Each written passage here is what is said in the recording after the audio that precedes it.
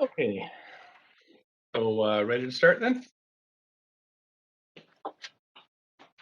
Yes, we're ready to go.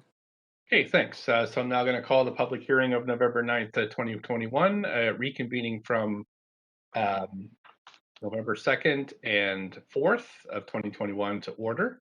This meeting is convened by electronic means, and as such, council members may participate in person or by electronic means. For council members participating by electronic means per the recently amended procedural bylaw, please ensure your video is turned on and let the clerk know if you leave the meeting for the purposes of confirming quorum. If council members attending by electronic means lose connection during any portion of the hearing, we'll recess until the connection is restored. Um, Members of the public can view the proceedings via the live stream and YouTube link, which will be tweeted out at Van City Clerk on Twitter. Of course, we acknowledge, as always, we're on the unceded traditional territories of the Musqueam, Squamish, and Tsleil-Waututh people, and thank them for having care for this land and look forward to working with them in partnership as we continue to build this great city together. Also want to recognize our great staff here at the City of Vancouver who work hard every day to make our city an exceptional place to live. Clerks, can I have the roll call, please? Mayor Stewart in the chair. Councillor Carr. Here. Councillor DiGenova. Councillor DiGenova. Not here at the moment. Councillor Fry. Here. Councillor Swanson. Councillor Swanson. Here. Councillor Hardwick. Present. Councillor Wiebe. Present. Councillor Boyle will be joining us in just a few moments. Councillor Dominato.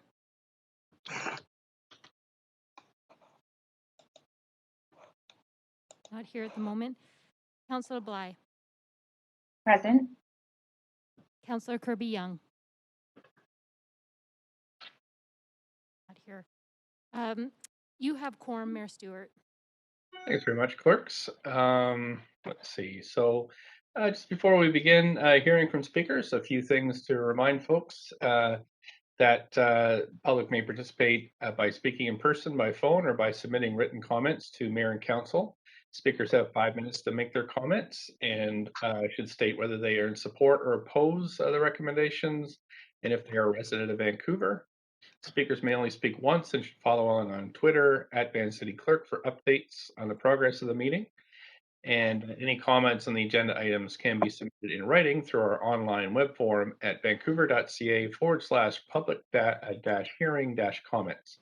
And of course, this link is on Twitter. Those speaking on behalf of other persons or groups will have 8 minutes to speak, but only if those represented are also present on the phone or in person and must not be speakers themselves. And I'll ask those folks in this situation to confirm they're on the line. If you have a presentation, I'll help you through navigate the slides. And again, these presentations have to be pre-registered with the clerks. And due to our longstanding commitment to diversity and inclusion, just a reminder that when addressing speakers and staff, we will avoid using gendered honorifics and instead refer to the person by first name, last name, role, or title. We're in a quasi-judicial body this evening, which means council is only to consider the merits of the rezoning application or heritage designation and not drift too far into policy, although this is a fairly wide berth on this item. Council members may ask clarifying questions from speakers, including the applicant, or technical advice from staff, which should save debate until after the close of the speakers list. After hearing from speakers, council may approve the application, refuse the application, or refer the application for further consideration. If we don't finish from hearing speakers today, we will recess and reconvene the meeting on Tuesday, December 14th. We are looking at other dates in case we're not concluded on the 14th as well. So on November 2nd, all council members were present and none declared a conflict of interest on this agenda item.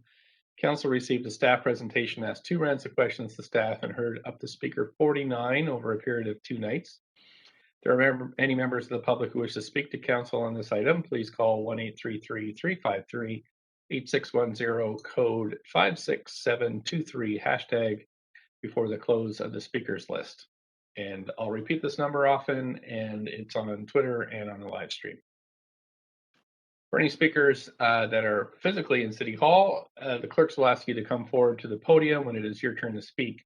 And there'll be a slight delay as the podium will have to be sanitized between speakers. We're now going to continue hearing from registered speakers on the Streamlining Rental Around Local Shopping Areas report. And the next speaker is speaker number 50, Peter Walters. Hi there, Mayor. Can you hear me? Sure can. I have you up to 5 minutes whenever you're ready to go. Sorry to interrupt. We also have a presentation that I just want to make sure that's on the screen. Just 2 slides. Yeah, no problem. I'll just check with the clerks to make sure that's there.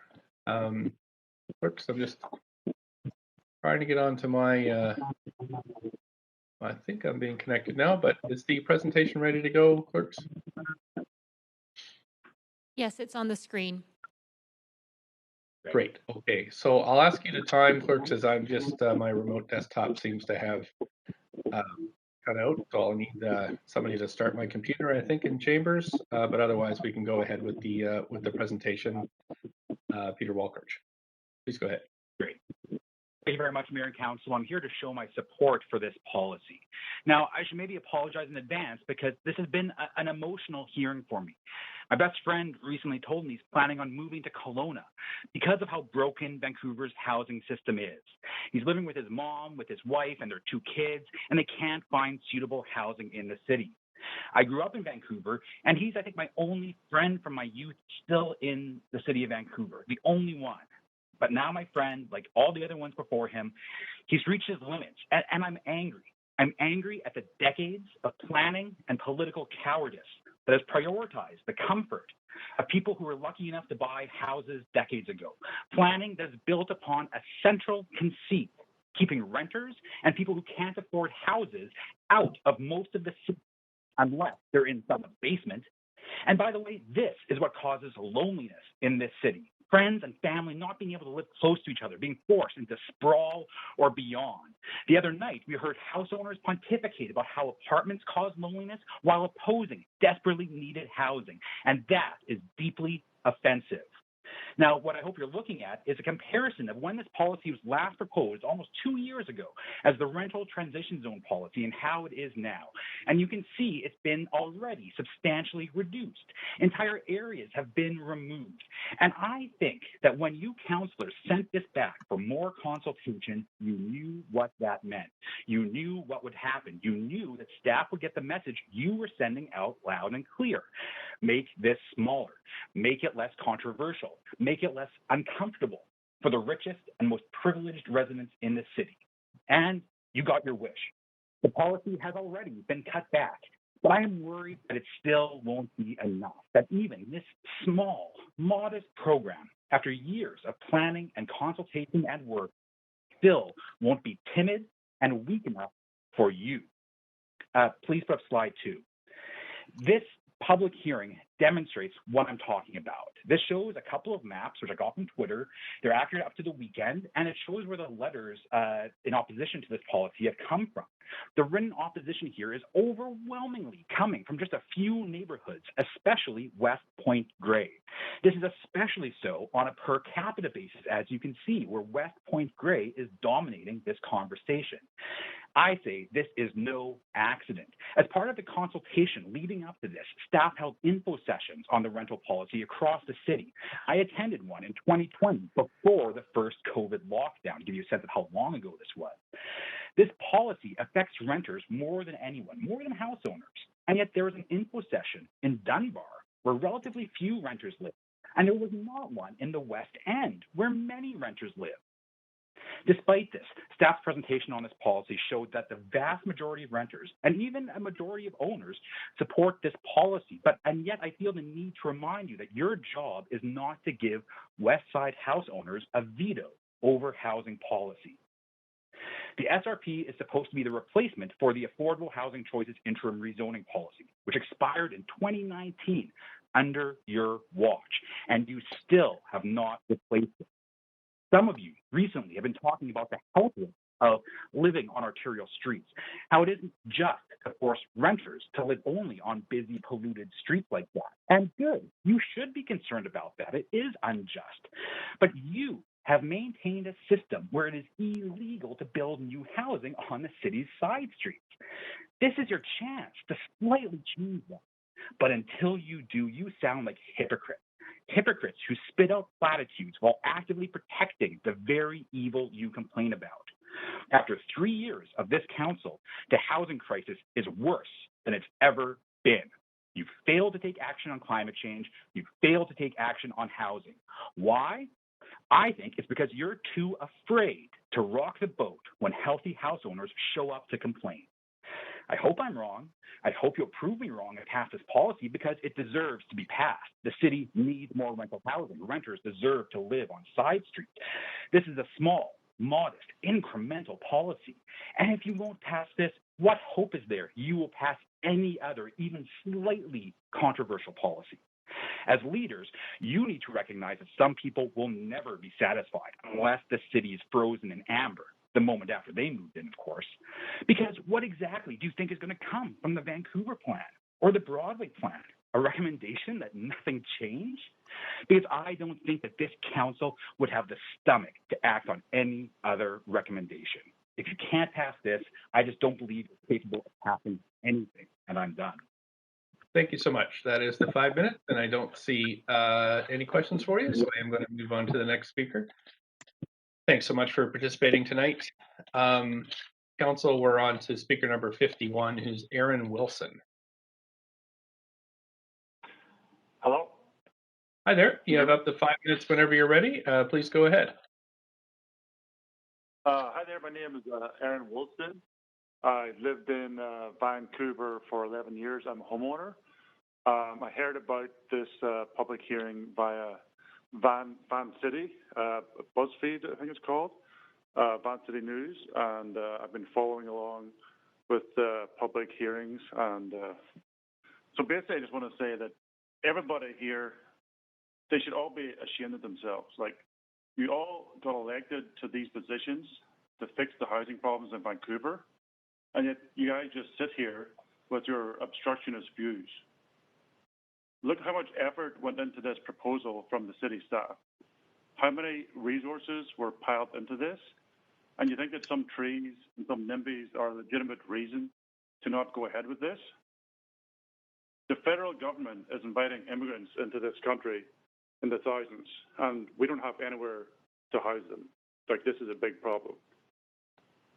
In the previous building I lived in, there was 4 people living in a single 500 square foot apartment. And this is common occurrence, like, all across the city. Like, as the prices go up, people share smaller and smaller spaces. Like, this is going to become like Hong Kong, where eventually a big swathe of this city is going to be living inside, like, rooms the size of, like, closets. Like, it's not going in the right direction. I support this proposal and very, very strongly urge the council to vote for this proposal, or else get out of the way and let someone else do what has to be done. Okay, thank you. Thanks so much for your time tonight. I don't see any questions for you, so I will move to the next speaker. Thanks, though, for participating. We have 52, Serena Jackson. Hi, I'm here. Can you hear me? Sure can. Up to 5 minutes, please. Okay, great. Good evening, everyone. My name is Serena Jackson, and I'm a renter in Grandview Woodlands, and I'm here to express my strong support for this policy. I have lived in my current home for just under a year, and I can say that my quality of life has improved thanks to where I live. I am a short walk from groceries, banking, pharmacies, restaurants, a hardware store, and other retailers. It's very easy for me to live without a car. We talk a lot about the benefits of walkable neighborhoods, 15-minute cities, and whatever other jargon you would like to use. We know this kind of land use is better for people and the planet. This policy gives us more tools to make that happen. In both my personal and professional life, I see the impacts of our housing crisis up close every day. I'm not here to speak on behalf of my employer or my advisory body, but I co-chair the city's 2S LGBTQ+ advisory committee, and I work for a youth-serving nonprofit. Every day, I speak to young people, people living with disabilities, folks with multiple marginalized identities, and they can't find an affordable place to live. Our severe lack of housing supply has created an environment where even tiny dilapidated basement suites, far from shops and services, have immense competition from renters desperate for a place to call home. This, of course, drives up the price of rent for everyone and continues to stack power imbalances in favor of landlords, and it results in droves of young, smart, creative people leaving Vancouver. I want to live in a vibrant city where everyone has a chance to live in a home that they can afford in a neighborhood that meets their daily needs. I don't want to live in a playground for the wealthy where the service workers who build and maintain that playground are forced to endure lengthy commutes, which we know are bad for people and for the planet. I know this policy is not a magic wand or a cure-all, but we need more rental housing, lots of it. We know it's unfair to regulate renters to loud arterials and cramped basement suites. Building more rentals and building rentals on side streets makes sense, and this policy can help make that happen. Council, I am asking you to please pass this policy. Thank you. Thanks so much. There are no questions for you, but appreciate you calling in this evening. I'm just going to move to the next speaker, whose number, Council 53 of 115, is Nathan Edelson. Thank you, Mayor Stewart. I'd like to begin by acknowledging the Coast Salish people on whose ancestral land we gather tonight, and to thank members of Council, each and every one, for receiving a recent consultant report concerning the future of False Creek South for information so that residents, staff, and others can work together to expand affordable housing and address local and citywide needs through what I believe can be an ongoing partnership. I think there are some interesting ideas in the report before you tonight, but it also contains some precedents that put at risk the quality of life and the sense of community engagement in many neighborhoods. And I would recommend that it be referred to city plan process for further consideration and refinements. But the core idea of expanding of rental housing in different parts of the city, I think, is excellent. As Councillor Wiebe stated, the city needs more False Creek Souths, highly livable, truly affordable mixed-income neighborhoods. False Creek South has the benefit of the creek, Granville Island, wonderful views, and a considerable amount of publicly owned land. But every neighborhood has large parks, school grounds, and local commercial districts that can serve as focal points for medium-density development. And most of this can be away from busy arterials that pose considerable livability and health challenges for local residents.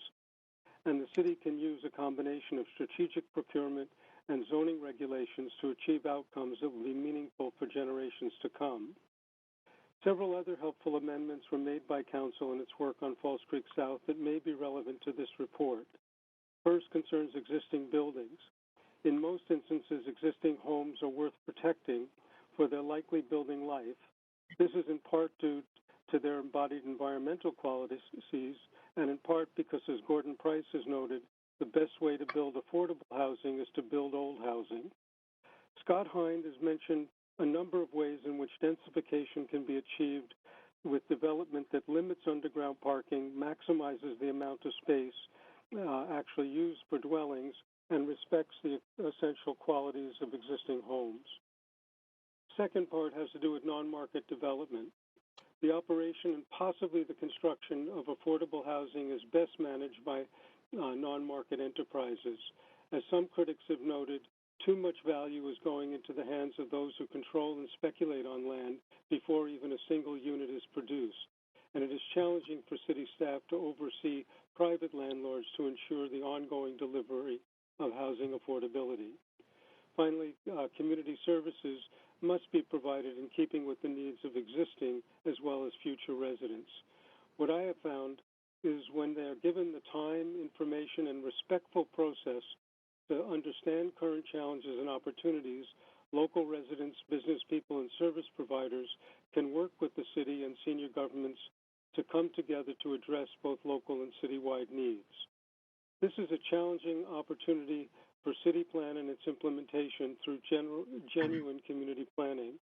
And I honestly believe that part of the job of city planners, members of council, and community leaders who are worthy of those titles is to help bring people together to seek solutions to the challenges of the day, and to do this in a way that is respectful, not to dismiss others as NIMBY, uncaring, or worse. This is part of why we honor many who have come before us: Art Phillips, Walter Hardwick, Marguerite Ford, and this year I think especially of Philip Owen.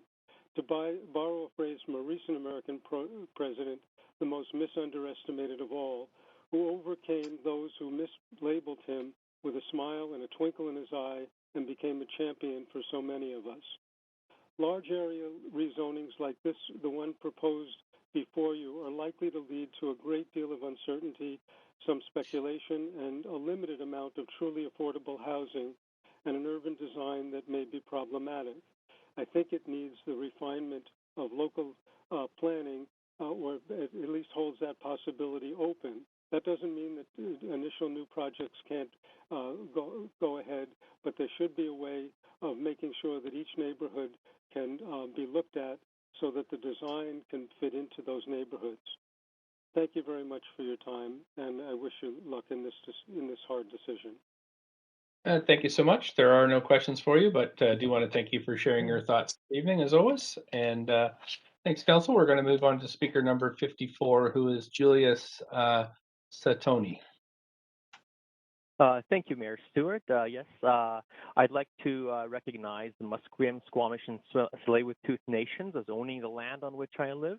My name is Julius Chitany. I'm a professionally trained biological scientist, a scientific illustrator, and an educator.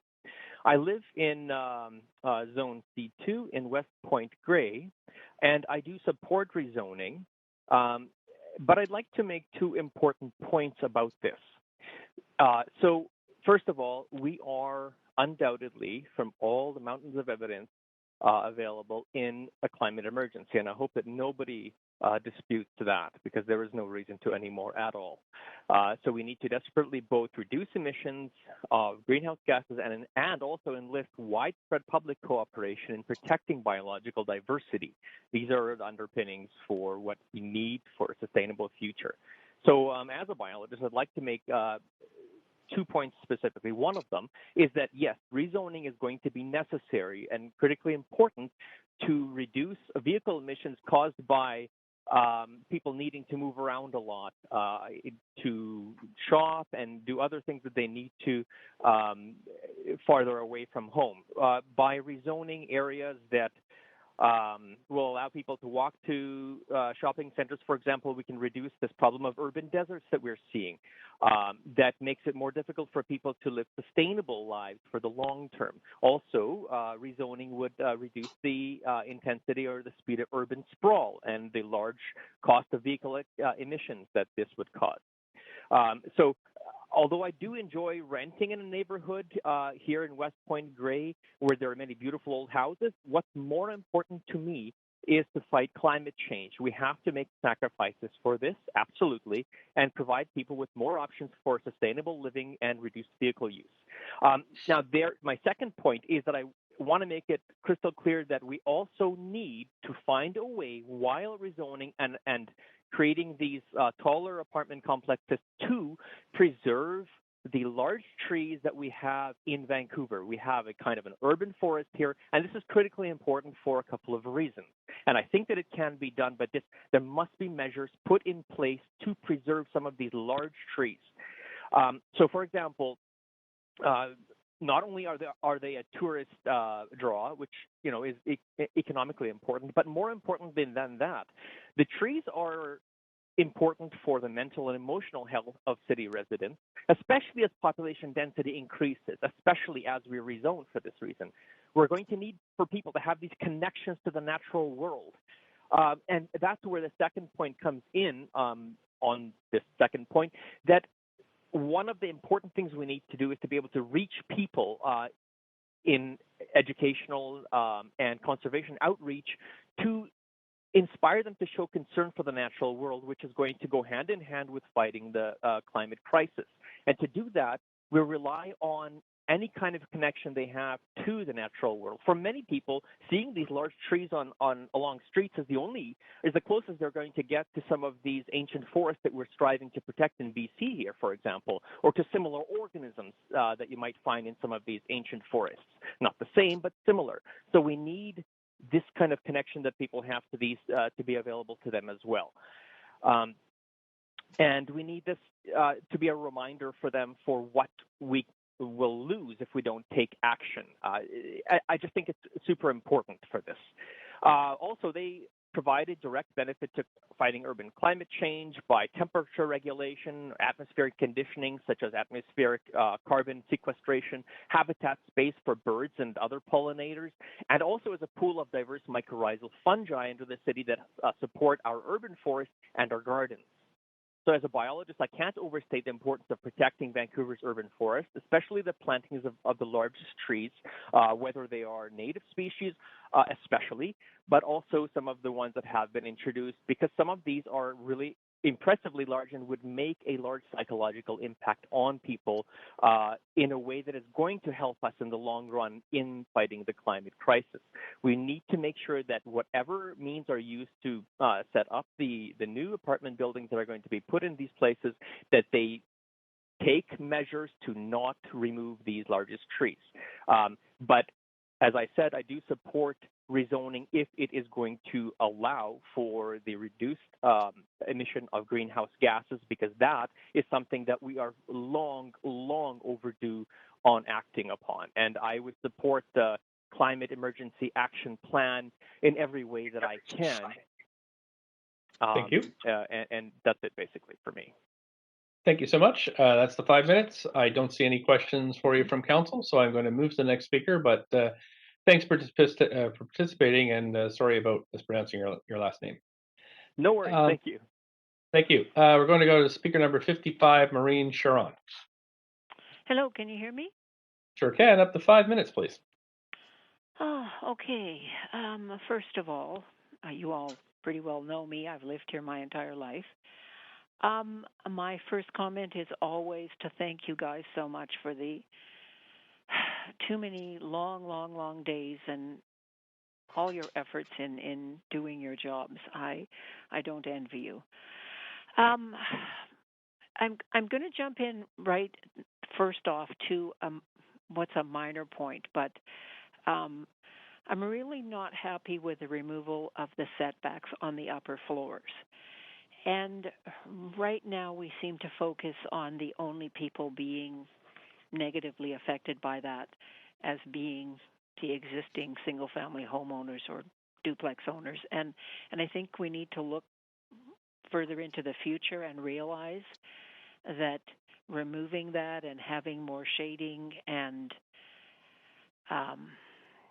kind of lack of sun is really going to impact most the eventual rental properties that are going to be there, because 10, 20, or 30 years, that's what's going to be there, and then those people are going to be impacted by that. So I really think the value of those setbacks, the way they are now, really should be retained. But the other thing that I want to speak of is I can't help thinking we're stuck in Einstein's comment of constantly doing the same thing and expecting to have different results. So we have really no idea whether there's going to be a land lift as a result of this rezoning. Kind of lots of signs point to that it's going to be there, and lots of, I can't in my mind see why it wouldn't be going up. But I hearken back to the chief planner having told us that the city really has no idea of the total zoned capacity that is available already.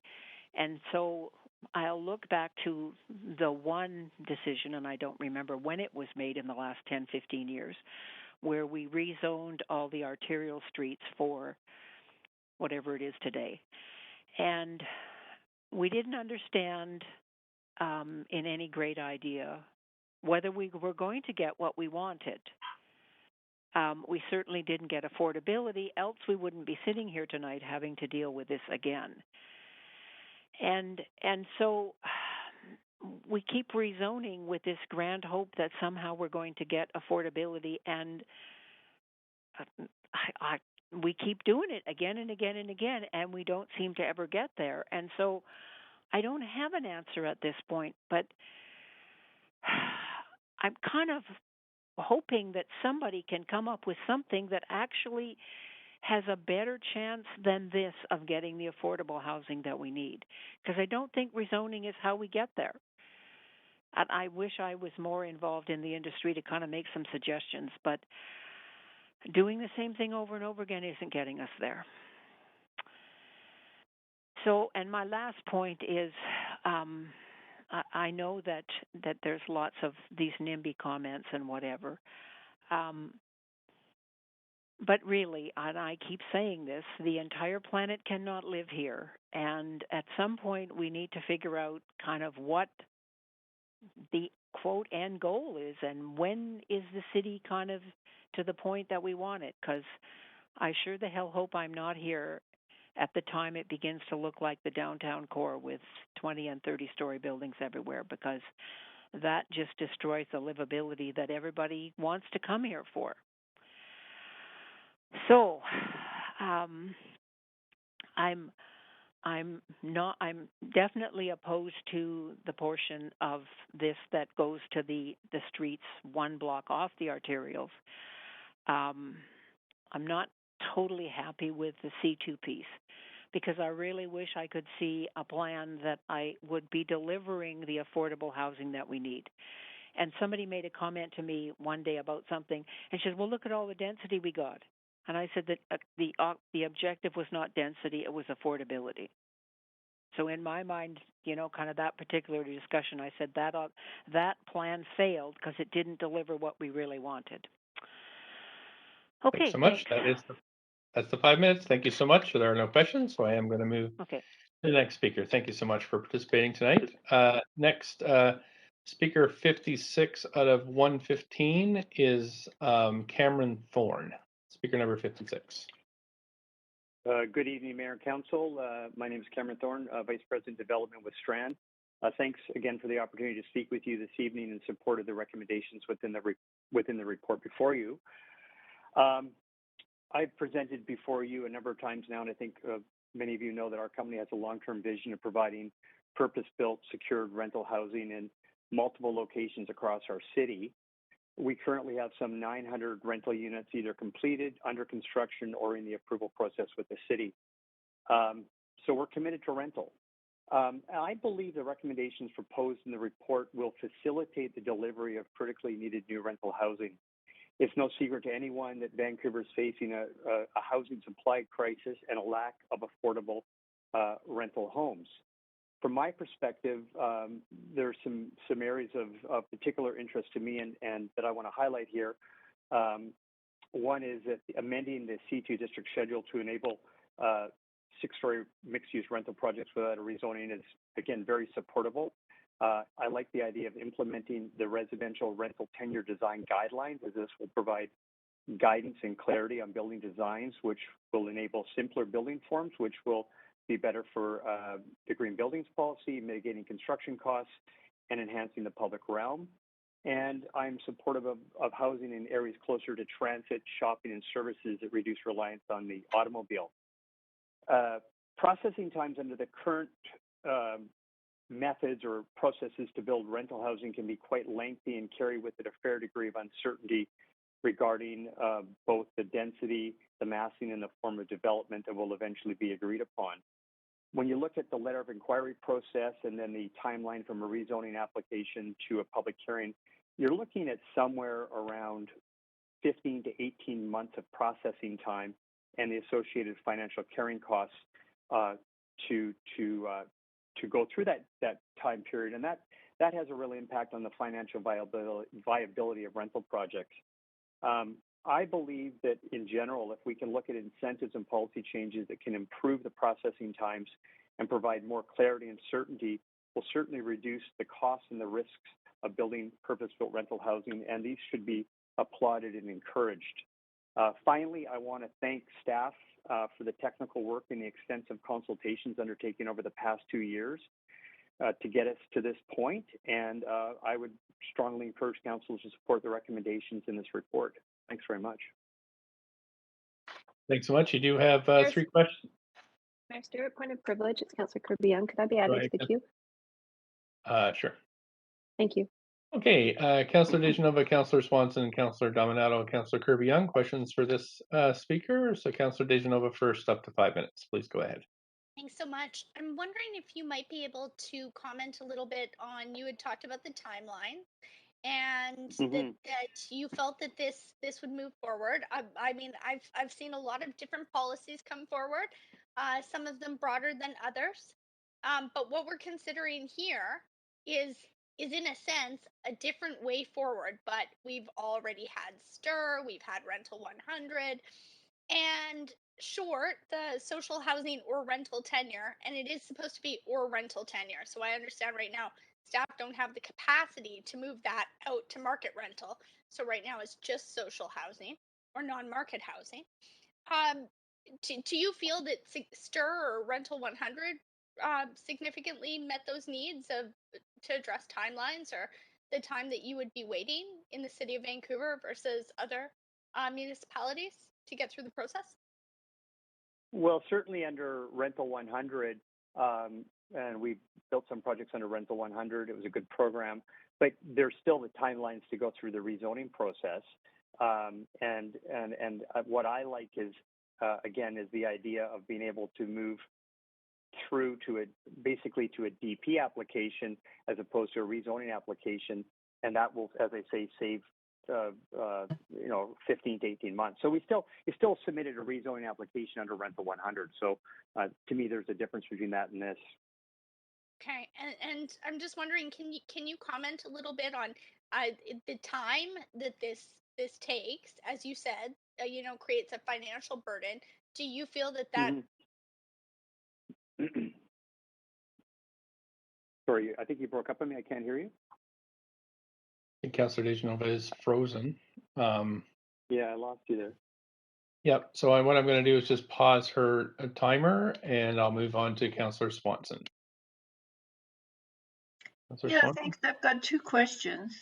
One is if processing time is reduced as is proposed here, and your costs are subsequently reduced, would you reduce the rents that you charge in the resulting buildings? Well, good evening, Councillor Swanson. The rents under the program that we're looking at is market rent. So I think in terms of reducing reducing the rents is not so much. The question is, to me, is can we afford to deliver the building in the first place? I mean, if we get into situations where the carrying costs become excessive, and as I think you heard from some other speakers in the last couple of nights, that it made these projects to a point where they weren't feasible. Certainly, rather than arbitrarily, I guess, reducing a rent, I think you could afford to build it and deliver it at a more effective rate, which in a sense, I guess you could rent it for less in that scenario as well. Just the cost goes down. Okay. So obviously, if your costs are lower, you can afford to rent it at a lower rate in that sense too. Okay, second question is, as a developer, can you see yourself taking advantage of the provisions in this report for building below market rental? Or not? It's not the kind of plot. Yeah, Councillor Swanson, it's not what I've built to date. I think that there are some folks that are more specialized in that kind of thing.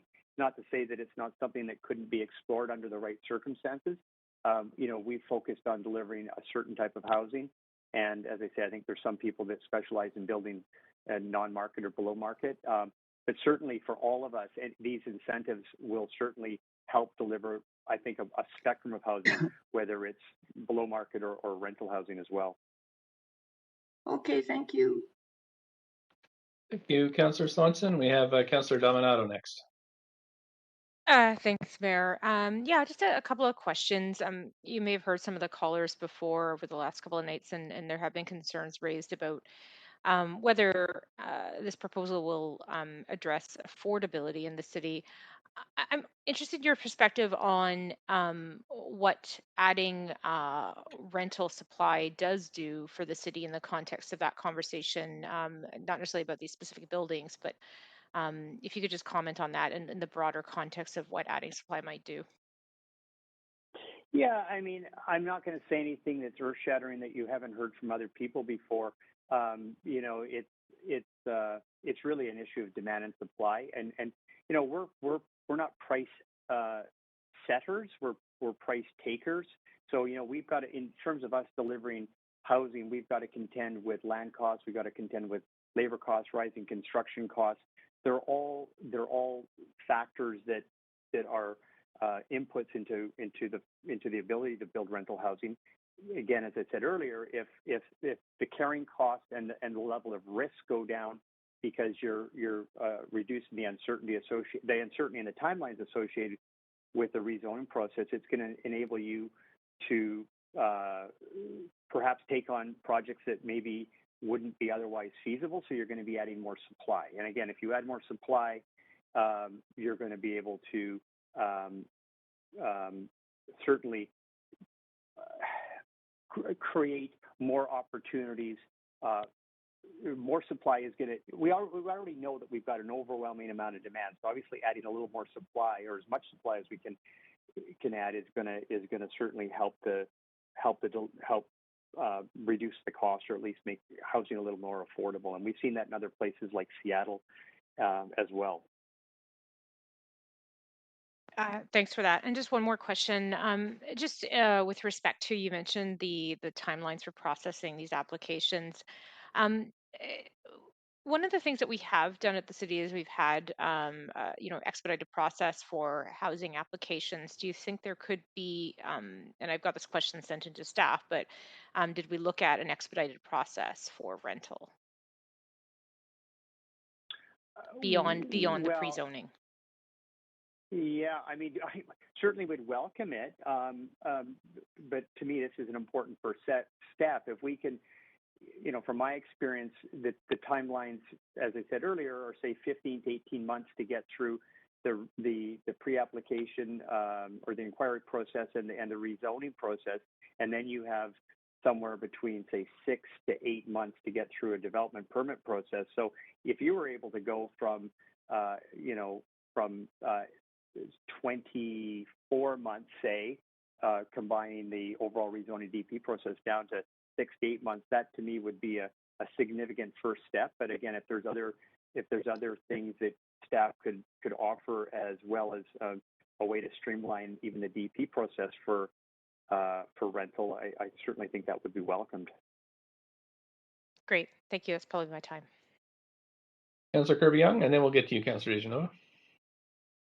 Yeah, thank you. I have two questions I'd like to tackle with the time I have. The first one is following up on Councillor Swanson's question when she asked you about affordability and if it would lower the rents. And you had emphasized sort of the no longer having the requirement for the rezoning process. Would you say that the starting rents for any specific new building and new homes would be lower if it gets to market faster, that 18 months that you referenced, than if it goes to market or after having to go through a longer process at a later date? Yeah, I would say in theory your starting rents can be lower for that very fact. Your costs are lower, so in theory your starting rents can be lower. Okay, so time does make a difference, in other words. Time definitely makes a difference, and both in just the absolute time of getting through the process. And again, I think the other thing that's worth emphasizing is reducing the risk. You know, there's a premium in terms of even getting bank financing. When there's a greater degree of risk, the banks are going to want to see a higher yield, higher return on cost, just for the fact that you're carrying a greater amount of risk. So again, you can reduce the risk and the time. Those are benefits on both fronts.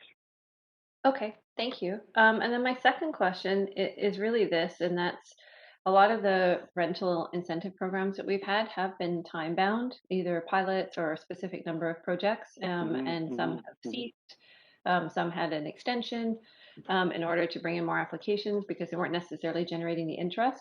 If council, from your perspective as an industry person, if council didn't pass this report, what rental programs or mechanisms would you see that you would have to bring rental forward if you wanted to do this? What's left standing for you to build rental? Yeah, that's a great question. I mean, as I said earlier, did a number of things under the Rental 100. It certainly had benefits, but I don't know. I don't know what program we would look to build things under.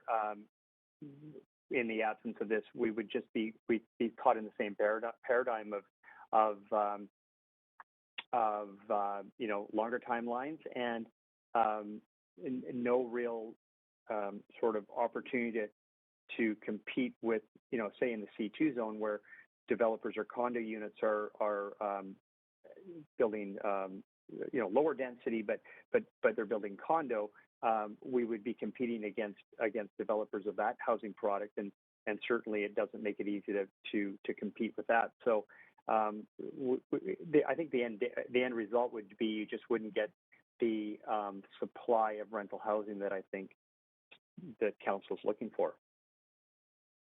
Right, because we don't have a number of sort of sustained ongoing rental programs right now.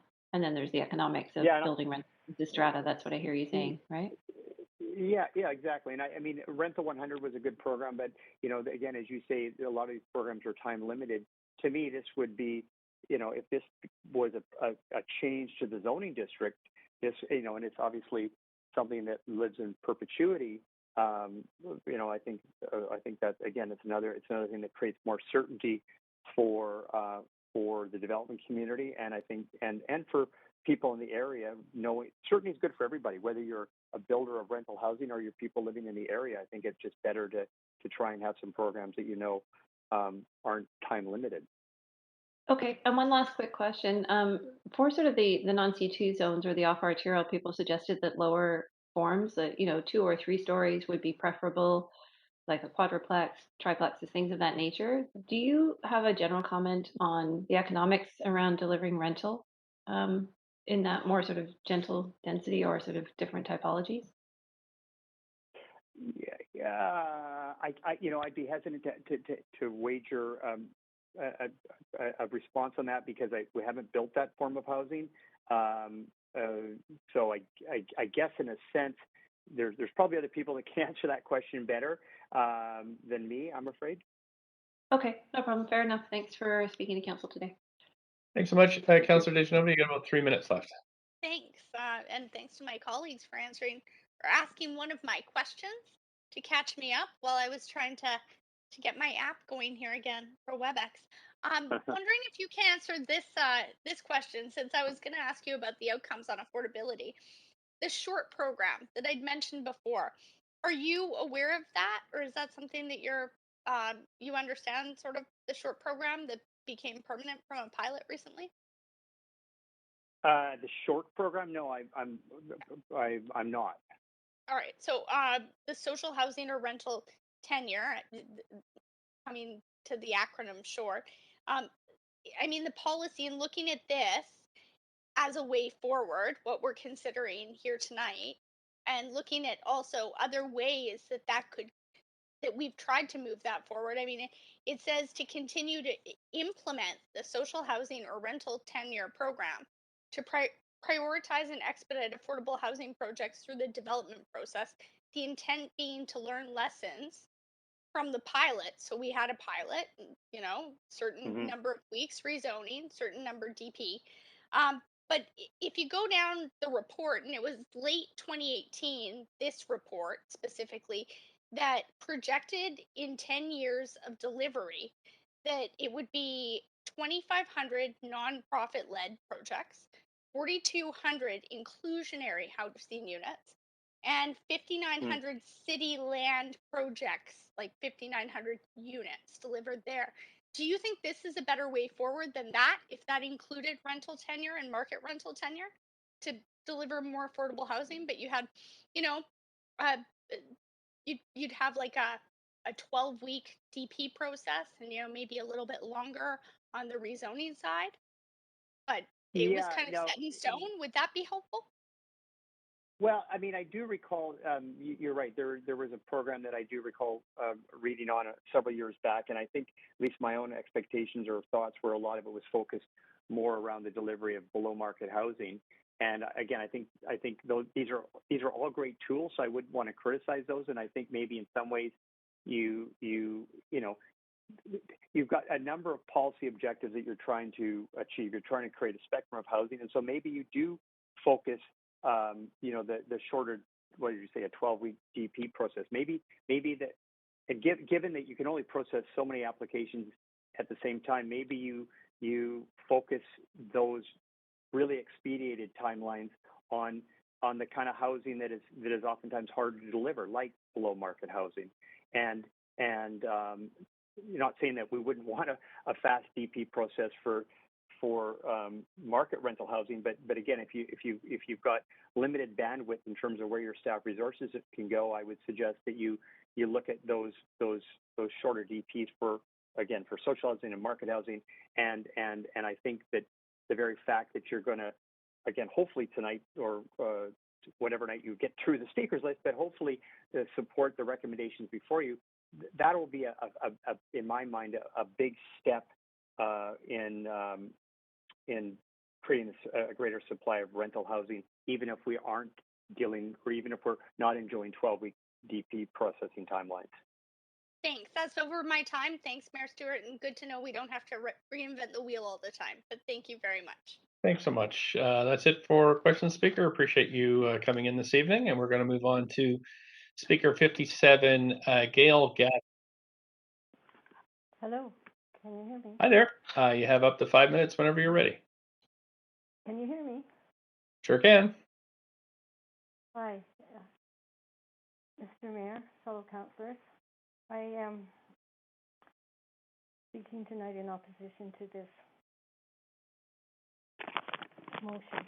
I have a number of objections, but my main objection is around the whole process of the citywide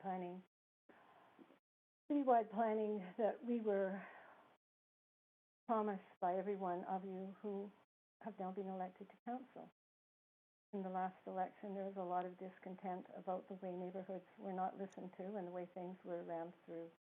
And it was an election issue, and each one of you promised that we in the neighborhoods, we the people who live here, would have a greater say and that we would be listened to more carefully and that there would be citywide planning. It's what I've observed, and particularly with respect to this particular initiative that has come from staff, is that this is a process of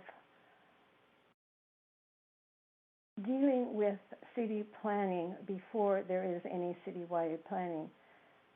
This particular project or this particular proposal is just breathtaking in its scope.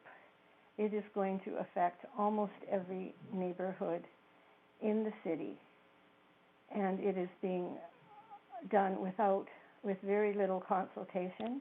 It's being done without notice to the property owners who are going to be faced with this right in front of their face. I'm one of them if this goes through.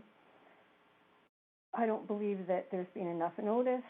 Usually until about a couple of years ago, if there was going to be rezoning, there would be boards up where there's going to be rezoning. Now this is just going to be right across the city and at various secondary arteries. I don't think people know what's happening. I don't think that there's been enough notice. I don't think there's been enough consultation. But I really object on the grounds that you are just snatching, or that these sorts of proposals, if they're passed, and others that have been passed, are just snatching out any groundwork, anything for us to really deal with in terms of the characters of our neighborhoods. Because the rezoning is taking place, as I said, at a breathtaking rate before that process is even underway. The other objection that I have is that City Council asked approximately a year ago for staff to bring back a report in detail based on the projections that many planning initiatives were being brought forward in terms of what the realistic growth rate is. That didn't happen in any meaningful way, and so I do not know how we can justify spending taxpayers' money, having city staff spend, I don't know how many hours. We don't get reports. It would be nice to see a price tag of, of what it actually cost us in salaries to get this 348-page report, and all the staff meetings and all the meetings with stakeholders, etc., along the way, when we don't even have a realistic idea of why we are making the projections or why staff has adopted the projections of population growth. It seems to me that we are just planning in a vacuum. I hope that you reject this. I hope that you leave something to be dealt with in the city planning process. And I hope that the campaign promise that you each addressed and promised that it would be better this time around is involvement of the neighborhoods. I don't think there's been proper notification at all, as I said, just to the surrounding landowners and the surrounding residents, let alone people in the city at large. Thank you very much for your time. Thank you for listening. I understand that that is your chartered obligation to do it, but I thank you for the service you put in, the evenings that you put in, trying to address all of the matters that staff brings to you week after week after week. Thank you very much, Mr. Mayor. Thank you very much, councillors. Thanks very much. You do have a question from Councillor Kirby-Yung. Councillor Kirby-Yung, go ahead. Yeah, hi there, and thanks for speaking. I just wonder if I could ask you one question, just for context. It's helpful to understand people's situations. You mentioned that the scope of the plan you felt was breathtaking, and I'm wondering, because this applies sort of just to off arterial, is that your specific situation? And you don't have to answer if you don't want to, but just trying to get a sense, are you close into an arterial, or can you describe a little bit for us how you feel this is going to impact you? I live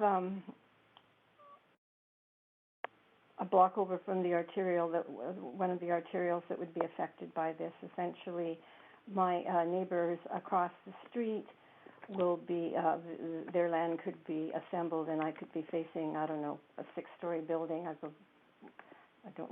Up to a 6-story building, I understand, and there's not that much information without reading a long report. But my understanding is that there could be an apartment block for the whole block. It could be, a major reconstruction in my neighborhood. It would block views, it would block light, etc., and so on. So there's all sorts of considerations, but, and this isn't just my neighborhood. I mean, this is every neighborhood you want to go into, more or less. There's going to be some secondary arterials where there's going to be this very dense housing put in, and we just don't know. If this goes through, somebody assembles land and they can put up an apartment block in front of me.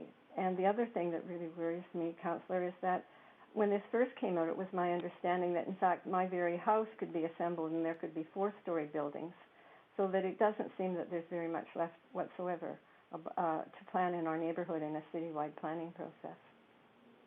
Okay, so a big concern that I hear, just reflecting back, is scale and change. Is that fair to say? Yes, dramatic change, citywide change. Yes, it's. Okay, thank you. I appreciate you sharing that. Thank you. Thanks so much. That's it for questions, and we'll move on to the next speaker. Thank you again for your time this evening and your attention to this matter. The next speaker is Nathan Hawkins, speaker number 58. Hello, can you hear me? Sure can. You have up to 5 minutes. Hi, Council. Thanks for the opportunity to speak to this tonight. My name is Nathan. I am 27 years old, and I am a renter in Champlain Heights. And the apartment building that I live in, it was made possible by one of the predecessors to this policy. So thank you for passing that policy.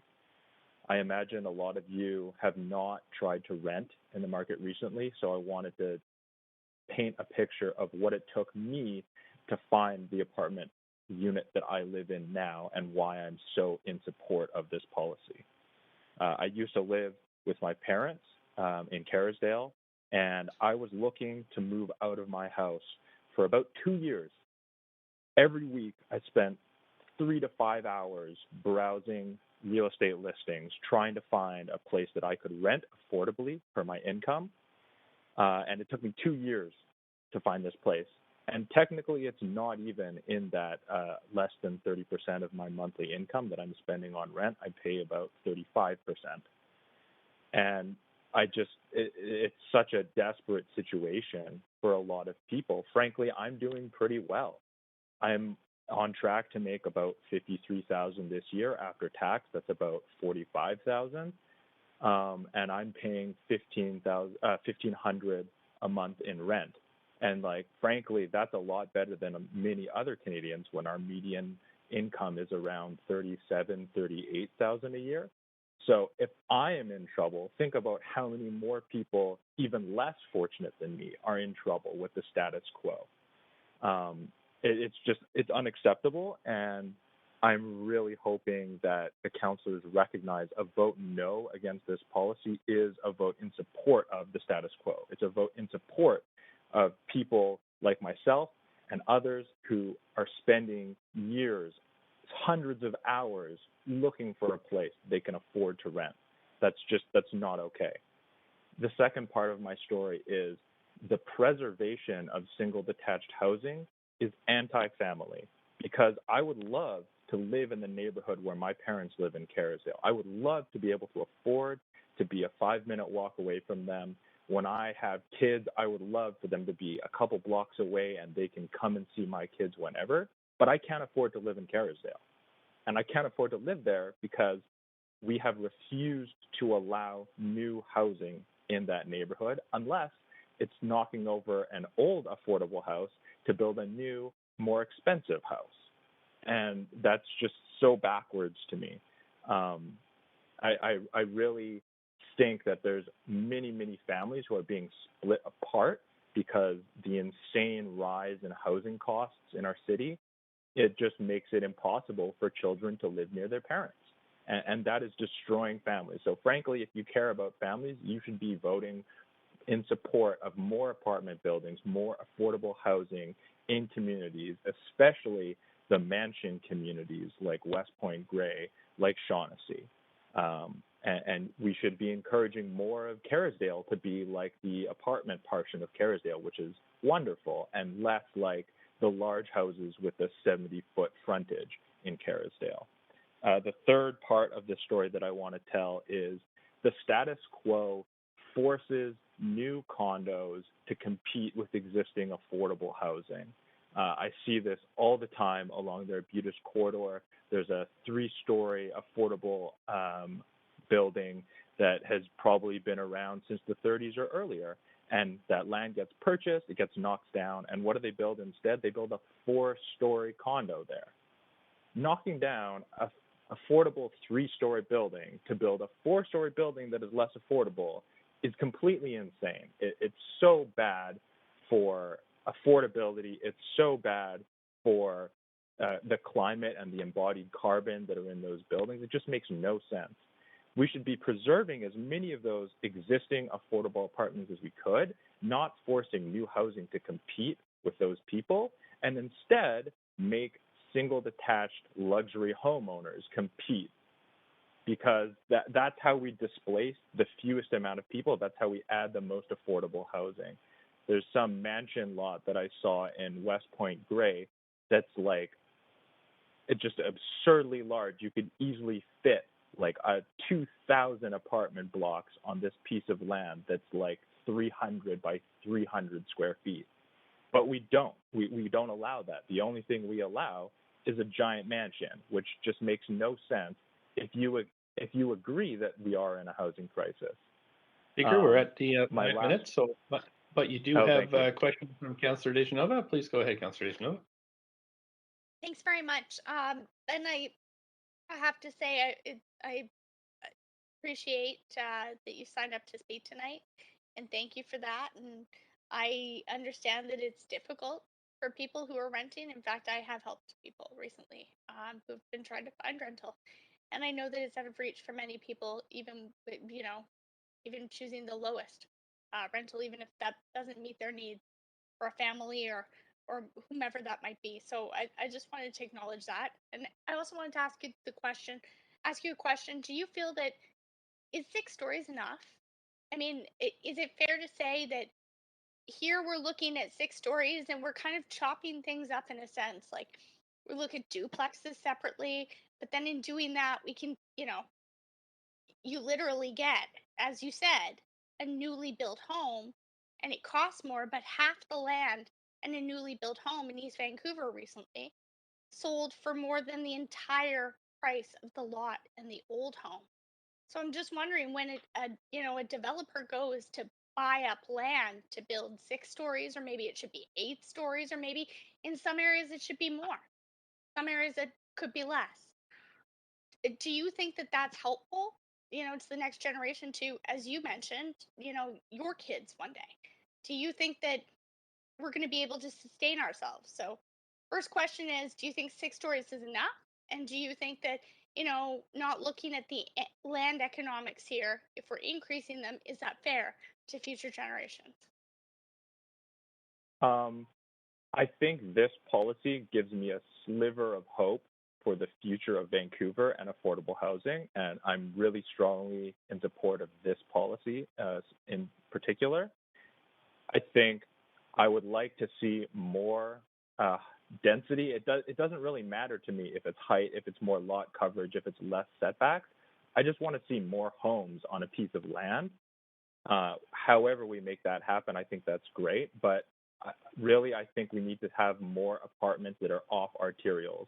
Half a block is not enough, in my opinion. I'd like to see 4 or 5 blocks off of arterials that are allowing you to build 10-story, 12-story affordable homes. I think the proposal for the Jericho lands is like really, really optimistic and just amazing vision for the future of the city. And in terms of fairness for the next generation, I think the zoning that prohibits anything but single detached homes, I see that as a subsidy to luxury single family homeowners. I think that whatever you call this land list, it's actually, that's the true price. Like that's, if you house more than one person per acre of land, that's what you can afford. And so I'm really, I guess, against density and height restrictions on land. Mhm. I suppose I'm wondering, when we consider increasing zone capacity, that can provide a lift to the homeowner. And when they go to sell it to a developer or someone who's assembling the lots for a developer, that can put the price up of the land and result in higher cost market rental because it all equates downwards and the market pays for that. So I'm wondering, do you think, you had said you support 10, 12 stories? Would it disappoint you if you looked in Kerrisdale and saw somewhere that you thought, 12 stories off of this arterial might actually be a good idea in this spot, but the developer built 6 because that's what we allowed them to do as city council? Would that disappoint you? I think that the answer to that is we can be even more ambitious. Like I would love to see the city and nonprofits buying land at whatever the single detached home price is, and then they go to the city, they get rezoned for 12, whatever. It doesn't matter the height of the density to me, as long as there's more homes and more affordability. I'd love to see us go that route, right? Like if we're so worried about landowners and developers capturing that value, let's fund the city, let's fund nonprofits, let's fund the government to do it. Thank you very much. Really appreciate you making the time to speak to council and waiting to speak to us. Thank you. Councillor Swanson, 5 for questions. Yeah, thanks for coming in. Don't answer this if you don't want. You said that you paid about $1,500 a month in rent. Is that for a studio or a 1-bed or?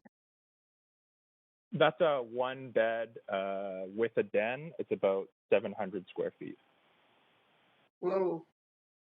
So with this program, in order to rent a place like that in Kerrisdale, you'd probably end up paying, well, I'd say at minimum 2,300 a month. It wouldn't be really affordable on your income. Is that a problem for you, that the rental housing that gets built under this program isn't really going to be affordable for people that are making 50K?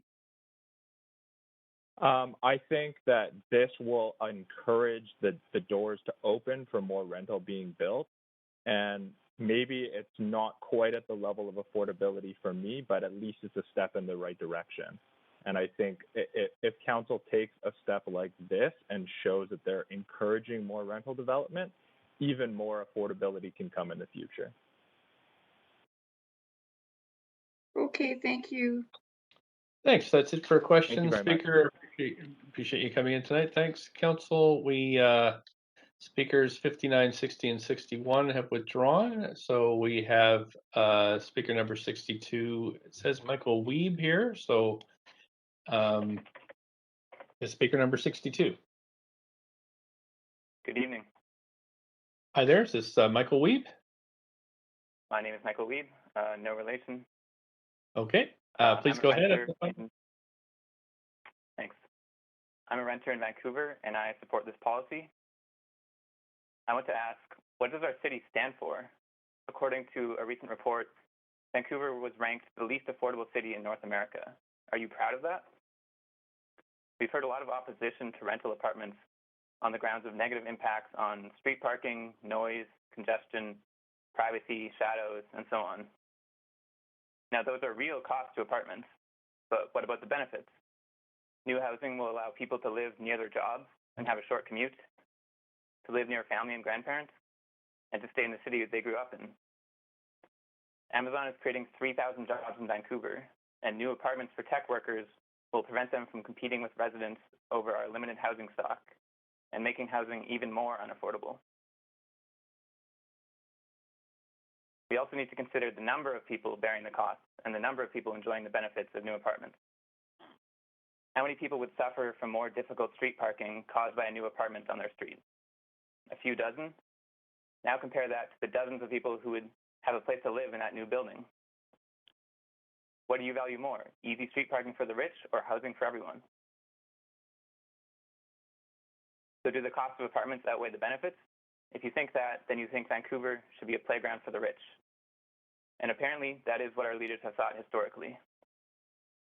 For decades, our public policy has been skewed to favor the interests of rich homeowners instead of prioritizing housing for everyone. Demand to live here has continuously and dramatically increased, but instead of allowing housing supply to keep up, we've preserved single-family neighborhoods like museums so that rich people don't have to stress out about street parking or suffer the indignity of living next to an apartment building. And one point in terms of these hearings being representative, let's think about the thousands of renters who would live in the new buildings constructed under this policy. How many of their voices have been heard at these hearings? Are you taking them into account? It's time for a change. Wealthy homeowners have benefited at the expense of everyone else for long enough. A fair and just housing policy starts by supporting secured rental housing. Thank you. Thank you so much. I don't see any questions for you, so I will move to speaker number 63, Mary Davison. Hi, can you hear me? Sure can. Up to 5 minutes, please. Hi, I'm a renter in Kitsilano. I've lived in Kitsilano since 1994. I'm a retired professor from McGill, where I taught interdisciplinary courses that involved history of art, architecture, and urban design. McGill asked me to do that because I completed the PhD program in history of art and architecture at Yale. And I taught in the Stanford Art and Architecture department while earning a PhD in English at Stanford. So I have a lot of vested interest here. I think the overall plan is well-intentioned, but I see an awful lot of problems with implementing it based on my experience of both owning condos and renting in various cities across North America. And I, of course, applaud the attempt to have people near transit because I did my doctoral research in the city of London and learned about the tube. And for somebody from the West Coast, it was a revelation. Of course, I've long since used the metro in Paris, the metro in Montreal, the New York subway system, et cetera, et cetera. I don't want to own anymore. The hassle of being a condo owner and serving on the boards was a nightmare. But I'm old enough, and I'm not able to, that I don't want to go through it again. And the real problem I have is I'm one of the lucky people living in Kitsilano in a rental unit in an older house. There are 3 apartments in it, and most of the houses in my neighborhood are in fact rental units. On the other hand, I have watched in horror what's happened to the loss of rentals because of the city halls prioritizing these more luxurious mansions, so-called. Of course, Point Grey Road is exceptional. But I can give you some immediate examples. I take the buses. I walk up Trutch Street to 4th to get the bus to go east, and I go to 4th if I want to go out to UBC. I've watched while 3 older houses, all of which had rental units, from West 2nd to West 3rd on Trutch alone. People bought them and renovated them and turned them into quadruplexes, 2 of them. But they fell into financial difficulties and had to resell. And they are now single-family homes. There went 8 rental units in less than a year. And then somebody was allowed to take a triplex and turn it into a single home, and there goes 3 more units. So that's 11 rental units lost in 1 block in less than a year. That is outrageous. Now, I'm particularly outraged because I cannot possibly afford market rates, and 95 to 97% of Vancouverites cannot. So I'm all in favor of good new housing, near transit, and walkability to run your errands. But I have a whole lot of faith in the implementation of this policy because the more affordable rents are in the older neighborhoods and older houses. Each place I owned was built around 1980, which seems to have been the last time the city allowed easy building of apartment houses. They were well built, but of course they needed repairs by now. Because I've studied all of this stuff and visited ancient sites from as far back as Akrotiri, which is about 4,000 years old, destroyed by the volcano on Thera that exploded, and of course no Pompeii Herculaneum. But I know a lot about domestic housing and apartment housing from high antiquity to the present. I'm particularly interested in modernism and gave a talk for the AIA on West Coast modernism at the behest of professor out of UBC. Now, Sorry, just 10 seconds here's left. a suggestion. Okay, I'll be. There's lots of ways you can solve this, and one of them is to follow the European and English model of building homes over retail. We have loads of empty stores that have been empty for years. We have vacant lots all up and down West 4th. The same thing has happened on Broadway, and there's plenty of building space on 12th. You need to build housing. You can use prefab to expedite the process to put things above. If Thank you you. just even had 4 stories, you could do Thank better. So Thank you so much. We're at. I've given you a little extra time, but there are no questions for you. So I do want to thank you so much for participating tonight. Thank you. Bye. Thanks. We have speaker number 64, Wendy Lee. Speaker 64 is not on the line, Mayor Stewart. Thanks. Speaker 65 has withdrawn. Speaker 66 is Jenny McLean. Jenny McLean. Hello? Hi there. You have up to 5 minutes whenever you're ready. Okay, thank you. Can you hear me? Sure can. Okay, good. I'm a mother in my 50s. I lived in Vancouver full time for 22 years and raised my children there. I lived in the Kensington Cedar Cottage neighborhood, and I currently live there part time and rent as a roommate in a house near 12th and Main.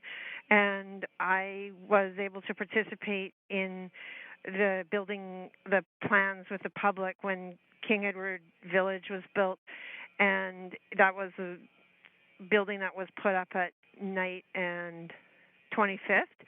And I like the way that that was done because there was a lot of neighborhood consultation. And, for example, representative from Cedar Cottage Neighborhood House came and spoke about whether or not there'd be enough childcare spaces for a potential amount of kids that would go into the building, and the library was built in that building, and a grocery store, and there was a lot of efforts to integrate that development into the neighborhood, and it worked out very successfully. And as far as this new policies that are being presented today, and for the other days, because I've listened to all the comments, I'm totally opposed because I believe that it's too quick to really be able to integrate, and it's not really fair for children because they need to have a more integrated sense of community around them. And I've seen density experiments fail in Vancouver. For example, I'd say Yaletown didn't work out because I know somebody who lived there, and they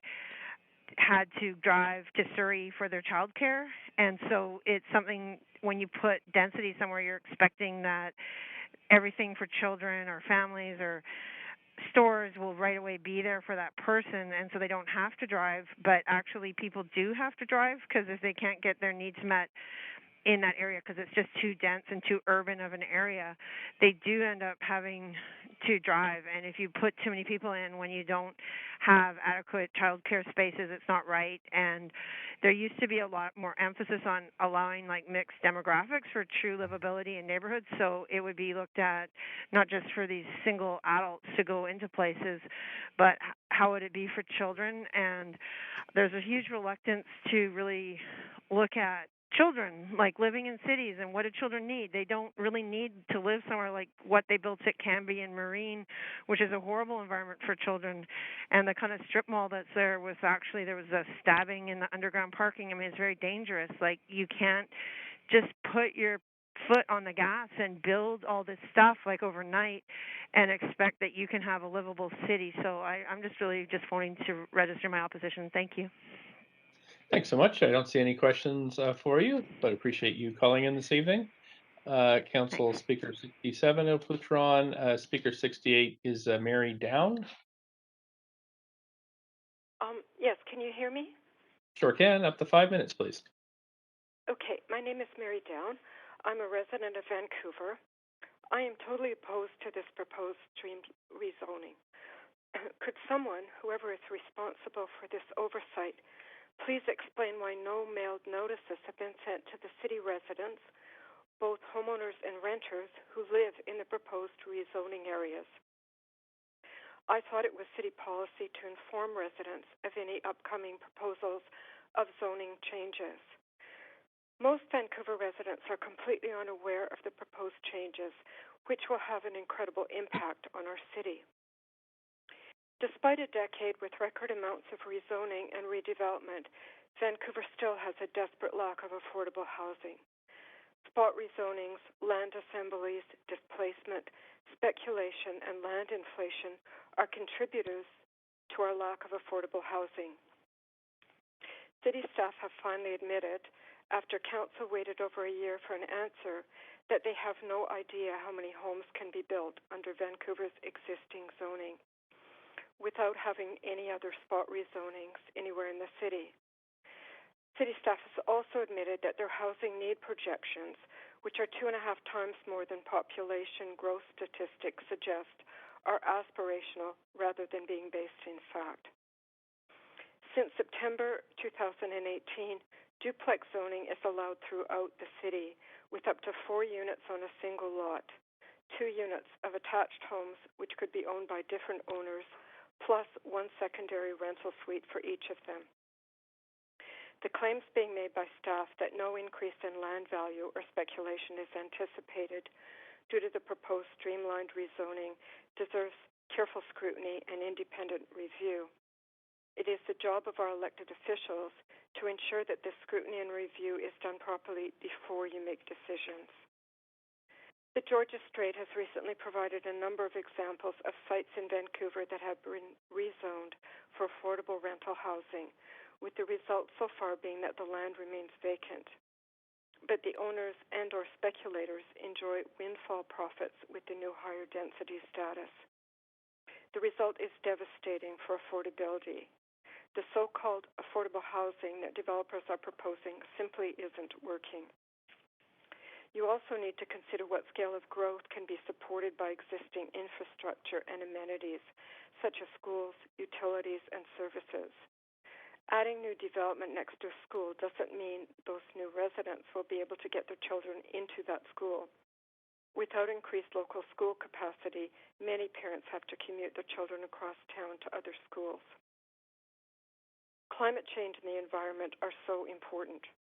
Focus should be on the 3 R's of reduce, reuse, and recycle as much as possible, such as adaptive reuse of existing buildings. The greenest house is the one that already exists. So many of our young people have been calling in this evening and during the other evenings, talking about their difficulties in finding affordable housing and in support of this program. But they don't seem to understand that density and affordability are not the same thing. As a previous speaker this evening commented, trying to rezone ourselves into affordable housing doesn't seem to be working. Homeowners who have tried to contribute to adding missing middle housing in the form of extra suites, laneway, and infill housing have been discouraged by the onerous, lengthy, and expensive hoops they have to jump through at City Hall. Perhaps the answer to providing affordable housing would be to simplify, speed up, and cut costs for many local homeowners to provide more affordable housing. This could help to retain our tree canopies and local gardens and our heritage homes and neighborhoods, and at the same time providing housing that is actually affordable. I do feel that it would be an omission to not mention the elephant in the room, which is the contributions that developers make to the campaigns of many local politicians. Let's put income and profit into the hands of all of Vancouver's homeowners and the smaller builders who serve them, rather than a select few. Thank you. Thanks. I don't see any questions for you, but thank you for your time this evening. And we'll move on to the next speaker, who's Elizabeth Murphy, speaker number 69.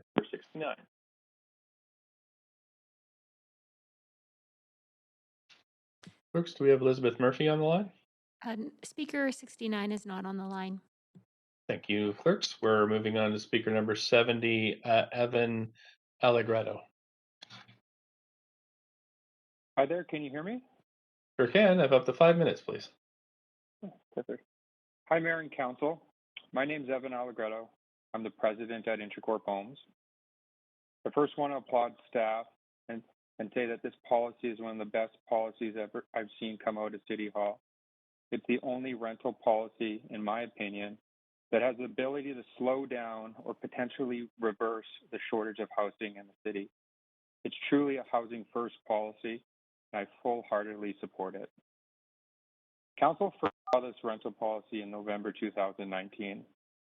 As I recall, this policy was one of the first big moves by Council after the 2018 election. That was almost exactly 24 months ago when Council supported the original draft. Since then, the housing shortage has gotten worse, even through COVID. This policy has 3 distinct areas of focus: C2, off arterials, and on arterials. I'll only be commenting to the off and on arterial portions of the policy because the C2 changes just seem like the right thing to do, because every single rezoning in C2 has been approved by council, all councils in the past. This first one to start with the on arterials portion of the policy, which I think is the most important. In 2019, the approved SRP eliminated all other rental rezoning policies except for the MERP pilot project, which is ending shortly. I want to stress this. The 2019 policy eliminated all other rental rezoning policies across the city to rezone on arterials. This is serious because every member in council campaigned on rental and affordable housing. I supported the elimination of the other arterial policies when this policy came out because it intended to streamline and consolidate the other policies, which would have made this a simplified path forward. So I thought it was going to be some short-term pain for long-term gain. Council does not support this policy. In a short while, when the extension of the MERP pilot project ends, there will not be a single rezoning policy that will be available to deliver rental housing on arterials. That means that a council that all campaigned on rental housing will have actually eliminated all opportunities to deliver rental housing rather than foster them. It would be a monumental step backwards. People would agree renewing single family with single family isn't sustainable. Lastly, off arterials. I've listened to, and I expect to listen to much more people, want to exclude renters from their neighborhoods. I say shame on them. NIMBY activism is a form of inequality. People are afraid that rental will continue to creep into their sacred single-family neighborhoods. I'm just shocked to hear that. Single-family needs to add density. Otherwise, we're just excluding people from our communities. Overall, by saying no to this policy, you're saying no to, you're eliminating much more than you can think. So council, I asked you to stand by your campaign promises 3 years ago. Let's approve this rental policy without any amendments and help solve the housing crisis further rather than exaggerate it more. Thank you very much. Thanks so much for your time this evening. You do have a number of questions. We have Councillor Kirby-Young, Councillor Fry, and Councillor Leith-Nova. Councillor Kirby-Young. Yeah, hi. Thanks for speaking to council. I have 2 questions for you. And the first one you heard me ask, you may have heard me ask one of the speakers earlier, what's left standing in terms of rental policies, and you really touched on that in terms of elimination of everything except for MERP, which was the one I was referring to that had to be extended in order to secure additional participation. So just to be really explicitly clear, if there aren't any other rental incentive programs left standing, do you think we will see rental getting built in the city through rezoning or other means, or do you think that we will end up with more strata? Well, I mean, I just said it. There's no policies on arterials to do it. There's some areas in OCPs that are rental-only OCPs or rental-only areas, but generally speaking, if this policy doesn't get approved, there's nothing. And so, and I shouldn't say that there's some opportunities for non-market and social housing opportunities, but I mean, we're talking about trying to find policy that we can develop at scale to help add supply rather than, eliminate it. I think that the big thing to recognize is that there's a lot of people moving here. The federal government stipulates, the immigration policies, and the local governments are stipulating the amount of supply. And, if we don't continue to keep up, the housing shortage and, rents are going to continue to go up. Did that answer your question? Yeah, it does. And I can ask you another question, and it's really up to you if you want to answer it or not. But I know that some people are going to be listening to this, and they're going to sort of be either thinking, or we'll probably hear some speakers suggest that your industry, so you have a vested interest in this because this is what you do for a living. Do you have a comment on that, or how you would respond to that? This may be. Yeah, well, I do have a vested interest in it. I want to see Vancouver to exceed and grow and become the city that people say it is. But like me as a developer, so I'm an employee, right? So if this policy doesn't go forward, it doesn't really affect me.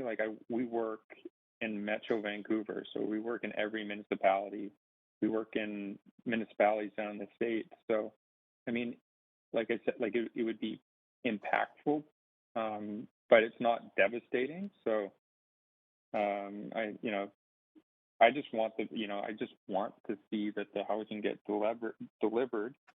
Otherwise, there's just going to be no opportunities in Vancouver, and it's going to get worse. And then we'll just continue to build in other municipalities like Burnaby and Coquitlam in the Valley, where the policies are supporting rental housing and other forms of housing.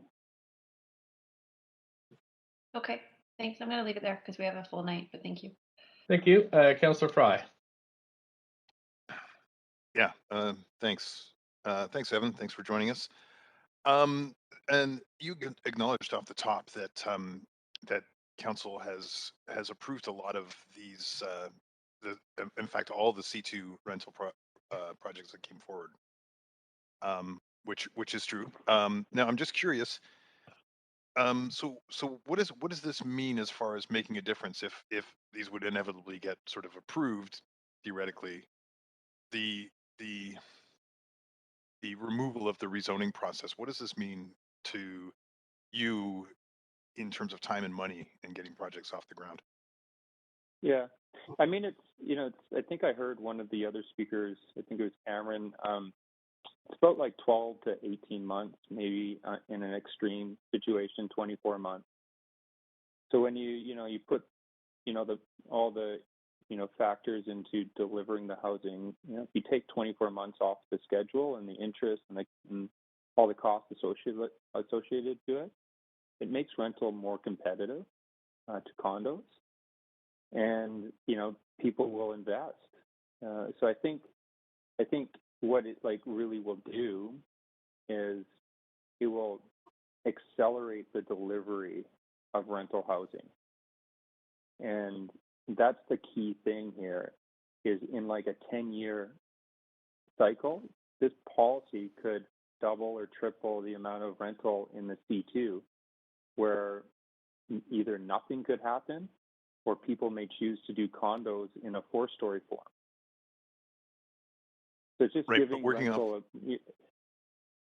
I guess working off the assumption, though, that people may otherwise, and I appreciate that this will rapidly sort of scale up the interest in building rental, but obviously people are building rental and choosing to go through the rezoning and eating those extra couple of years.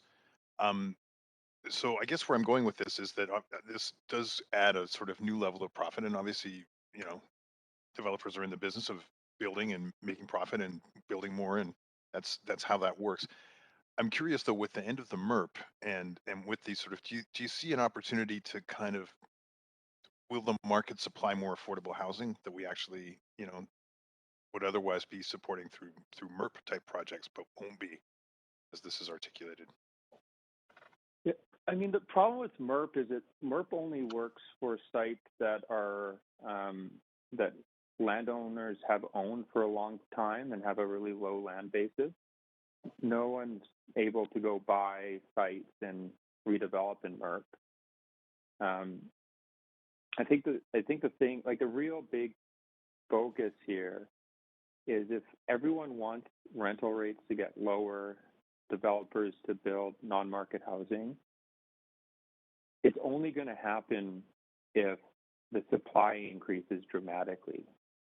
Because I just we look at supply and demand factors here, and we think Vancouver is almost 75,000 homes short of a balanced market, or I should say Metro Vancouver, not just Vancouver. So that's getting us to like where Seattle is. And if you look at Seattle as a case study, Seattle pretty much enacted this policy about 10 years ago, and there was a housing boom, I guess you can say a rental housing boom, and rents went down dramatically.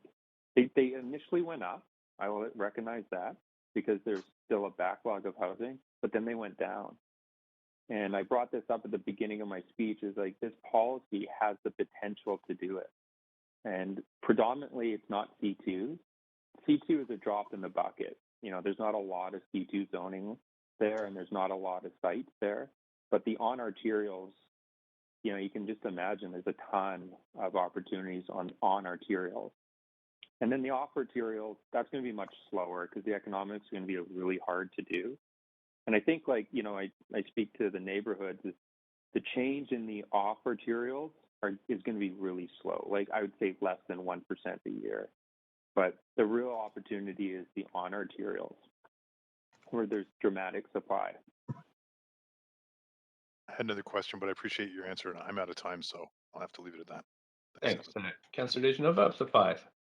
Thanks very much. Thanks, Evan, for your presentation. The first question I'm going to ask you, I mean it sincerely, do you feel that 6 stories is enough for all rental, and that's inclusionary enough to move forward? I actually do. Until the building code changes where you can do, you know, low cost construction at a higher height, 6 stories, I think, is the right density for the, you know, kind of the desired outcomes. Once you get above 6-story, you're going to have to do concrete, and the amount of density that you need to increase is dramatic to make the economics work on concrete. I'm very aware of that. I'm just wondering, what about mass timber and other options that we're seeing? So the mass timber, yeah, I mean, mass timber, modular housing, I would say yes, it's in the future. I think we probably have at least 10 years, 5 to 10 years, until all the trades, the manufacturing facilities, the consultants are all up to speed, so that they are, you know, the costs are more competitive than standard wood frame, stick frame construction. You know, there's a lot of money and effort is going into making those forms of development efficient and cost effective. But it just, you know, real estate, you know, it's been like concrete construction, wood frame construction is a sleepy industry. The innovation has been really slow on the construction side of things. So it's moving, it's happening. It's not like the tech industry where it changes overnight, but it's going to happen. But right now, you know, the 6-story I think is the right approach. But, you know, I think, you know, staff should always be reviewing this as, you know, the industry is catching up on different construction forms. Okay. And then I also have another, thanks for talking to me about built form. I'm going to talk to you about time in the timeline, because time is money, and I've always argued, and I think that I've actually asked you the question before, as to does a longer time frame often mean higher cost to the end renter or homeowner, you know, or the market? But are you familiar with the short program? Yes, I'm familiar with it. Yeah, the 12-week DP. I mean, to answer your question, yes, like time kills you. And the thing is, you know, we're price takers, but we have, like, when we go do financing and ask for bank financing, the bank requires a minimum profit. So if we can't pass on the cost to to higher rental rates, or, you know, in the condo situation, like increased prices, we can't get bank financing. Then so the project doesn't doesn't work happen. at all. Yeah, it doesn't work. So nothing happens. So when you cut down the schedule, the required profit is lower, so that, you know, the bank will finance you, and then you can actually lower your rate. I want to squeeze one more question in here. And on the City of Vancouver website currently, although it still calls it a pilot and the short program is permanent, I've asked this in inquiries and I'll send that over to staff. But by working closely with the developer, who can be nonprofit, public, or private, we establish a schedule to complete rezoning approvals in 28 weeks and development permits in 12 weeks, cutting around 40 weeks out of the current process. Do you think that this would help make things more viable? If we're really talking about affordability here, is it just what you can build, or is it about timeline so that the bank doesn't just say no? I mean, I think absolutely. Like, I think if it should, you know, those timelines, if you can do that for everything, would make the city generally more affordable. I think developers would take it even a step further. Developers would take less density if they could guarantee those timelines. I've heard And that that many goes back times to my over. Oh, sorry, I yeah, thought you were. that goes back that goes back to my comments about the bank financing. Is if you speed up time, you don't need as much density because you don't need the profit that the banks require you. People need housing. Thank you. That's all my time. Thanks, Evan. Thank you. That's it for questions. So again, thank you so much for calling in this evening, and we're going to move on to the next speaker. Speaker number 71 of 115 is Naomi Steinberg. Hi. Hello, up to 5 minutes, please. Great, thank you. So I'm a third generation Vancouver born to these supernatural lands, territories of the Musqueam, Squamish, Tsleil-Waututh, unceded but shared by people of all nations. I can't say that I'm in opposition or in favor of the streamlining. I tick the box other, as I'm concerned with the noise bylaw. To be clear, I know council and staff work hard, and I'm not sure how you absorb all the information to then make reasonable decisions.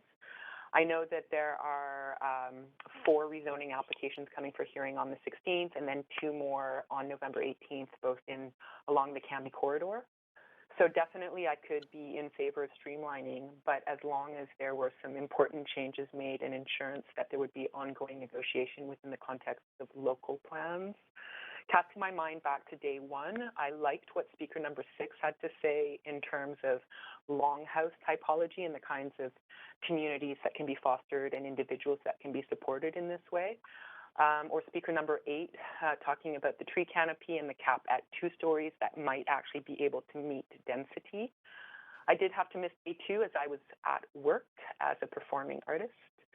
From today, speaker number 53 spoke about the need for refinement and to hold open the possibility of local planning. And number 54, the biologist, talked about the rich soil and how purpose-built rental is great. But I would like to say the purpose must not be to line the pockets of a few. And then speaker number 68, rezoning into affordability doesn't work.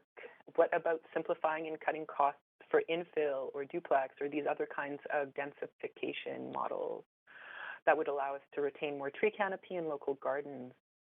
Blanket rezoning is not how you get affordable housing or how you meet climate goals. I'm not sure how the streamlining connects with big move number 1, which I heard you say a number of times, Mr. Mayor. Big move number 1 in the Vancouver plan. I'm really not sure how this streamlining connects with that.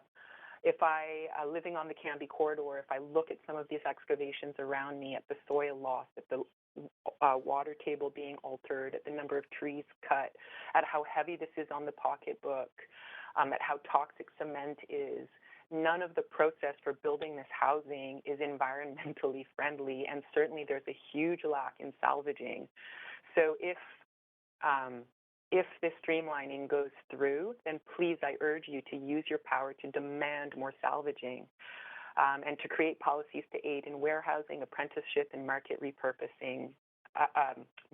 repurposed materials. Make more than abatement mandatory, create jobs, divert from the waste stream, be globally competitive and trend-setting. Whether this process is streamlined or not, a House or Assembly sits for 6 to 18 months waiting for permits, stagnating. That would be a time for salvaging to happen and skill sharing in terms of repurposing and in terms of being an entrepreneur. But my first point, if nothing else, the rate of change must be considered, and so I propose another amendment to the noise bylaw. For areas already slated for comprehensive redevelopment, like the Cambie corridor, given the massive ongoing barrage of brutal sound 6 days a week until 8 p.m., perhaps for decades, given the fact that city crews end at 3 p.m., could we please ask developers to end at 5 p.m. maximum, or perhaps 6:30 if we have to wiggle around and negotiate?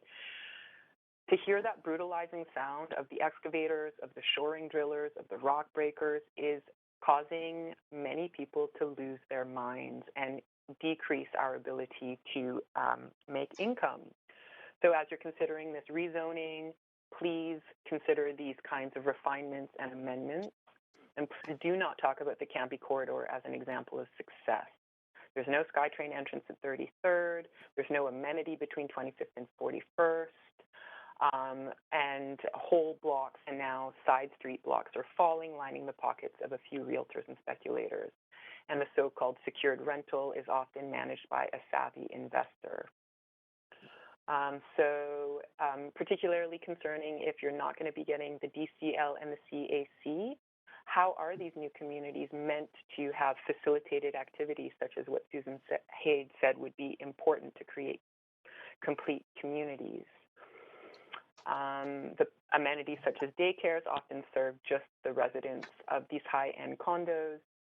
So I think there's a lot of great ideas that have been generated in this meeting, and I hope you consider them all very seriously. Thank you. Thanks so much. I don't see any questions for you, and we're going to move to the next speaker. Council, we are at speaker number 72, and just to let you know, I'm going to just give us a bio break at 8 o'clock or close thereabouts. So speaker number 72 is Carol Volkart. Hello, I'm on the line. You are. Can Please you go hear ahead. Yes, I can. Up to 5 minutes, please. Thank you for the chance to speak on this issue. My name is Carol Volkart, and I live in the Dunbar area of Vancouver in an area that will be affected by rental rezoning. I am opposed to this plan for reasons that I have seen playing out in real life around me. One reason is affordability. Staff have said they don't believe this policy will increase land values. But this summer, my neighbors and I were shocked to hear that someone was assembling 7 lots near us for just the kind of housing you are proposing. The price of each of these lots was $5.5 million, double the assessed value. How can anyone build reasonably priced housing on land that expensive? And how can anyone argue that land values won't increase if you can put more housing on the same size piece of property? Why are developers so enthusiastic about this policy? There must be a lot of money to be made. They're very noticeably careful about saying they're going to deliver more affordable housing, though. My other reason for my opposition is consultation, or rather the lack of it. However the city is doing its consultation, it is not working. Here's my real-life example. When I went out to rake my leaves 2 days before the start of the public hearing on November the 2nd, I met a lot of my leaf-raking neighbors. None of them knew anything about this plan, even though they will be directly affected. These are not stay-at-home bodies, disconnected from the world. They are teachers, retired professors, geologists, and people with wide professional and social circles. But still, they hadn't heard of it. Their focus is not on City Hall. They don't spend their days online looking at city websites, taking Shape Your City surveys, or signing up for the city's virtual workshops. They don't know what the city is up to, and I suspect the majority of residents are just like them. In fact, numerous people I've run into since, even today, after the hearings are well started and have had some publicity, still don't know about the plan. I believe the city has a basic duty to ensure that people are informed about initiatives that will affect them. There are ways to get information out beyond city websites, surveys, and 348-page staff reports. Written notices could be sent to every single affected household. There could be well-publicized town hall meetings in every neighborhood, even if they had to be online. Residents' associations could be informed. I am told the Dunbar Residents Association never got any notice about the plan. I know your report says there is support for the plan, but when I look at who was asked for their opinion, the consultations seem to be heavily weighted towards so-called stakeholders, renters, business, and development groups. One clue to the problem is the very definition of stakeholders. The report refers to stakeholders and the general public as two separate entities. Surely the majority of citizens The people most affected by this plan are the biggest stakeholders of all, but it doesn't look like any special efforts were made to contact them. It seems obvious that people should at least be told about major changes affecting them, but I think the city should go further than that. Instead of imposing a top-down, one-size-fits-all plan on the whole city, how about going out into the neighborhoods and working with residents to find appropriate, acceptable ways of adding affordable housing to each? I think many residents would welcome the opportunity. They want their family and friends to stay in the city and not be forced to move away. They want workers to be able to live near their jobs and for shopping areas to survive.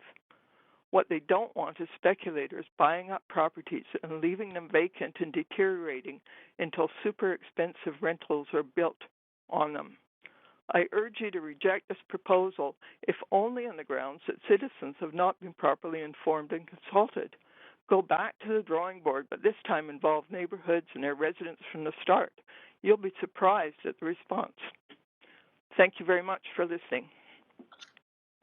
Thank you so much. I don't see any questions for you, so I will thank you so much for participating.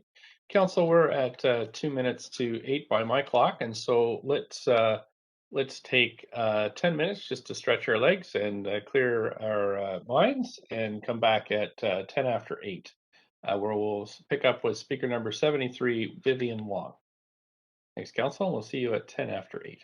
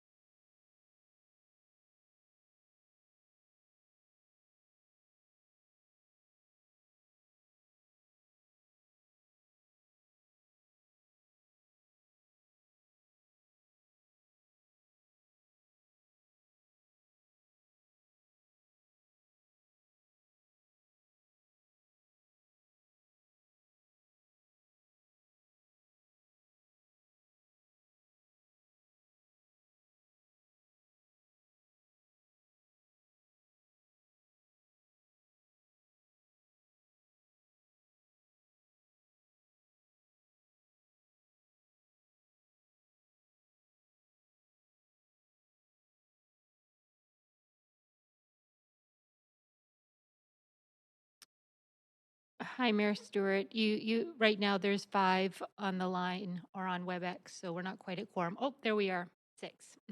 Okay, great. Thank you so much. My clock shows 10 after 8, so we'll move to hear from speaker 73, Vivian Wong.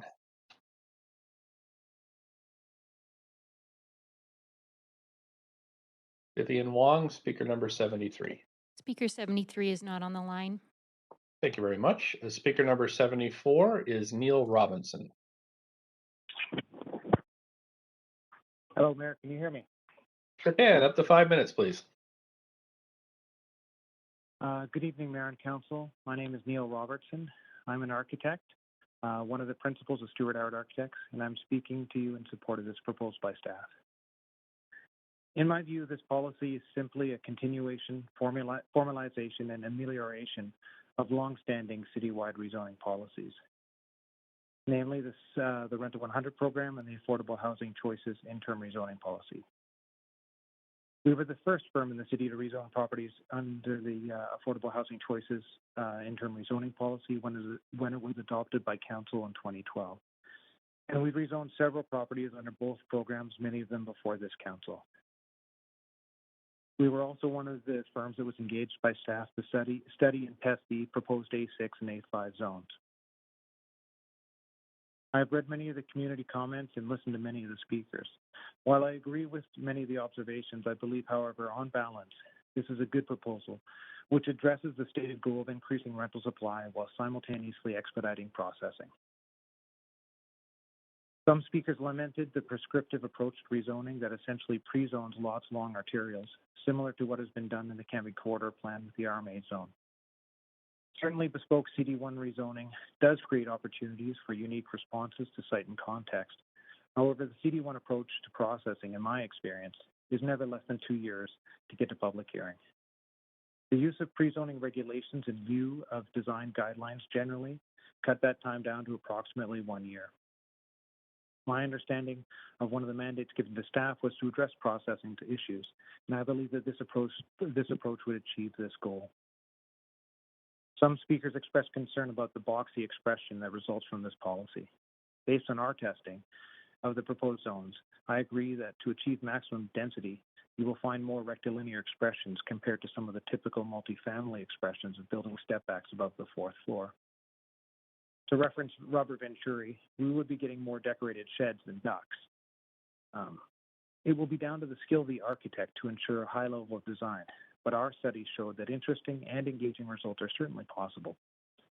An added bonus of not requiring stepbacks above the 4th floor is that loading lines can be maintained and structural transfers are eliminated, thereby significantly helping the project performance. And I will note that the A5 and A6 zones have a very clever mechanism of average building depth, which creates interesting opportunities to articulate the facades. I heard one of my colleagues expressing concern regarding the proposed permitted building heights. He suggested that, in his opinion, lower floor-to-floors closer to 9 feet from the proposed approximately 10-foot floor-to-floors would easily be achievable, and that the resultant 8-foot ceilings are more than sufficient. Our practice designs a lot of rental projects, and we typically design our floor-to-floors around 10 feet, primarily to provide enhanced livability to the occupants. The problem that we find is that as unit sizes continue to reduce, quality of space declines. We are firm believers that a viable approach to offsetting this necessarily horizontally compressed spaces is by vertically decompressing them. In our opinion, once one deducts plumbing drops, HVAC drops, heat recovery ventilator drops, and all the other miscellaneous ceiling drops required in modern construction, you really are better to start with higher ceilings, thereby being cognizant of the end users. One big bugaboo that we have in designing buildings in this city is how much building form is dictated by parking. In my opinion, we should be building cities for people, not cars. Currently, building layout is often dictated by ramp slopes, drive aisles, turning radiuses, and several other engineering requirements for a 20th century mode of transportation that does little to improve livability of our shared urban realm. In our study, we were quite happy to find that we were able to satisfy the parking requirements of the parking bylaw without the need to provide underground parking. This is important because as we transition away from single occupant vehicle model of moving people around our city, We are not forced to unnecessarily build costly and carbon-intensive infrastructure. This is not a groundbreaking policy, as some have painted it. This is just a small step in the same direction as several other similar preceding policies, and it should not be viewed in isolation. Staff have several other plans and policies that are imminently upcoming, such as the Broadway Plan and the citywide plan, that already appear to be more revolutionary and more directly address affordability. In my opinion, there are several ways that this policy could be improved, but policies can always be tweaked through amendments. Lack of perfection should not be a reason why we should not pass this motion, and I urge you to support this proposal by staff. Thank you. Thanks very much. You have two questions, Councillor Kirby-Young, followed by Councillor Weeb. Councillor Kirby-Young. Yeah, thanks, Neil. I'm glad to have an architect's perspective. I have a couple of questions for you, and I'm going to start with your last point. And I heard you say that in your studies you found you could meet the parking bylaw, I believe, without the need for underground parking. Can you expand on that as to how? Sure. Well, we utilized, in our study, we focused mainly on the A5 and A6 proposed zones. And with at the maximum densities and through the use of the TDM, parking relaxation mechanism, we were able to achieve all parking provided at grade. So we don't actually have to build underground parking to provide parking. And then as I see it, as we move away from a car-oriented society and move more towards public transit and more sustainable ways of moving people around our city, those surface parking spaces, and as parking bylaw changes, you can more easily repurpose that space to more outdoor trees, planting, and landscaping. Okay, so just to be explicitly clear, you're saying at grade on the property, not on street parking. Yes, absolutely. Yeah. Okay, I just want to be really clear because I think a lot of people listening along would have that question, and I know that you have kind of a gift with words in the lingo, but I just want to put it in layperson's terms. And so you're also, no problem. And you're also saying that as the reliance, I'm reflecting back, so I want to be clear on what you said, that the reliance on sort of as reliance on cars dwindles, if people have access to transportation amenities in their local community, then you can have more green space and address a lot of what we're hearing from people about the need for tree canopy, things of that nature. Correct?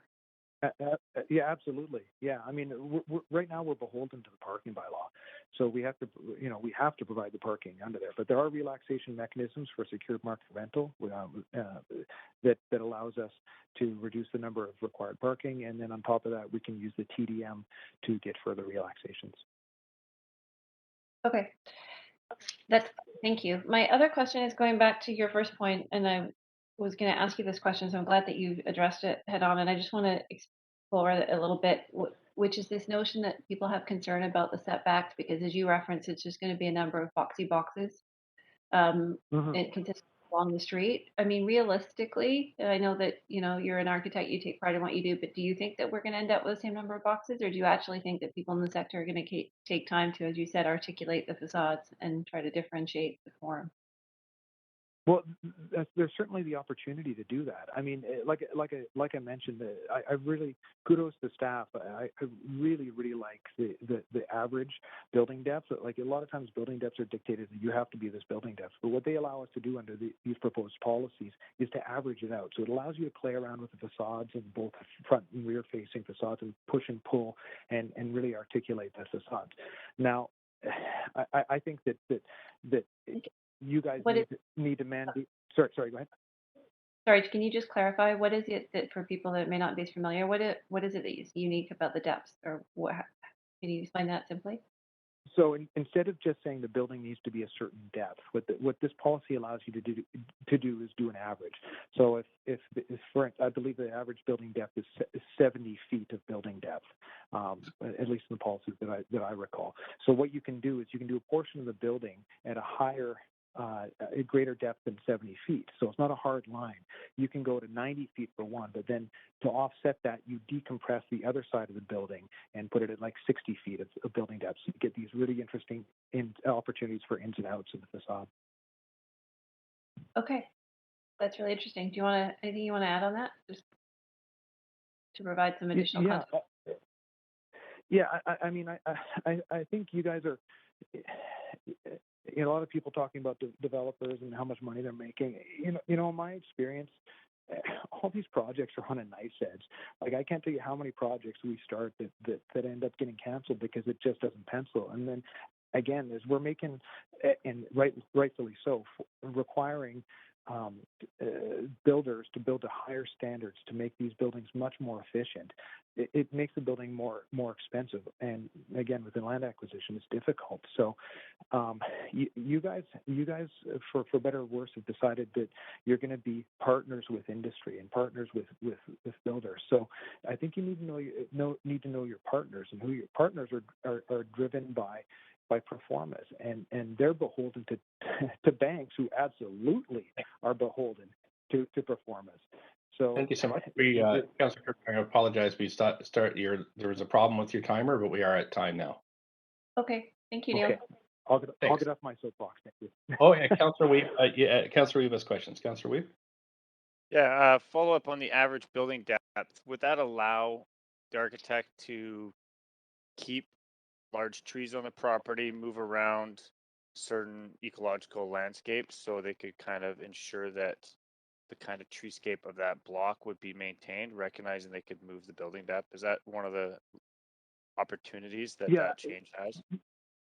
Yeah, absolutely. It's an average grade calculation, so you can play with those numbers and be really creative. At least the opportunity is there. And if you guys empower staff to hold the design industry to a high level of design, I see no reason why it couldn't be quite successful.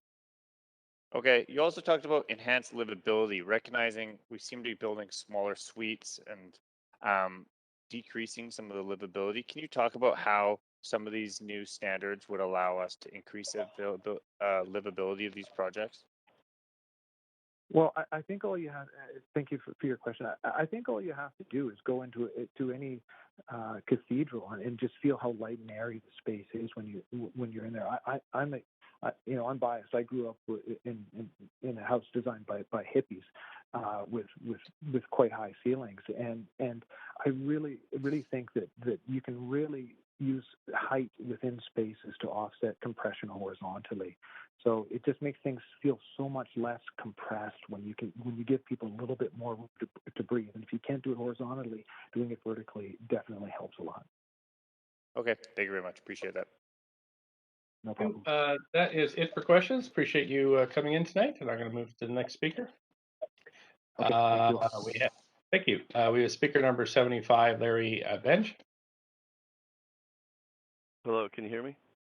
Sure can. Up to 5 minutes, please. All right. My name is Larry Benj. I'm with West Kitts Residents Association. And here we are again in a public hearing where people have to wait hours and hours and in order to get heard. And we are faced with a 348-page tome to try to understand, which comes out as another broad brush stroke approach across the city without neighborhood involvement. As previous speakers have said, no one knows about this, even though it's a major change across the city, across all the different zoning regions. Some of my points, we should be separating out the issues in this report. C2 zoning conditions and rental apartments in the R zoning are quite different, and they're more very complex rental zoning schedules and policy areas, which makes it a very confusing paper to the public. The Vancouver Plan, basic planning, is yet to be done regarding data and calibrating the Vancouver housing targets. There is a need for data here. Once again, you've heard this before. How much do we need? How much rental accommodation do we need? Align this with the census data for population growth and find out exactly how much we need, because we have a lot of huge projects coming online with Sinnock and the Jericho lands and the Heather lands, and Oak Ridge is now doing more rental, I believe. So there's a lot of opportunities for rental. How much do we really need in the city? We have to find out, otherwise we're traveling blind. Another one, the best, most affordable accommodation is the existing. Previous speakers have talked about retaining existing housing. This does not rule out change. There is opportunities for change in all neighborhoods. There are definitely places that can be torn down and opportunities for change. We hear constantly about homeowners in single-family residential areas, which are really not single-family residents because they have a lot of renters in them, that wish to prevent renters from living in their areas. I own a home in Kitts. All around me are people who are renting, and they're not renting just basement suites. They're renting the front and back of a front-back duplex. They're renting whole houses. They're renting the main floor, the upper floor, and yes, the basement of various houses in the area. But there is a lot of rental accommodation, particularly in Kitts, which exists in existing accommodation, houses. Also, the idea that developers are all bad people. No, developers are a necessary participant in the whole process of developing projects as well as increasing rental accommodation as well as others. I'd just like to talk about some other things. The current staff have taken design guidelines in this report, developed for 4-story developments, and seemingly plunked an additional 2 floors on top, presumably uncaring about the resulting shadowing, overlook, and other impacts that their predecessors were so conscientious about. And why would you consider as councilors a policy that compels land assembly with the cost of land passed on in higher rents, a policy that compels unnecessary building heights and related shadowing view impacts for the anticipated density and related forms? And this was spoken about a bit by the previous speaker, and I think there is a middle ground between 11-foot floor-to-floor and 9-foot floor-to-floor. A policy that limits more innovative missing middle building typologies that can provide similar, if not more, unit yield per site frontage. The policy before you defaults to conventional, uninspired, not innovative housing forms. There are so many other approaches available to you for arterial development, including more contextually responsive building forms on unassembled lots that could be more dense and even modestly higher, and working towards even greater affordability than the policy before you could motivate. I look at, there's right now a single-family housing site at 33rd and Larch, where it was an old missionary-style house. It's now being converted to 6 units on one site. I'm sure they got a rezoning for that, and I think it'll work out quite nicely. And it's not an Thank you apartment so much. block. We're at the 5 minutes, so Could you I do have say questions. one more thing? You actually have questions. Yeah, wait, you have Councillor Okay, Hardwick has all right. questions. Go ahead, Councillor Hardwick. Okay. I'll please, Larry, go ahead and finish your thought, and then I'll pose my question. I just, 2 things. A policy that does not enjoy the insight and ideas of local community that a citywide plan process might reveal. The Falls Creek South delegations and your thoughtful response are informative of this moment.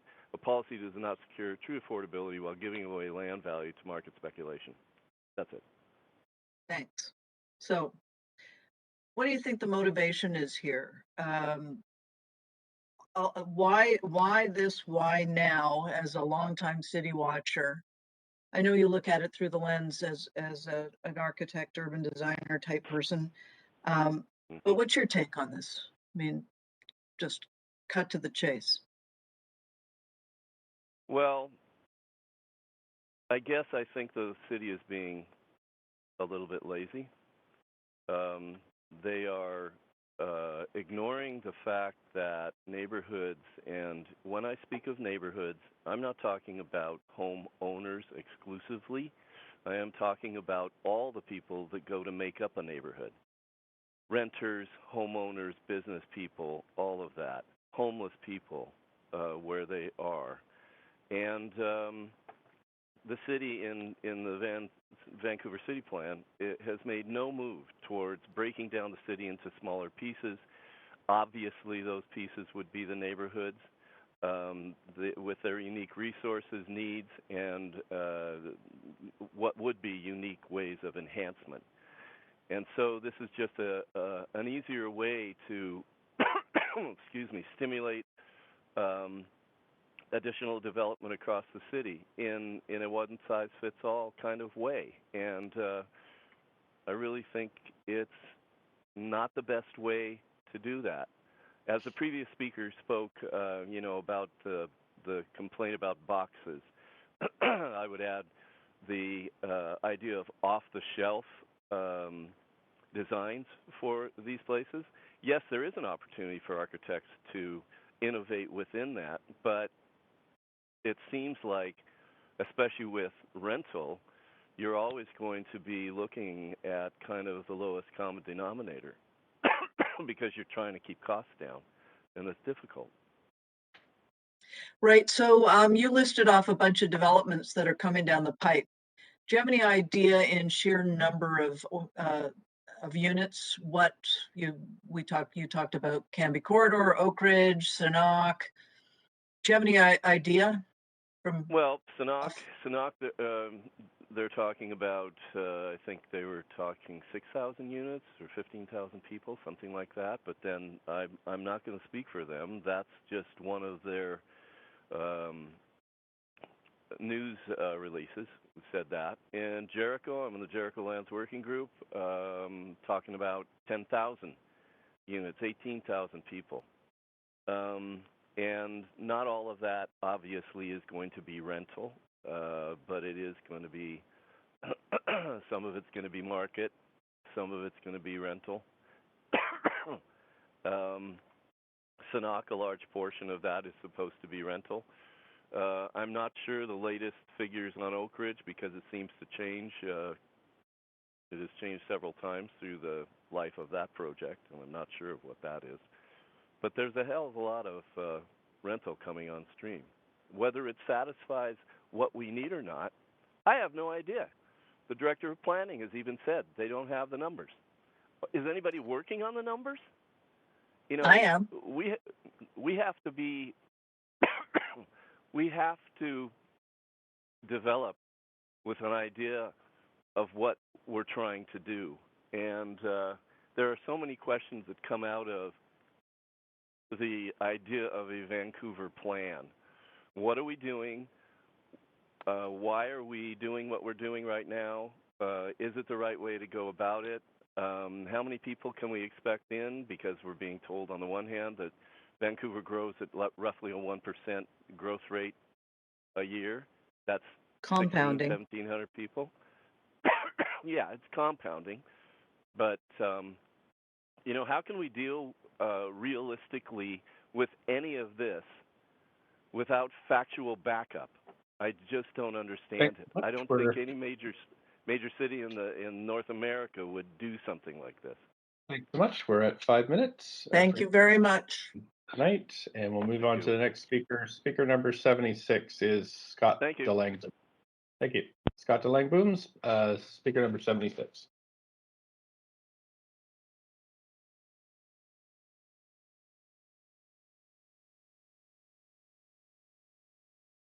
Clerks, do we have speaker 76 on the line? They are on the line. We'll just check if there's a technical issue. Okay, thanks.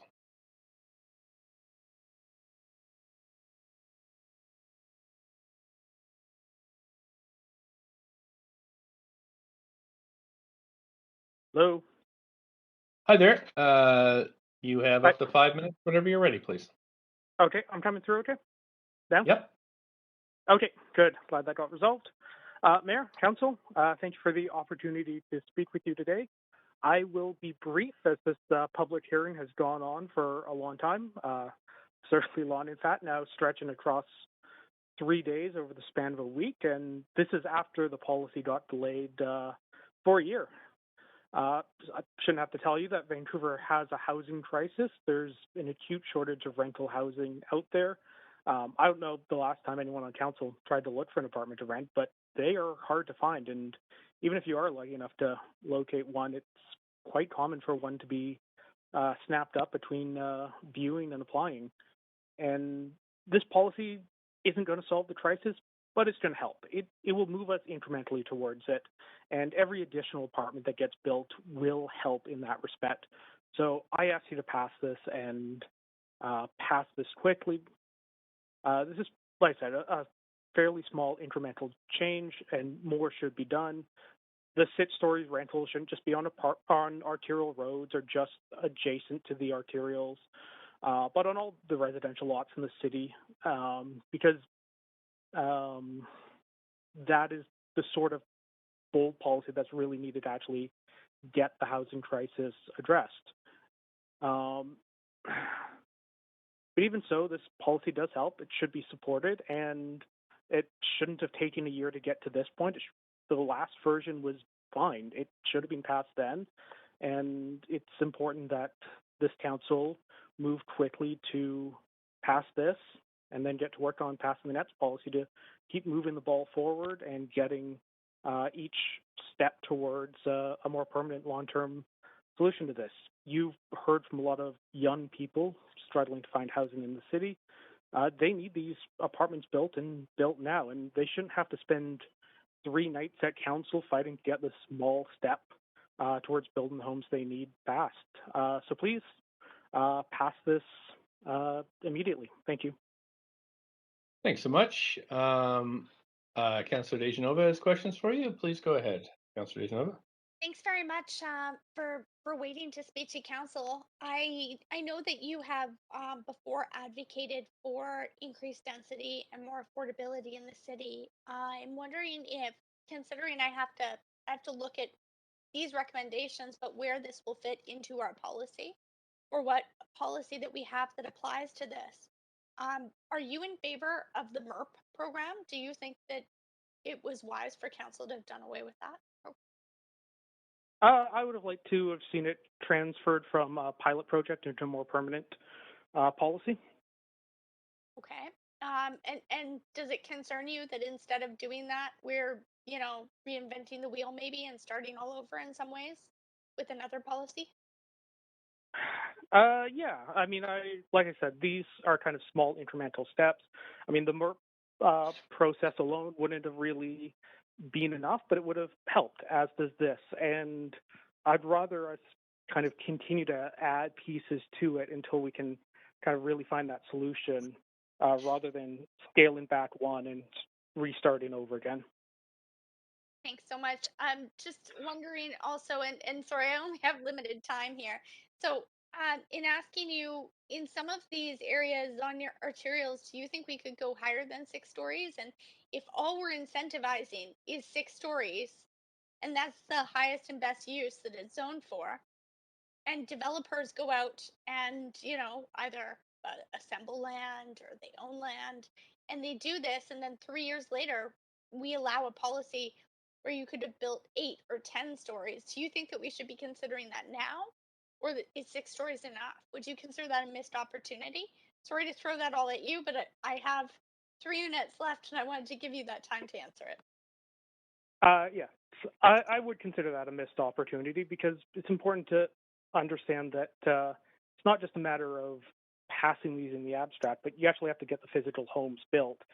And that means getting them built quickly rather than dragging it out. So, yeah, that would absolutely be an opportunity cost. And I think one of the earlier speakers spoke to some of the economics around changing construction methods once you get above 6 stories. But in the likely event that the building code does get updated to reflect those newer construction technologies, I think it would be good to have the zoning in place ahead of time rather than waiting for that to happen. Thanks so much. Really appreciate your answering my questions and your presentation. Thank you. Thank you. Thanks. And that's it for questions. Appreciate you calling in tonight. Next we have speaker number 77, Owen Brady. Speaker 77 is not on the line.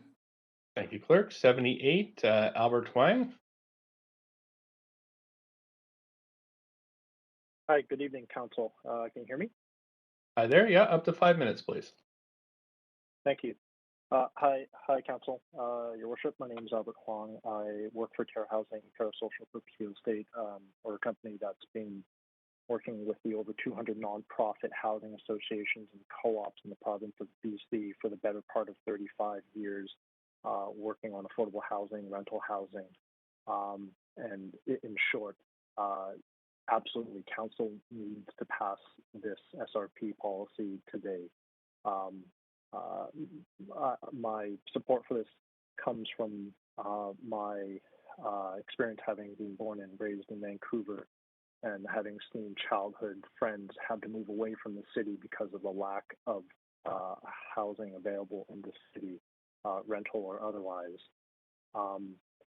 The premise that a single family home with a few secondary suites as being adequate housing is not at all the case and hasn't been the case since I was a child many decades ago.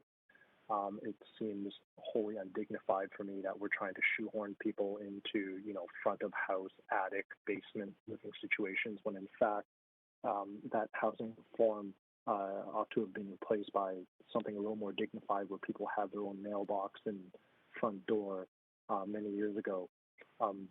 Further to this, we've had years of polling and public surveys supporting the idea that this city has needed and does and will continue to need more housing, and this should not be a controversial issue like has played out over this multi-evening public hearing where you only hear very motivated people calling to support this.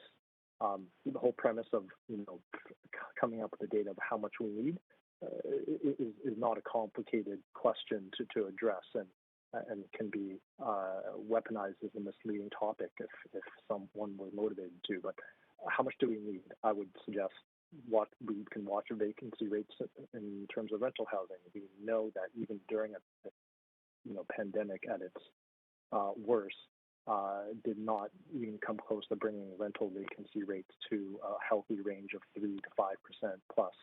How do we know when we've built enough housing? Another metric to look at is look at how much population and housing growth has been pushed out to our suburbs, how much agricultural land has been lost to development of quote-unquote affordable housing in our neighboring municipalities and suburban communities. And frankly, what is the worst thing that could happen if we overbuild housing? We see rent stabilize. I see my family and friends being able to move back closer to the city of Vancouver.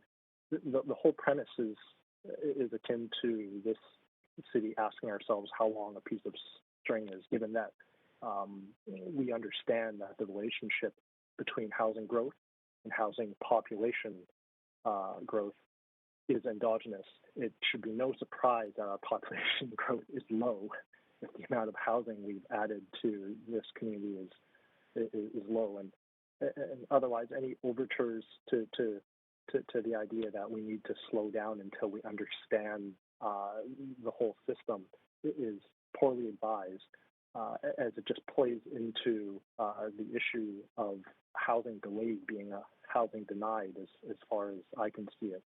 So it seems silly to me in some ways that a lot of folks that are concerned about this policy up for debate for you, Council, thinks of housing as something to be prevented as a negative, or the idea that we can, reduce policy to something where we're just incentivizing 3-4 story zoning for rental housing when I think we full well know a 3-4 story proposed rental project could not possibly outbid an existing use as a single family house. The premise that we need to regulate something where we do not allow cookie cutter design seems misguided as well when we literally have craftsman style homes throughout this city that were literally ordered out of a Sears catalog. So I'm not sure what that's about. The idea that we need more community space when rental projects are often subject to project by project consultation seems like the whole idea of being able to allow neighborhoods to whittle down a project in terms of its height and massing and loss of rooftop community space, as I've heard from other past projects that have been before council seems ill-advised as well. So suffice to say, there seems to be an extremely common theme of security being opposed by, or housing being opposed by people that are securely housed already. I'll end there. Thank you. Please. Thanks so much for your time. Thank you. There are no questions for you. I just thanks again for calling in tonight, participating, and my apologies for mispronouncing your last name. Oh, we do have a question from Councillor Boyle, if you're still on the line. Are you still there? Sure, please. Okay. Sorry, I was slow in getting my name up there. Thanks, Albert, for sticking around. I'm wondering if you can speak a bit more to what this sort of policy means for below market or non-market or more affordable housing across that spectrum. Yeah, sure. One of the most important jurisdiction that a city has when it comes to supporting nonprofit and affordable housing development is the power for a municipality to issue a development permit or otherwise confirm that the zoning is there for the project you propose, because whether my nonprofit partners are working with CMHC and or BC Housing or any other funder or lender, the key thing that unlocks funding commitments is the ability for us to say, yes, the zoning for this property already supports the proposed, 5, 6, 7, 8-story project. If that's not there, then we're stuck in this hilarious, tragic, and frustrating chicken of the egg game where we're trying to say, this can clearly be built here, but BC Housing or CMHC says, the zoning is not in place. And having this policy in place would go quite a ways in terms of taking the risk out of that whole process. Indeed, other municipalities around the city of Vancouver understand this, and they have gone a fair ways in enacting policy that allows for this. And I would put to council that the city of Vancouver has missed out on untold amount of dollars from the provincial and federal governments because we can't get our policy house in order. And I think this is tragic, frankly. So can I just follow up on that and ask then, in your experience working in the nonprofit housing sector, if there are folks whose concern with this proposal is that it's not affordable enough, your professional experience is that this is one piece of what makes it easier to build that nonprofit and non-market housing that we also know we need more of? 100%, yes, absolutely. Okay, I will leave it there. I would wonder why. Yeah, thanks. Thank you, Councillor. Okay, thank you for your time. Thank you. Councillor Swanson, you're up next. 5 minutes. Yeah, thanks for coming in or phoning in. Just wanting to get your perspective from a non-profit point of view. Would you actually be building any nonprofit housing in these areas if this zoning goes through, do you think? Councillor Swanson, I think there was a policy that was before council a few months ago proposing sufficient density that would really make it possible for nonprofit entities, housing entities in the city to propose projects over 6 stories. With this rental policy, it's definitely a little different because it wouldn't be projects that are subject to the social housing definition. So the short answer is yes. If a nonprofit were able to control a site that was subject to this policy, they could go above and beyond just conventional market rental affordability policy. Indeed, that's kind of written right into the bylaws and constitutions of many nonprofit groups. And I think the short answer to your question would be if this policy allowed nonprofits to control a property or a site that was subject to this policy. Yeah. So you could build nonprofit housing if you owned the land to begin with. Is that what you're saying? That's correct, Councillor. But if you don't own the land, there's not much chance that a nonprofit would be able to build with these new regulations. Is that That's right?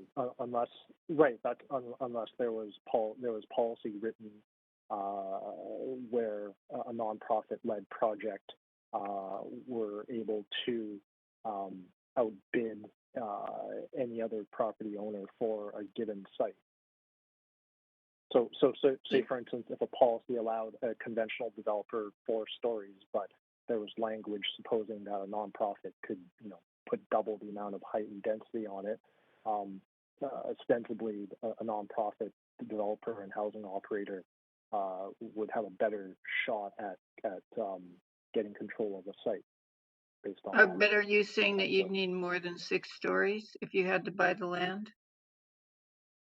Yeah, just given current land economics and development pro forma dynamics, I think you absolutely would need over 6 stories in density in order to generate the amount of rent that, frankly, Councillor, would be necessary for higher levels of governments to even consider a project at sufficient scale that they would be prepared to entertain funding and committing to.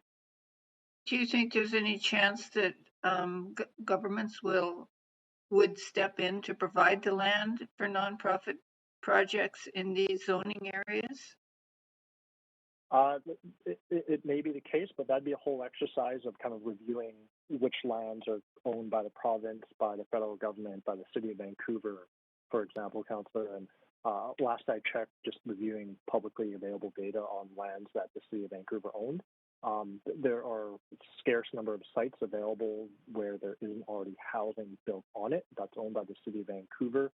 And so, just from a policy perspective, having to displace properties where people already live is a poor choice. And so I would put to you, Councillor, that just employing the use of federal, municipal, and provincially owned land isn't going to be sufficient for us to kind of make a dent in nonprofit housing society wait lists, nor the market rental vacancy rate. If a level of government actually bought the land for a nonprofit, then you could do it. Sure, but it's not happening at the scale that's necessary. I mean, Councillor, you as a council, could put forward budgets that would allow the city of Vancouver to start acquiring, say, for instance, single-family RS zone sites, and you as a council, as a city, have the power to increase the zoning and density of those and increase the value of that site. But I would encourage council to consider this. But is there a problem that the private market will take over this land before municipalities are able to do something like that so that nonprofits can get it? Sorry, we are at the 5 minutes, Councillor Swanson, so we actually have to move on to Councillor Dejanova. Councillor Dejanova, up to 5 minutes. My question may be helpful to help finish off Councillor Swanson's, but you're saying what I was kind of writing some notes about myself here, just that other speakers had kind of mentioned, but about viability and looking at 6 stories. And I assume that a nonprofit, to be able to make these numbers work, would also have to cross-subsidize. Is that correct? That would depend on. Yeah, that would depend on the sources of funding and lending for a given project. But by and large, just given the types of funding available from the provincial and federal levels at this point in time, there is a degree of cross-subsidization depending on how much capital grant a project can achieve. Okay, and then at 6 stories, would you see the only way a nonprofit would be able to do this if they didn't own their asset? So if they didn't own the asset, even if they did own the asset, considering the prices of construction costs, even if they did qualify for like BC housing construction financing, which is next to nothing. I'm just wondering, do you think that there would have to be almost just knowing the nonprofit sector? A joint venture with a private developer. So it would be a nonprofit applying to the city of Vancouver along with a private developer who is backing them for equity. Councillor, that's in a scenario you're supposing where the nonprofit already owns the site, so the land cost is essentially zero. Well, if there, I said there's one scenario where the land is already owned by the nonprofit. The other scenario Okay. is if the nonprofit's buying it. Would you say, to your answers to Councillor Swanson's question, if 6 stories even worked, which you're saying it might not, just for a Yep. nonprofit alone, they'd have to joint venture with someone with some that would be able to inject some equity into the project. Yeah. Yeah, I think I understand your question now, Councillor. Thanks. That's right. If a nonprofit did not own the site and there was a cost associated with purchasing or acquiring or securing the site, certainly one common option is for a nonprofit society to partner with a private developer, because frankly someone has to put up that money up front at risk to secure the site. And so a partnership is common in those arrangements. Where a nonprofit does not need to partner is if they already control the site or essentially are able to secure the site for nothing, in which case there isn't necessarily a need for a market developer partner. So unless they didn't have equity, unless they didn't have enough equity to build. Is that correct? Not necessarily on the financing side. Yeah, not necessarily the case, because if a nonprofit controlled their own site at zero cost, they would be able to approach CMHC and BC Housing and ask them to provide some early project development equity to get projects going. So having control of the site is key. I think you're catching on to something there, Councillor, for sure. All right, sorry, I was trying to get it all into the 5 minutes, so apologies for the throwing all these questions at you, but I'm really interested, further to Councillor Swanson's question, also to know, do you think that would put nonprofits that currently own C2 sites or own sites that could, be viable for this type of zoning and to build affordable housing for their client groups? Do you think that might preclude them from the status they currently have in not paying, taxes because of the City of Vancouver's charter that allows certain nonprofits that have certain status to be tax exempt? I think the tax exemption would help a nonprofit that happened to own or acquire property in C2 zones. In terms of what if a nonprofit did not already own a site like that, there would have to be the prospect that they could achieve greater density than a market rental developer for a nonprofit to, have a business case for outbidding a market developer for a given site. But you are correct that if a nonprofit entity did already own a C2 site, that there are avenues for that nonprofit to make available for them the property. Thanks, that's my time. I really appreciate your answer. Councillor Weep, up to 5. Yeah. Quick question. Recognizing that we're hoping to shift to see a lot more rental, and you've talked about the need for non-market rental or by operating by nonprofit. Do you think there's an opportunity to create a CACA target contribution that could be waived for nonprofits so that we can use our policy to push more nonprofit housing to deliver the affordability that we need here in Vancouver? Councillor, just so I understand your question correctly, the question is whether it should be considered that nonprofits with projects going through a rezoning are made exempt of CACs? Yeah, so it's like say one of the policies we add to this is that we would look at a CAC target contribution of a small amount so that we can ensure that we can build communities and have those amenities. However, nonprofit organizations would be exempt from that. Would you think that would allow more nonprofits to enter the market and build this housing? Sure. My only caution there would be if the revenue stream to support nonprofit and affordable housing development through the City of Vancouver is through CACs, like you end up kind of creating an incentive for projects that are on the market side to have ramped up sale expectations, which may be intended or unintended.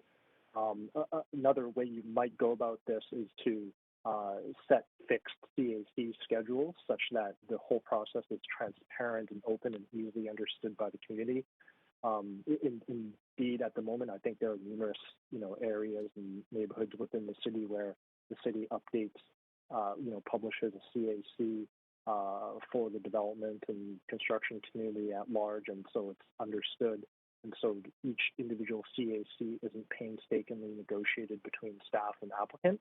I think that's the way, if you're looking to generate CACs at sufficient scale, that you can kind of make a dent in terms of the affordable housing side. You want to kind of create a transparent, easily understood process. So, rather than fighting over 10 projects in a year where you're trying to hit that 75% CAC lift, maybe you decide on putting out a schedule where, based on that schedule, sometimes you hit 70%, sometimes that schedule hits 80%, but it's otherwise understood, and it saves a lot of permitting process and review time on the staff end. And with that certainty, maybe instead of getting 10 projects collecting CACs a year, you end up with 50 or 100 just because you made the whole process a lot more straightforward. Okay, so the only way to move forward is if we did a fixed scheduled CAC. I appreciate that. Otherwise, it would be like having each person have to negotiate their income taxes each year rather than having fixed, tax brackets. One approach seems a bit silly to me. I think you would agree, Councillor. Yeah, no, that makes a lot of sense. I appreciate that input. Thank you. Thank you for the question.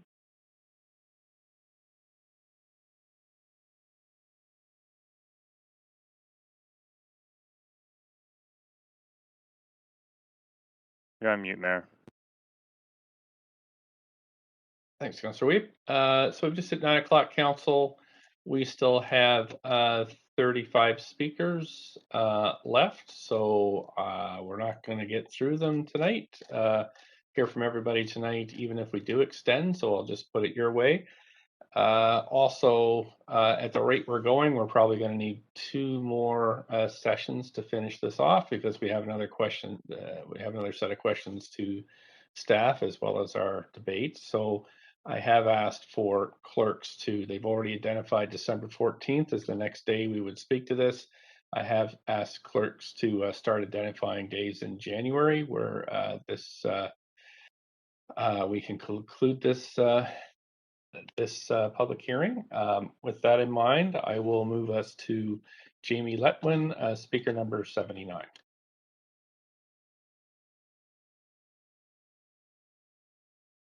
Jamie Letwin. Speaker 79 is not on the line. Thanks. We have speaker number 80, who is Peter Gajecki. Good evening, Mayor and Council. Thank you very much for the opportunity to sort of express some concerns over this resolution. I just wanted to make maybe a couple quick points and then 2 longer points. One, I missed a lot of this meeting, but I was on for the whole meeting the other night, and the Mario Canseco study came up. So I just wanted to point out a couple of limitations of that study. It was 606 people, and it was an online study, so it's not. I think the margin of error is quite high, despite the 4% they quote. So I just urge a little caution in interpreting those results. And the other point that I wanted to sort of highlight is the homeowners being forced or squeezed into selling to developers. So don't really like that part of it, and at least that's how I read it.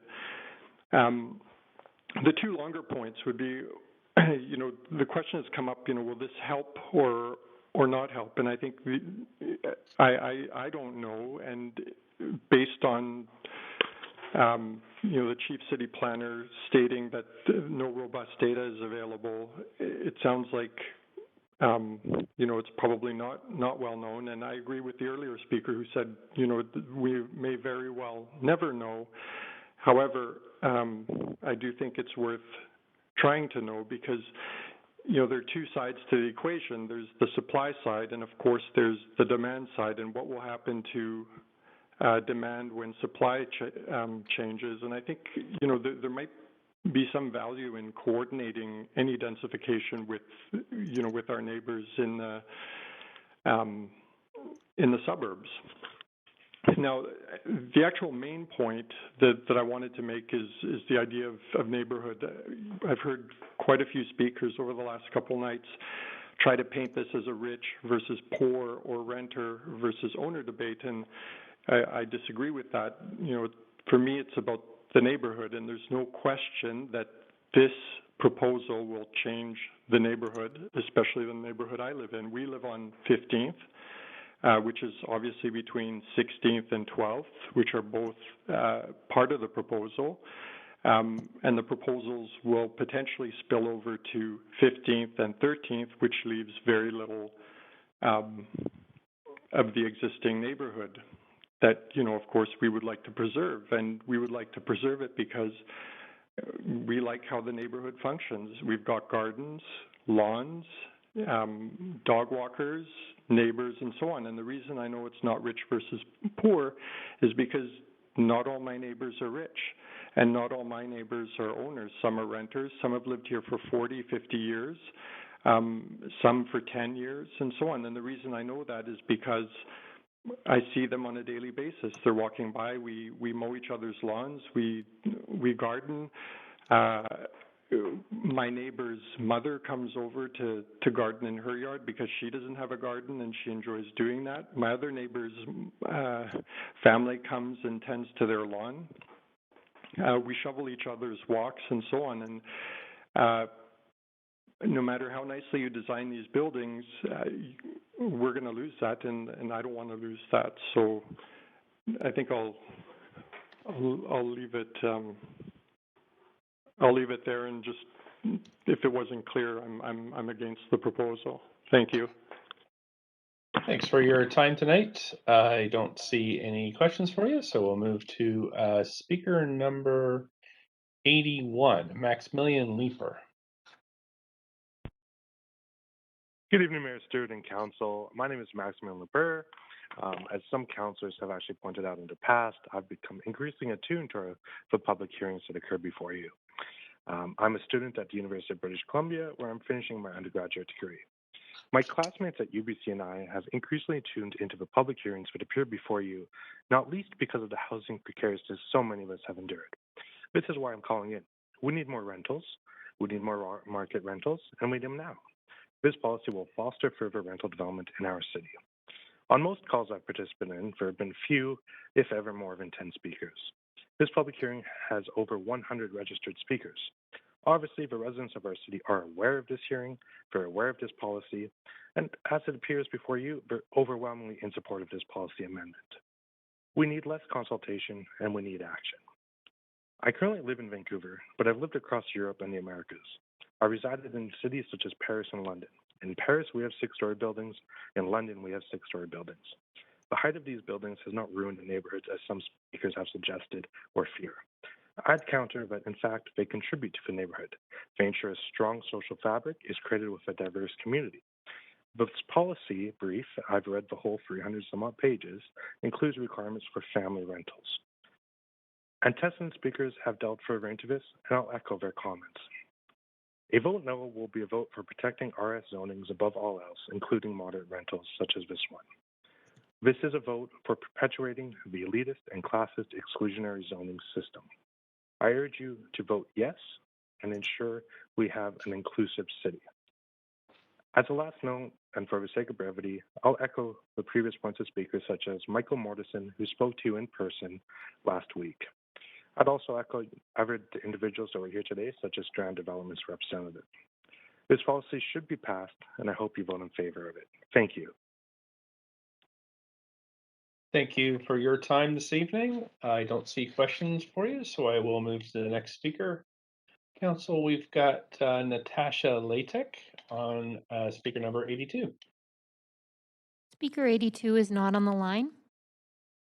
Thanks, clerks. We have speaker number 83, Arshalan Shigan. Hello. Hi there. You have up to 5 minutes whenever you're ready. Thank you. Thank you, Mayor Stewart and Council. My name is Arsalan. I'm a resident of Vancouver and I attend university here. And I work here. Vancouver is my home, but I worry about how long I can live here because of the lack of rental market. My colleagues at uni and I'm increasingly concerned about what we will do post-grad. Do we stay in Vancouver? Do we move someplace else that has more rentals? I don't know. Even market rentals are impossible to find. You've heard from speakers who have spent over 2 years searching for any rental. We need more supply. This policy will ameliorate the housing supply issues that we face right now. I live in the West End, and I'm not necessarily near C2 zone sites, but my cousins whom I visit 3 times a week live along Dunbar. They do support this rental initiative, as do I. It will allow me to live near my family, and it will allow me to stay in Vancouver. While I've been speaking to the policy as a whole, I've heard several speakers over the last 3 public hearing sessions comment on the livability of neighborhoods. I do not think we need a higher setback or less site coverage or no top-level drawbacks. These factors are non-negotiable on a small 6-story development. What we should not be voting on a pro-rental policy based on these marginal issues. I have faith in our urban design review panel and development board to ensure the development fits in with the neighborhood, to ensure that the neighborhood is livable, and to ensure that we have strong social fabric. I will echo previous speakers and urge you to vote in favor of this proposal. Thank you for listening. Thank you for your time this evening. I don't see any questions for you, so we'll move on to the next speaker. Speaker number 84 is Sina Mobiani.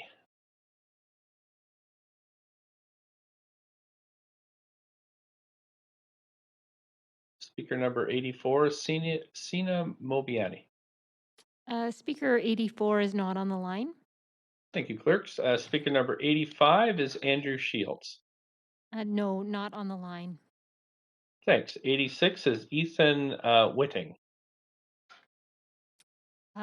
No, not on the line. Thank you. 87 is Peter Remelung. Speaker 87 has withdrawn. Okay, thank you, clerks. Speaker number 88 is John Guramel. Oh, we just had 84 call in. Okay, Sina Mobiani.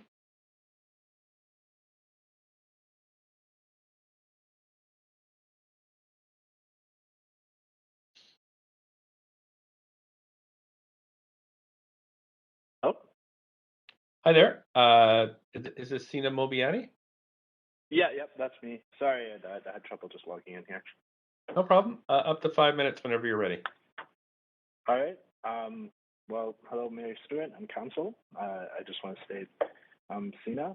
I'm a student and resident of Vancouver, and like as many of the previous speakers, I'm calling in today to express my support of the application for streamlining rental around C2 sites. I will echo many of their concerns and thus keep my speech pretty short here. I've been calling in quite frequently. A lot of my friends at UBC and I have started to follow the public hearings. We have been keen on learning more about the housing process, given the housing crisis in our city. I called in today because they included rental. This includes rental and is as such good developments, in my opinion, currently going on in the city of Vancouver. My friends live here. My family lives here.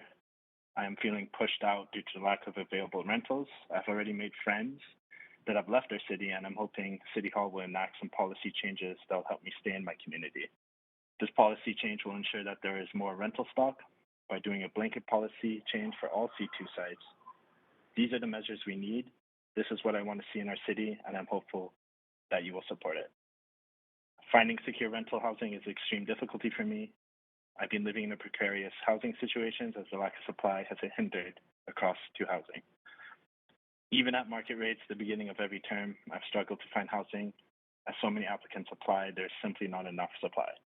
This proposed policy would facilitate the construction of purpose-built rental in the midst of this housing crisis. But even beyond merely having a place to live, I see this policy as one that we can ensure to have resilient neighborhoods.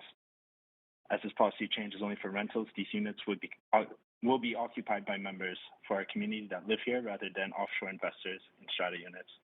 This will ensure we have a strong neighborhood that remains vibrant and resilient. I want to live in a neighborhood that has strong community, one where we get to know each other. I could list a plethora of other reasons for supporting this policy, but I will echo the staff recommendations and urge you to support this policy. Thanks for your time and thanks for listening to me. I hope you all have a wonderful evening. Thank you so much. I don't see any questions for you, so just thank you again for phoning in tonight. And we'll go to speaker number 89, who's Mohammed Silla. Salah. Mohammed Salah. Mayor Stewart, just one moment. We just we may have speaker 88 on the line. Just one moment, Okay. please. Thank you.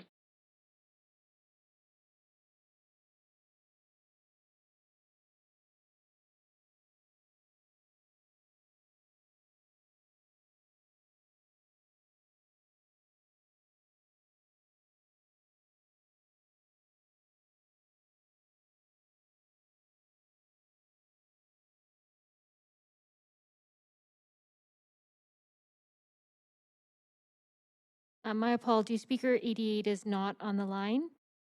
Okay, thank you, clerks. And 89, Mohammed Saleh. No, not on the line. Thank you. Number 90, Colin McGrath. Hello. Hi Can you there. hear me? I have up to 5 minutes whenever you're ready, please. Okay. Thank you, Mayor and Council, for allowing me to speak this evening and for your diligence to sit through these long hearings to patiently listen to speakers. I've never actually before spoken at any city council in any city around the world that I've lived in, but 3 times this year I've come to City of Vancouver motions to speak, and it seems like it's becoming a common modality. I mentioned my name's Colin McGrath. I'm a resident of Vancouver. I'm an owner in Kitsilano. I am fortunate to have a family with kids ranging from 4 to 14. I live in a multi-generational family house with an elderly family member, and we also rent to a young family. Contrary to the popular narrative, homeowners are not always the cash-rich, flush stereotype that's portrayed. And even though some were fortunate enough to acquire homes at a different time and price, the growth in values has not resulted in any additional real wealth or cash flow. And I believe the situation is true for the majority of homeowners in this city. I do want to tell you a little bit about my experience in dealing with the city for our own housing requirements, as it has relevance to my position on this motion. And also highlight the problem with the city's approach, which results in motions like this tabled to council. I oppose this motion for many reasons already cited by previous speakers. Lack of community engagement and transparency, which sees much community feedback provided by the city essentially ignored, and then subsequently motions coming out, which frankly the average person in the city could not comprehend the technicalities on. I think some of the people who might even support this motion don't fully understand the consequences and simply think that more density means more housing and thus lower cost. This is not the case. Market rental housing is one of the most lucrative investment types for institutional investors globally, and I suspect these large-scale rates will probably be the owners of many of these buildings and will be focused on profit and increasing revenues, which we should not expect any less from them. For my part, my housing story relates to the renovation of our existing house to be able to house our growing family and accommodate the aged in-law who would have needed a low-cost affordable housing. We were tied up in the development permit process for our house for over 2 years. At every turn, we would be halted by city staff for our requirements for all manner of things that would add cost and time. Items such as requiring cedar on the front of our house, but requiring fireproofing on the side, and then not being allowed to change materials on the exterior of the house. This alone took 3 months and vast amounts of money to engineers and architects for us to straighten out. This is just one of the many other added things that were put in place that added hundreds of thousands of dollars to the cost of our renovation and effectively put us into debt. The pinnacle was actually when we were looking for a concession on roofing, which would not have had any consequence to how the house looks, would have added about $100K if we'd done what the city is asking, and the engineer was saying the house would actually be stronger and better for insulation if we did something differently. The city was not allowing it, but then I witnessed another property in our same zone 2 streets down, which was being converted into 3 $2 million townhomes, able to do this. This would have all been profit for the developer on those ones, but for us it was our own money. But after considerable escalation directly to Jill Kelly's office, I was allowed to meet with some senior staff in planning and building, and I explained our property. I showcased the other property and why they allowed it, and I showed them how this was allowed to be granted to me under bylaws under the city. They in turn gave me this concession, which was great, and for single home properties. So while the zoning exists and all of this could be done, there isn't an ability for homeowners to execute. It was only my own fortitude and commitment that saw me be able to do our renovation, and it took its toll financially and emotionally on our family. We still feel fortunate, but seeing this motion, which would effectively allow a fast path for mass development, while many single-family house opportunities to house rentals lie in wait or tied up in red tape. The idea that single-family homeowners don't want to build rentals or don't want renters in their area is false, and this false narrative serves an alternate agenda. Most homeowners would not have the capacity to stay the course as I did, or the funds, and would simply move and sell or do nothing. This has been a story I hear again and again from my neighbours who downsized, sold their single-family homes, but would have happily have kept them to house their adult children, their young children with families, or even renters or students. But dealing with the city was not feasible for them to make this happen. The missing middle housing can come from this group, but instead the gates are set up for failure, and the talk track of vilifying single-family homes is a good soundbite for many who wish to land parcel and build big. Streamlining single-family development for owners would provide more rental properties faster with less environmental impact using local builders and businesses, but this is ignored.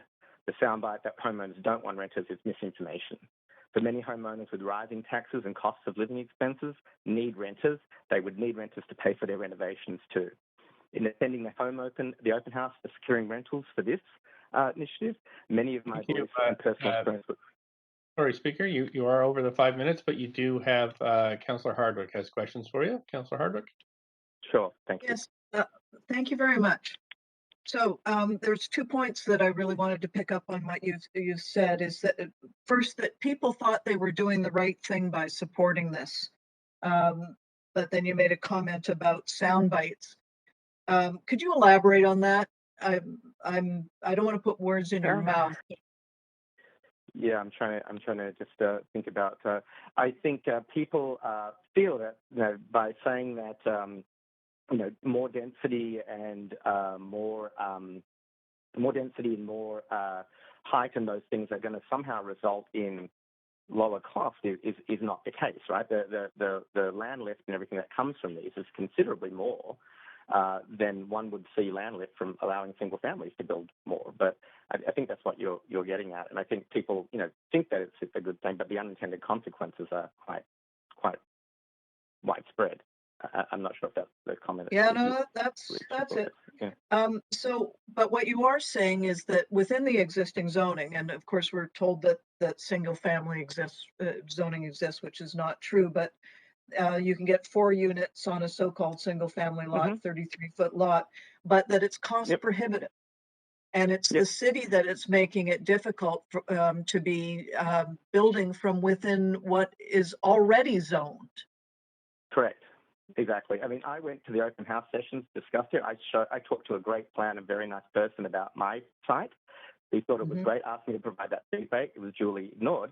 But when I said to them, why don't you think about these things? Why don't you do this? The answer actually was, well, we never really considered this. We were just thinking about how we motivate developers. I mean, that is the essence of what's happening here.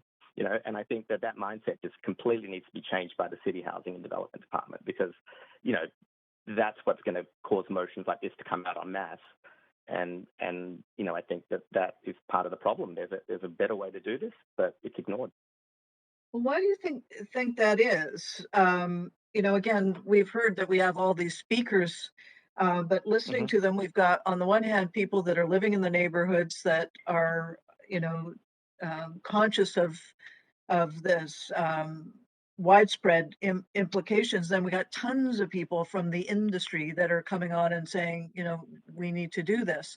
So from your perspective, why do you think it is? Why do you think that the city is taking this from your experience, this approach? Like what I said, I think there's this mindset, for whatever reason, that developers hold the key for unlocking all of our housing problems, and they are certainly a part of the solution, but they are not the only solution. And I think other things get walked past because, you know, it's not viewed as, it's not going to happen fast enough. Someone said laneway housing, well, it doesn't count as a secured rental. I mean, who do you think is going to go in there? You know, if it's a family member or a child, they might need a rental, but none of that's considered. And there's very much I'm going to say it's a developer agenda that's based around build big, build large, and you know, that's lucrative. And you know, I think a motion like this, which is exclusively market rentals, is of great interest to, you know, people with special interests around and the ability to capitalize on these sorts of motions. So finally, it would be interesting to know what there is in terms of existing zoning in terms of what we could be building into. Yeah, well, right? there's lots of discussion by Palmquist and those folks, you know, zoning capacity, and I don't think there's any data set that exists that's shown that we're capping that existing zoning, and instead we go for these spot zonings and then these mass zonings. It's not the way. Great. Appreciate you speaking with us tonight. Thank you. Thank you. Okay, that's it for questions. Thank you so much. I'm going to move on to the next speaker. And we've got speaker number 91, Elliot Hoyt. Yes, thank you. Please go ahead. Hello. Hi there. Please go ahead. Hi. Yes, my name is Elliot Hoyt. I'm a homeowner in Mount Pleasant, and I live just outside the area in question, and I'm not connected to the real estate industry, but I am close to properties that will actually be affected by this rezoning than many people who are in a neighborhood that is being affected by this rezoning. And the reason that I wanted to phone in is because I strongly support this policy because I live on an arterial. Living on an arterial is a choice that I made as a homeowner, but it was a choice. Renters are not given any choices in this city.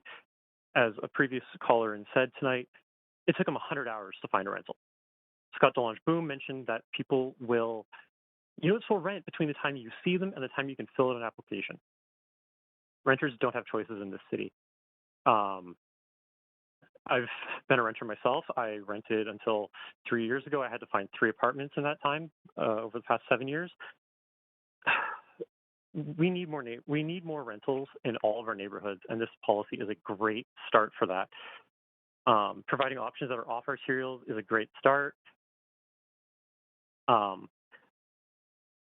Also, by providing options off of arterials, that means we activate more formerly single-family RS1 zones. Like, we're opening up more quote-unquote single-family homes to building rentals, which means that we can displace fewer renters by building more housing. If we want to talk about zone capacity, that means tearing down a 3-story building to build a 4-story rental. That's displacing a lot more people. My neighborhood, we have a great mix of owners and renters, and fundamentally every neighborhood should have housing options to enable this, and this program is, again, a great start for that. And I just reject the notion that someone should have to justify their presence in a neighborhood based on their housing tenure. Renters shouldn't have to be helping pay off someone's mortgage in order to belong to a neighborhood. Every neighborhood needs housing options, and if some members of a neighborhood think that rentals don't belong in their neighborhood, they're wrong. I strongly support this motion. Thank you for your time.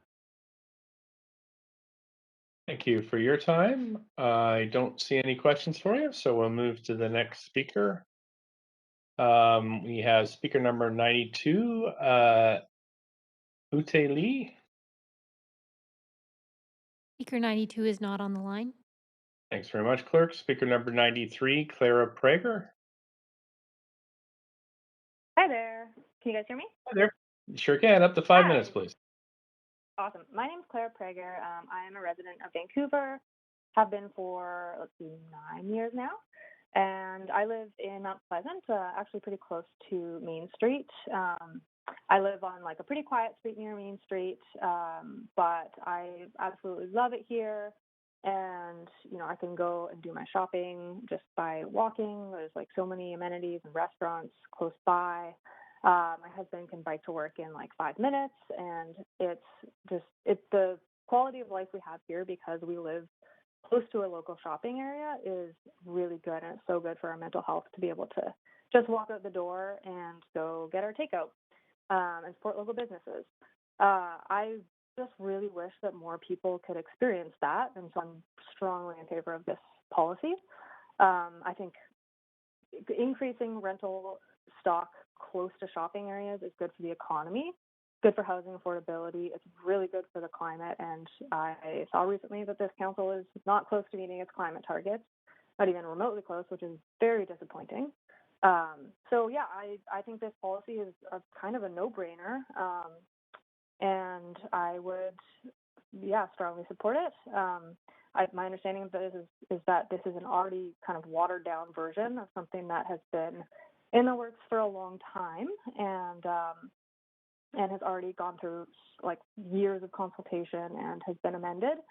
So I don't think you need any more consultation. You're already, you're hearing from 115 speakers over 3 nights. That's a lot of consultation, a lot of chances for people to voice their opinion and send in written comments. So yeah, I think, this policy is going to increase affordability. It's going to be good for the climate, and it's going to increase people's mental health. I know that a previous speaker had talked about loneliness in this city and how apartments might not be good for loneliness, but I actually just had dinner with some friends who used to live in an apartment building and met some of their best friends who were their neighbors in that building, and still get together, like supported each other really well through COVID because they lived across the door. And like, I live in a basement suite, but like, I don't see any of my neighbors ever. But if I lived in an apartment building, I think I would have better relationships with my neighbors. And yeah, frankly, like when it comes to loneliness, listening to these proceedings has been very demoralizing. As a renter, I feel like I'm a second-class citizen in this city based on what people are saying about renters, and I don't think that's true. I think I really contribute a lot, and I'm a good neighbor. I keep an eye out for people around me, make sure that I, say hi, and I see somebody's dog get out of their house, I go and grab it and knock on their door.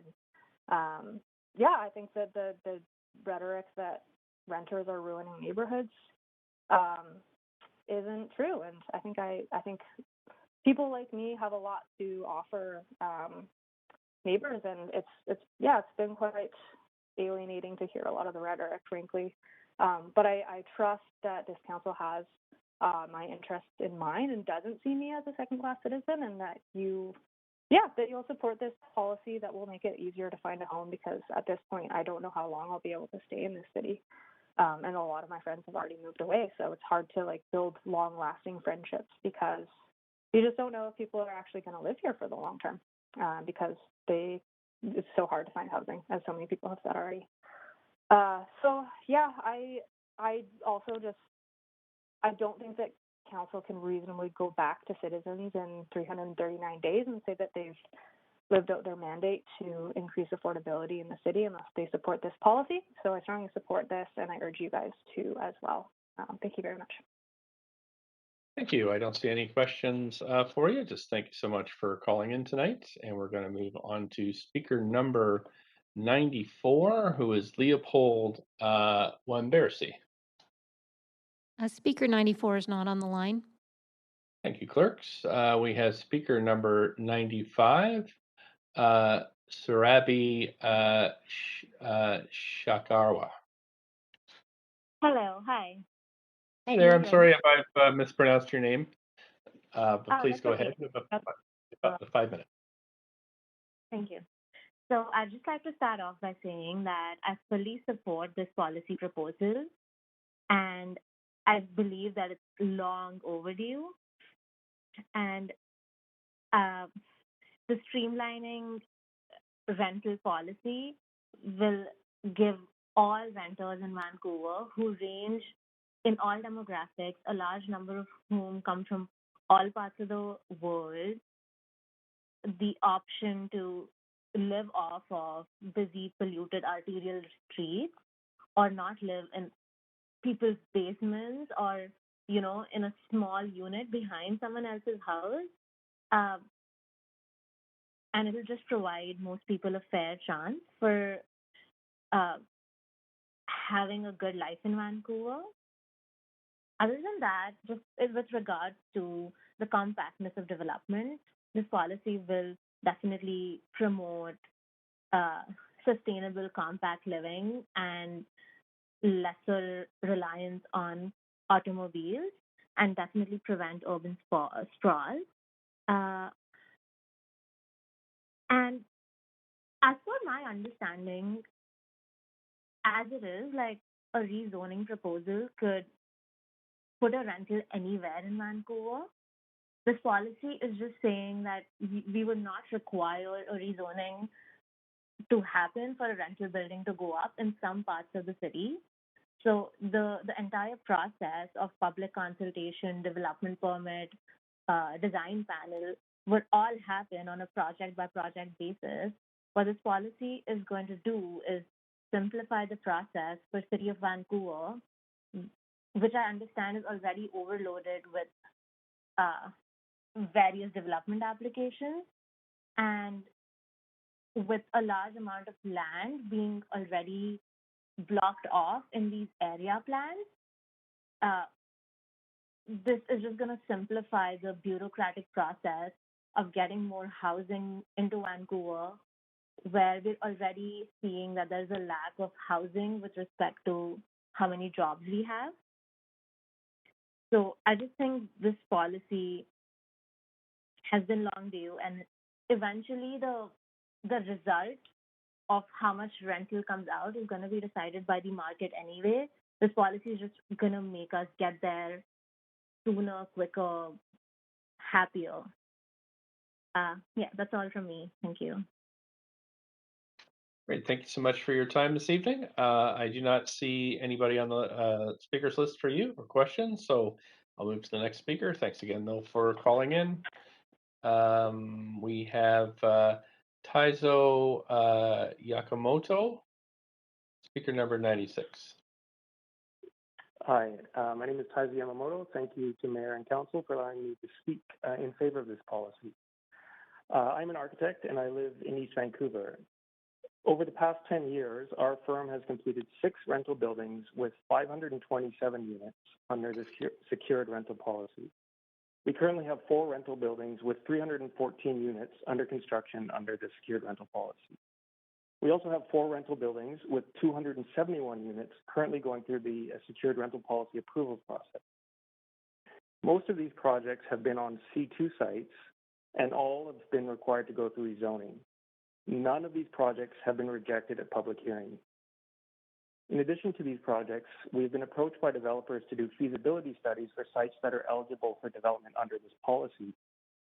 Over the past year, we've looked at 6 sites, and all of them are on arterials. We have not looked at a site on a local street. Altogether, these 6 sites would create approximately 590 rental units. One of these sites is within C2, and my client is awaiting the result of this decision on whether to proceed with 58 market condos or 100 rental units. On another site, my client would provide 16 units of below market rental units, taking advantage of the 20% density bonus. I've listened to speakers over the public hearings, and I wanted to just highlight a couple of technical points. First, related to building heights, there was some discussion earlier this evening about this. An architect spoke about doing 9-foot floor to floor. This is no longer feasible. Our floor to floors are 10-foot 2. This allows for floor assemblies that provide acoustic separation, fire resistance ratings, seismic requirements, and it also allows for drops for HRVs and other equipment that's now required to satisfy green buildings policy. Another point had to do with greenery. These zones allow for large setbacks on the front, on the rear, and one detail that has to be mentioned is that planning has included a stipulation that parkades, where they exist, have to follow the setback of the building above. So this means that the building doesn't extend, the parkade doesn't extend past the building face, which allows a lot more soil for large trees, robust planting, and preservation of existing trees. One small detail which might have been missed in this is some minor change to C2 zoning, which allows for more flexibility in retail density. So previously there was a maximum residential density above grade, which ended up creating bloated retail. With the new policy, 0.35 FSR is required for retail, but that allows the developers more flexibility in how they allocate that space, and I think will result in smaller, finer grain retail. Finally, I think design is mentioned as these simple boxes that will be proliferating across the city. I think that's not true. I know from experience going through the DP process is not simple, and planning has a lot to say about design and character, and I assume this will be carried forward through each of these projects. So I'll leave it there, and I'm happy to answer any questions if anybody has any. Thank you. Thank you so much. I don't see any questions for you, so just want to thank you for participating this evening, and I'll move on to the next speaker. Council, the next speaker is Sean Lang, speaker number 97 of 115. All right, can you hear me okay? Sure can. Up to 5 minutes, please. Great, thanks. I didn't write anything out, so I'm just going to keep it real. I'm going to say the same thing I said last time something like this came up. I've been a renter in the city for the past 7 years. I work in the film industry. I'm still living in a studio. I'd like to be able to move up, but year after year, the market gets more expensive, and I know part of that is a supply problem. And it seems more often than not, we have to fight for more rental housing in the city, especially through rezoning. So I support this policy. Anything that helps make it easier for more rentals to go up, because I live in a bit of a pod of rental apartments, but you walk a few blocks and then it's just kilometers of single family houses, which are nice, but if we want to be a world-class city, we gotta build for the population that's going to be moving here eventually, and the population that's currently here. And yeah, just wanted to call in and say I support this. So that's all I got. Thank you so much for your time. I don't see any questions, but appreciate your participating. And I'm going to move to the next speaker. We have speaker number 9. Mayor, point of procedure. Yes, go ahead, Councillor Carr. Yes, I'd like to move to extend this meeting to hear the remaining speakers and refer the debate and decision to the next council meeting, which I think is the council meeting of November the 16th. 590. Okay, I was just sorry. I was counting how many speakers were left. Councillor Carr. So, do we have a seconder for that motion? Point of privilege. I'll second Councillor Boyle. Okay. Sorry, the privilege point goes next. Councillor Dejanova, a privilege point. Well, I suppose maybe I can just speak to it. My point of privilege is I won't be able to participate. I imagine some members of the public might not be able to either after a certain time, but just because I will not have childcare after that time, and I'd like to be present for all of it, and also because I know the public knows that we meet until 10. Sure. I won't be able to support it, but I just wanted to note that. Okay, it's kind of cruising into debate there. Oh, sorry. That's all right. So we have a mover and a seconder. If you'd like to speak to this item, just before I do that, clerks, I just want to make sure that this motion to extend is debatable, and I think it is actually. So I just want to double check. So if anybody wants to speak to this, please put yourself on. Yes, because it's past 10 p.m. It is. Thank you very much. So Councillor Dejanova, you have up to 5 minutes for debate. Thanks very much. I won't be supporting this, and my apologies, Mayor. It's been a number of long nights, and I should have saved that for debate. But my point of privilege was that I won't be able to stay, seeing the amount of speakers that we have, and the fact that we have usually, unless there's just 1 or 2 or 3 left, extended only on that basis. And considering there are quite a few, I think over a dozen on the list, plus more that may want to sign up to speak, I'm not in favor of this, because also that would mean, council, that we would be asking questions and making a decision within the time allotted for our council meeting that I'm not even sure that we would get through on Tuesday. So to have his unfinished business, there are a number of people also who may not be able to attend because that's during regular working hours. So for that reason, I prefer that we find another reserve date for this. And I'm happy to limit my questions if that's what it takes. But I, for my own reasons, I've already shared that. I assume the public may have reasons similar, but also because there has been some talk about consultation and giving people the chance to speak if they haven't been notified of this. I won't be supportive of this. Thank you. Thank you so much. Councillor Hardwick, up to 5 minutes. Yeah, I'm not going to support this. There is an extensive list of speakers, and as at the end of all public hearings, we have the opportunity for the public to call in. And that's, I mean, we're already at 9:45. So I think it's the wrong thing to do. It's the wrong thing to the public speakers that are yet to come. And it's, you know, we're all tired. We're not, you know, I know we're talking about putting off debate and decision until a later time, but I just think it's the wrong thing to do. Again, if it was just a handful of speakers, and we've done it in the past, you know, it's been clear, but that's not happening here. This is, it is controversial, and to just try and run out the clock tonight, I think is the wrong thing to do. So I won't support. Councillor Swanson, up to 5 minutes. 10 o'clock is late enough for me. Short and sweet. Thank you, Councillor Swanson. Councillor Dominato. Thanks, Mayor. I just had a point of information, Sure.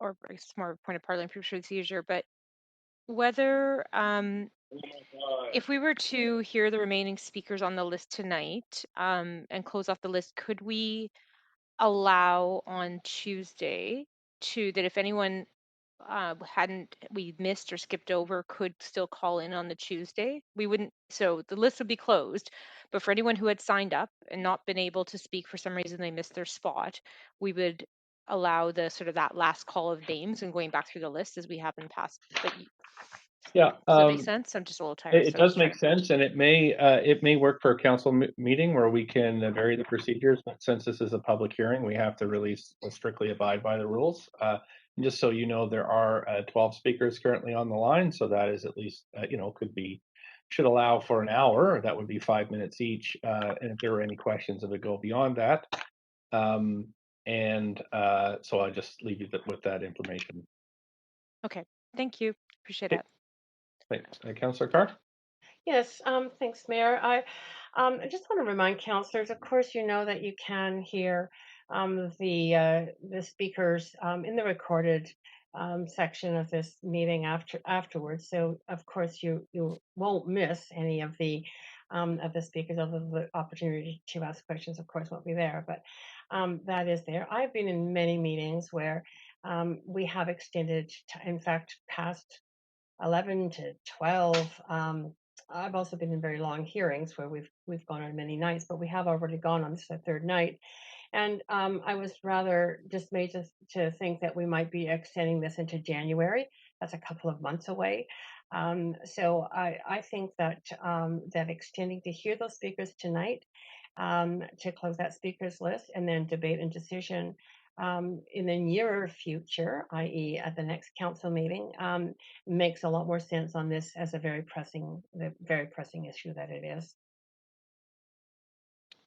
Okay. Do we have Councillor Bly?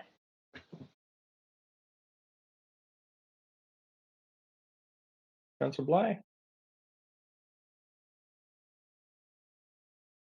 Sorry about that. I was double muted here. No problem. No, I just wanted to speak in support of the motion. I think after listening to 3 days of speakers and then what looks to be by our schedule a likely decision in January will be very difficult to sort of reflect and recap on the concentration of information we've received over the last week and a half. And we've gone to 11 before. It's not ideal on a regular, but this is the timing of this particular report and the time of year and getting this decision made, I think, is quite important. So I would be voting in favor of the motion. Okay. I'm just going to remind councillors of the procedure here. We have 12 councillors speakers registered or on the line at the moment. But in order to close the speakers list, we would have to go back through the list and call the names of the many speakers who were not on the line when their names are called, and then I would have to go through and call 3 times for any other speakers that would want to speak to this item. So um, my calculation is it would probably take us well past 11 p.m. to finish this evening. So I just thought I'd let you know just for information for the voting. So I don't see anybody else on the line, on the queue to speak. So I will call a vote on this. Just for a reminder, the clerks, we do need a 2/3 vote in order to extend past 10 o'clock. Yes, that's correct. Okay, thanks. So council knows that. So I'll call a vote on this now. We've already had some, knowing it's not going to be unanimous, I will call a recorded vote.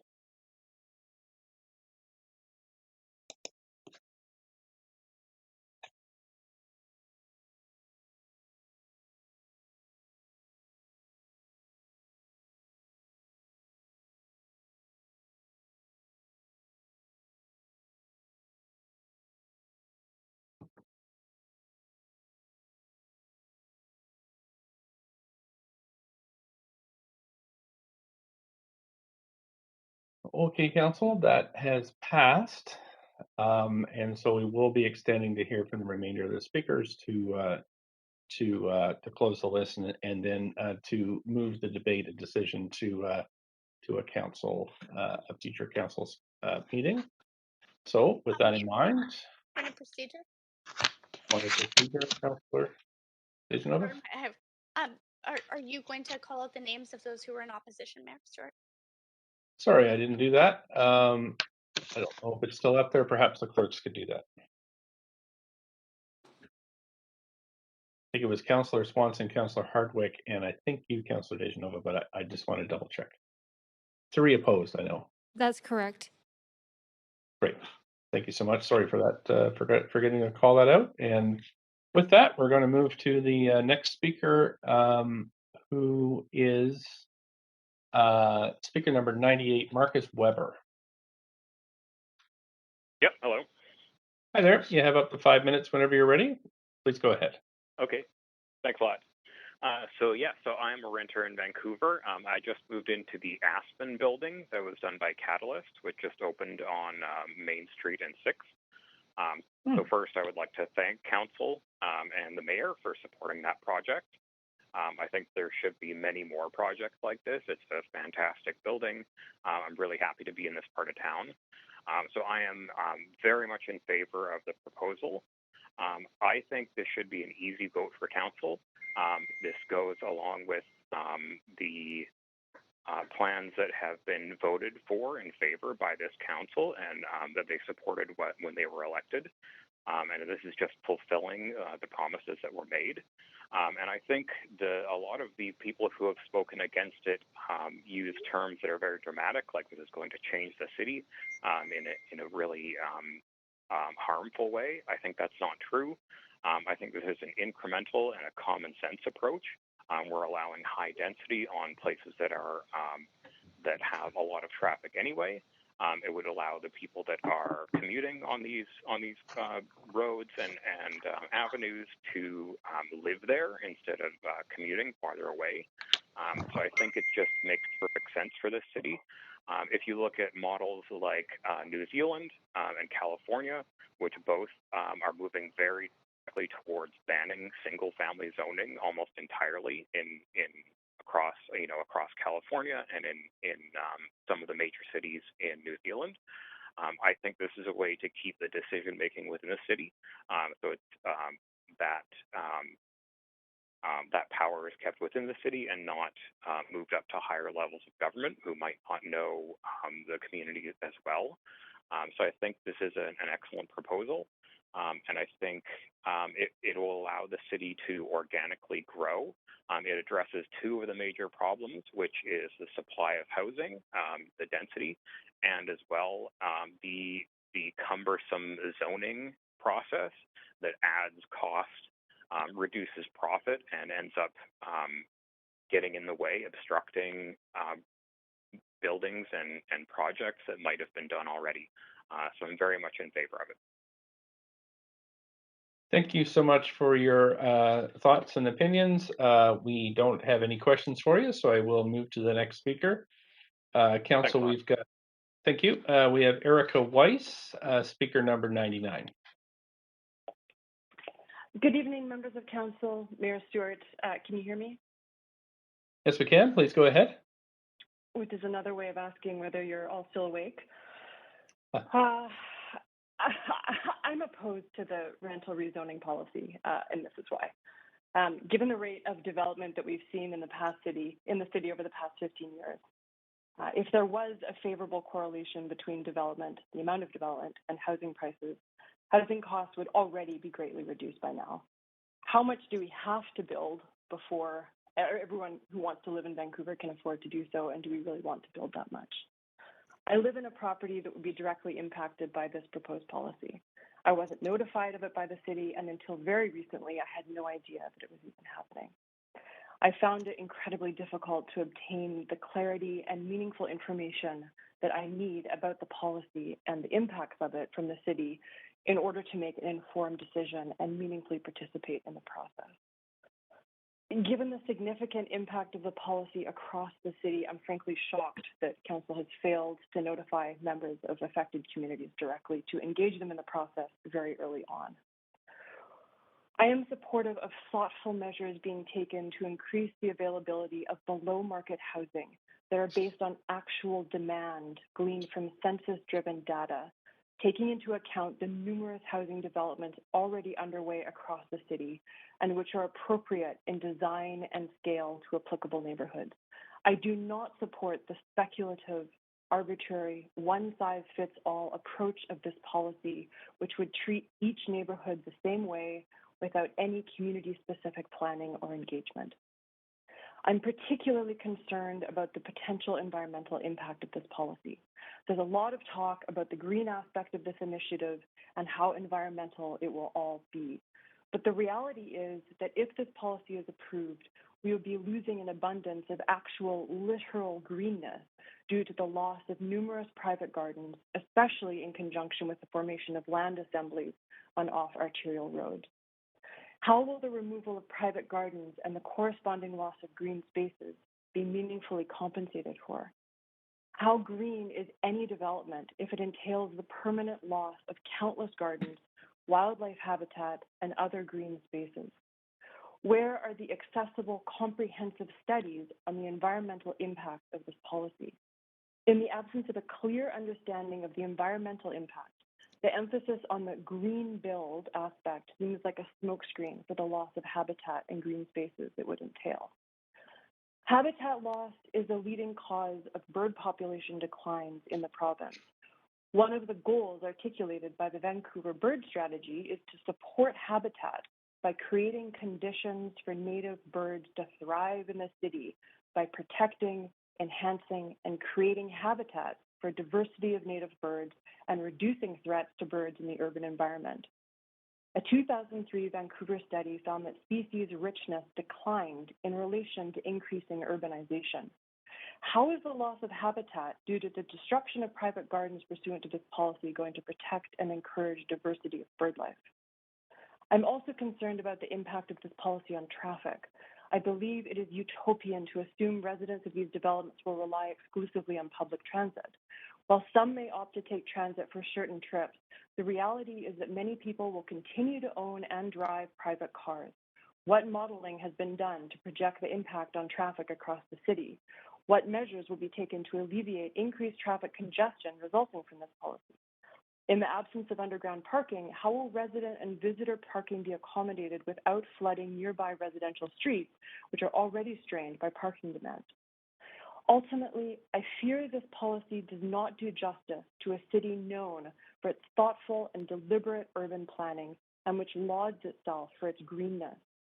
If this policy is approved, I envision the significant loss of green spaces and wildlife habitat across the city. I envision huge arbitrary height and density increases that are out of sync with affected areas. I envision material increases in traffic congestion across the city and the construction of countless market-driven and therefore unaffordable boxes built to the maximum permitted height and footprint. In short, less green, more homogeneity, and maximum capacity and congestion across the city. Increased places to live at the expense of overall livability. Why would we do it this way when we could do so much better? Thank you for allowing me to take the time to speak to you all this evening. Thank you. I don't see questions for you, but really appreciate you calling in this evening and sharing your thoughts. I will move on to the next speaker. We have speaker 100, Sandra Hayden. Hi, can you hear me? Sure can. Up to 5 minutes, please. Yeah, I'm going to be very brief because I'm going to actually echo Speaker 99's a lot of what she had to say. Firstly, the lack of community engagement was very upsetting. I actually just heard this about what was going on a few days ago from a neighbor, and speaking to other people in the neighborhood, they have no idea about what the city has been planning.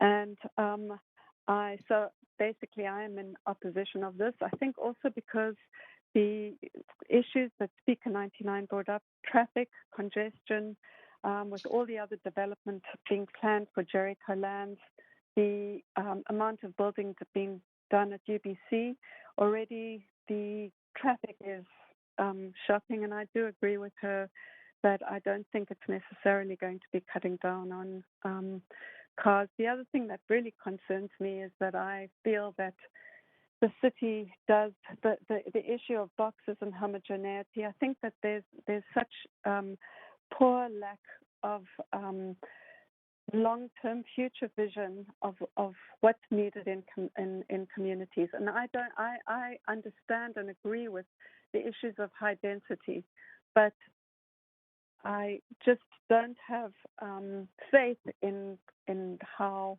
things will proceed in this neighborhood right now. And I think just because this is sort of something that I just recently heard of right now, I feel I just can't support it. And that's really all I have to say right now. Okay, thank you so much. I don't see any questions for you at this time, so I'll thank you again for calling in this evening and go to our next speaker. Our next speaker is Philippe Labillon. Thank you very much. Very well done. Good evening, everyone. Thank you very much for staying up late to take our calls. It's very nice to be in a country where citizens can speak. So, yes, like the previous speakers, I learned about this by the wayside. It's interesting to know that you've spent your entire working life, saving money, investing, and being told, what you bought is not really what you get. So it's fine. Things need to change, and we live in a city that is dynamic and is open on the world, and that's great. But I'll make a few points. The first one, and I was talking with David today about it, and he confirmed that as Minister of Housing, is supply alone is not going to get us to affordability. It's very important to address demand, and demand side is key. And I'm very glad that the NDP government tackled that, and the previous one as well, and started to recognize that this is the way forward. So it means that we need to determine who can access supply, under what conditions, and where, and that the land be the reasonable according to already the situations we're in, and of course the room for maneuver that the municipal government and the provincial government has. So what's the reality on the ground? On the ground, what we see is that there are many places that are already very expensive and will most likely be further increased in value where the rezoning that is presented will be allowed. So will be more speculation that we've seen. And so I've seen, like a friend of mine selling his $3 million that we built a year and a half before selling it. The house being raised and put down, and reasoning being done, etc. So I don't think that afforded more, affordability as far as I could see. from people who moved in, or at least those who pretended to move in, because not so many moved in actually. But anyway, that's another issue. So the result will be likely more expensive high-end condos and affordable rental units for the workers who need them most. And as one of the developers said tonight, if I may repeat what he said, builders are not price takers. They're not. They are price takers. They're not price makers, and the rents will have to be at market price because they'll have to buy them on the market. So that brings me a little bit to a second point that I'd like to make. Second is that the social and environmental advantages of housing density and densifications are realized when the densification is concentrated. That's the principle of densification. And so those advantages don't arise when densification is spread thin. Spreading the market to a furtherly distribute condos across much of the city is not going to yield many of the advantages that the city council is rightly, hoping for. As you know, building clusters and at scale can reduce costs, which under well-regulated conditions can translate indeed into more affordable rents. So cluster rezoning also allows for higher residential units, which can further reduce costs, as it was also mentioned this evening, those 7 stories in particular. And finally, the clusters tend to concentrate retail opportunities and rapid transit accessibility. And that's the goals of, those are also goals of the City Council, and it's a very good thing. And all these reduced mobility impacts that otherwise this kind of thinly spread patchwork of condos that we risk ending up will create. So what we're seeing indeed with this reasoning proposal is dispersed construction work and never-ending work in many, many places that will respond to local opportunities and create a kind of linear patchwork. I don't know if it's a good concept, especially in planning, if that's been looked at, of isolated condos stretched out along what will become even busier roads clogged by traffic, cars and trucks. If I take a few examples, but I don't have time for many, but I'll take the Point Grey area. There are obviously 2 major clusters at the moment that can be developed. There's the former Safeway land and the Jericho land. Former Safeway land can have about 6 major residential towers representing 800 units or more. And the Jericho land project has in its plans 9,000 units. So together that represents about 25,000 new residents in Jericho. And I'm not including the 2 additional clusters down on Alma at Broadway and 4th, stretching actually from 10th all the way to 4th. We're likely also to see there, really good, well-planned clusters, if that can be done by council. Instead, maybe things are not going to quite happen, take time, and instead we're going to see, developers doing a little thing here, a little thing there, and I'm not sure that's going to really change the game, except that there'll be a lot of pissed off people around the neighborhood, which will lead some of them to move out, as we've seen in the past. So thank you so much. You are actually over time. I'm up. Thank you so much. Thank you for your time this evening. Appreciate it. Council, if I can just remind you, in order to keep quorum, we're just at quorum right now, is to leave your cameras on just so we can maintain our 6 folks so that the clerks will keep an eye on that. Thank you. Okay, Council, so we're on to Richard Campbell, who is speaker number 102. Hi, Mayor Stewart and Council. Can you hear me? We sure can. Please go ahead. Up to 5 minutes. Great. Well, thank you for the opportunity to speak on this. I strongly support the proposal, specifically the rental houses. We desperately need more of them, as many speakers have already mentioned, and especially it's good to see rental housing going in off the noisy and polluted arterial, so that's critical. I do have some concerns on the proposal. I looked at there were some changes being proposed to the streetscapes, mostly I believe more space for the sidewalks, which is certainly great to see, but I think the city really needs to do far more than that as far as the streetscapes in general, and I was disappointed not to see that as part of the proposal. So generally, I think there's 2 things. One, we need less lanes of traffic. That will slow the traffic down and create less noise and safety problems, and that will make it much healthier and safer for the people that live and shop along the arterial. So I think that's something that perhaps would be the scope of future work, but I would like to see council commit to doing that. You have more space, so let's make better use for it.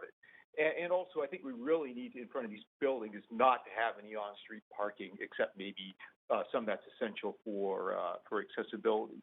So the on-street parking, it creates a few problems. One, it generates car trips, which is exactly what we're trying to avoid here. So let's really encourage local businesses and local shopping rather than new businesses going in this place that depend on people driving from around the region to get to them, which is totally not what we would want to do. It also creates some space for protected bike lanes, which are absolutely essential on arterials, and I'm disappointed that the city is only committed to doing that on a few streets, and that's a really backward policy. It's behind Burnaby, it's behind Richmond, it's behind Surrey, so we really need to kind of pick it up. And finally, the heat wave tragically showed us that we really need to add more trees. Ideally, we'd have a double row of trees along each side of the streets, and getting rid of the parking and getting rid of travel lanes are a good way to do that and just make the city healthier for everyone, but especially for the people that live along the arterials. And sadly, those units will be cheaper because people with money don't want to live on the arterials. So it's really essential, in addition to creating more space for people to live off the arterials, especially rentals, is to make the arterials much more pleasant. And it's really inequitable to have speeding by or allowing people to speed by these places, creating noise pollution and safety hazards, while the people there that are living there suffer the negative consequences. So I encourage you to approve this and then quickly take work to totally redesign the streets to make them healthier and better for everyone. And really, this is the only way we're going to meet our environmental and GHG and health goals that we have at the city. So thank you very much.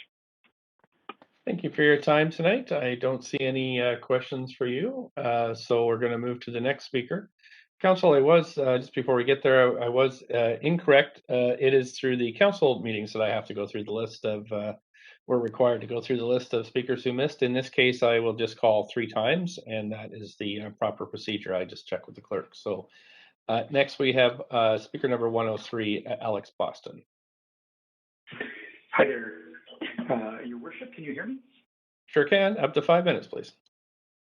Okay, I'd like to really commend staff for their analysis on this amendment, and thank you, Mayor and Council, for your incredible patience. This decision is a balancing act, and I'm urging Mayor and Council to tip the balance in favor of housing and transportation affordability, congestion management, public health, and climate action, and this amendment has the potential to address all of them. Further work is necessary, but overwhelmingly, this is a solid amendment. I want to address a few items that have been raised by others. One, inadequate data.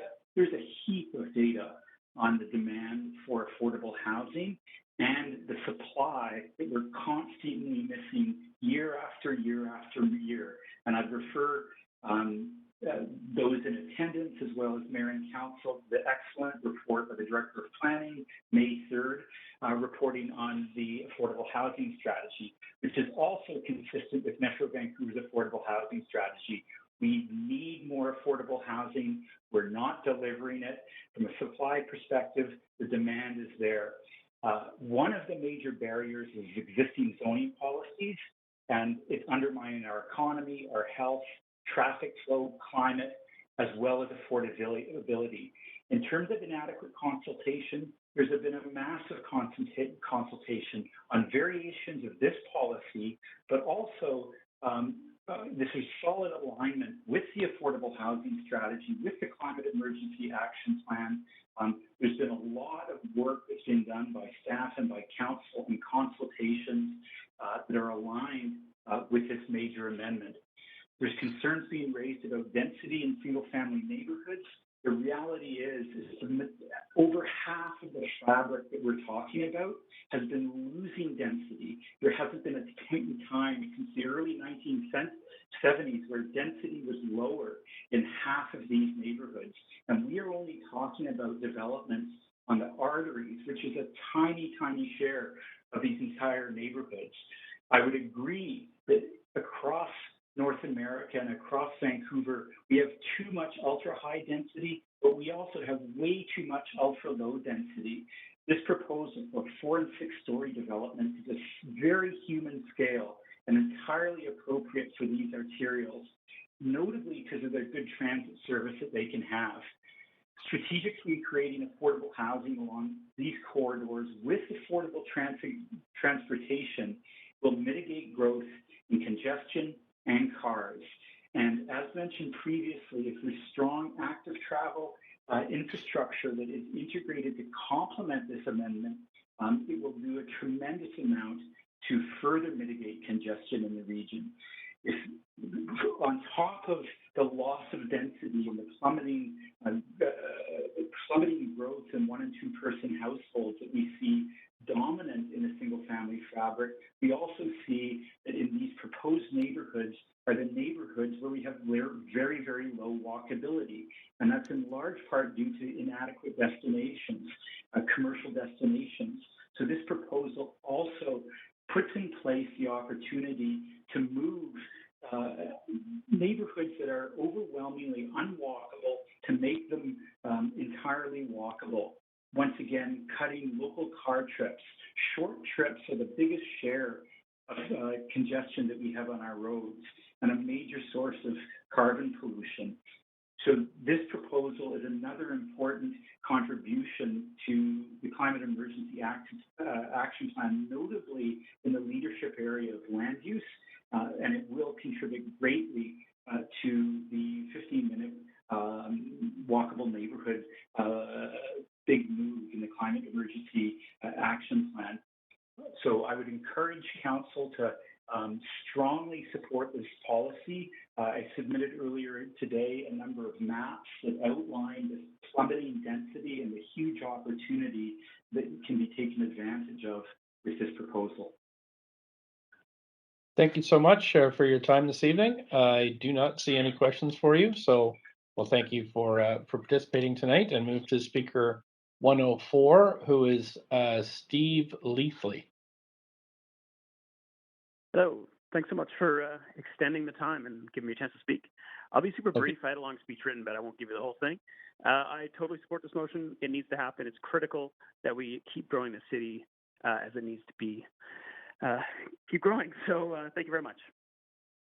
Thank you for your time and your comments. I don't see any questions, so we'll move on to Speaker 105, Ben Wells. Hello, can you hear me? Sure can. Up to 5 minutes, please. Great. Thanks for hearing me, Mayor and Council. Yeah, I'm a 34-year-old renter in Kitsilano, and I live in a pretty mixed neighborhood with a bunch of sort of medium-scale stuff. I think that this kind of housing, being off arterial roads and in neighborhoods, is excellent for those neighborhoods.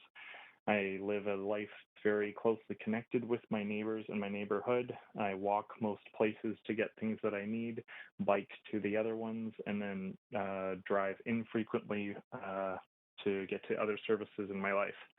So yeah, I want to really encourage a support of this motion or this amendment. I think that these kinds of movements towards medium density throughout a much bigger portion of the city are sustainable and really do contribute to a vibrant and healthy city life that we need. Yeah, and I think that I like birds too, and I think that we need to make decisions that focus more on people and the bigger scale challenges of the city and what that means for people's lives and equity, rather than necessarily trying to make small preservations on very niche issues. Thanks very much for your time. I don't see any questions for you, so thank you, and I'll move on to Eddie Zhang, Speaker 106. Speaker 106 is not on the line. Thanks, clerks. We'll move on to Karen Labillon.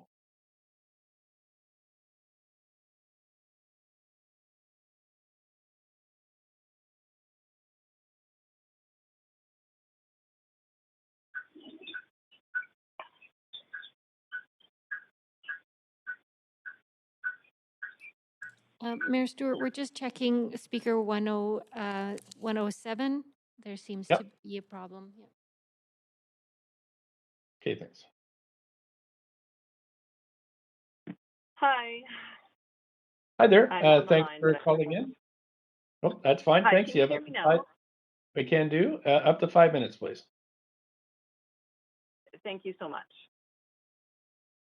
First of all, I'd like to express my support for the goals of your initiative, but to express my opposition to particular formulation of this policy. So the support is for greater density, support for renters, support for densification for all of the reasons that have been outlined tonight. However, the particular policy that is in place, I think, may not achieve the desired goals. I would particularly like to point out the lack of robust census-informed data, the lack of emphasis on supply-side policies, and the focus on developer-driven agendas that has not allowed for an inclusive, collaborative process whereby a variety of rental properties could be provided in neighborhoods across the city. In particular, speaking as a homeowner, I have shared the concerns raised tonight about the difficulty of attempting to introduce rental accommodation in existing single-family dwellings. Moreover, lack of information provided to residents in my neighborhood has been stunning, honestly. The majority of the neighbors that I know have not heard of this initiative, are unaware of these hearings, and would be truly surprised if they knew the large-scale changes that were being proposed without their input. So to sum up, and then I'm going to make a few recommendations, the initiative is an excellent one. I do not think the policy as currently proposed should go ahead. The amendments I propose are as follows. First, I think that the linear development that would be permitted under this strategy under the major arterials needs to be reconsidered. Notably, an earlier speaker referred to the benefits of organizing development in clusters, nodes, perhaps. For example, 4th and Alma, Broadway and Alma, Sassamat and 10th. These are all nodes that are in need of renewal and are locations where buildings should be concentrated, creating transit hubs, creating sufficient density of customers for retail, etc.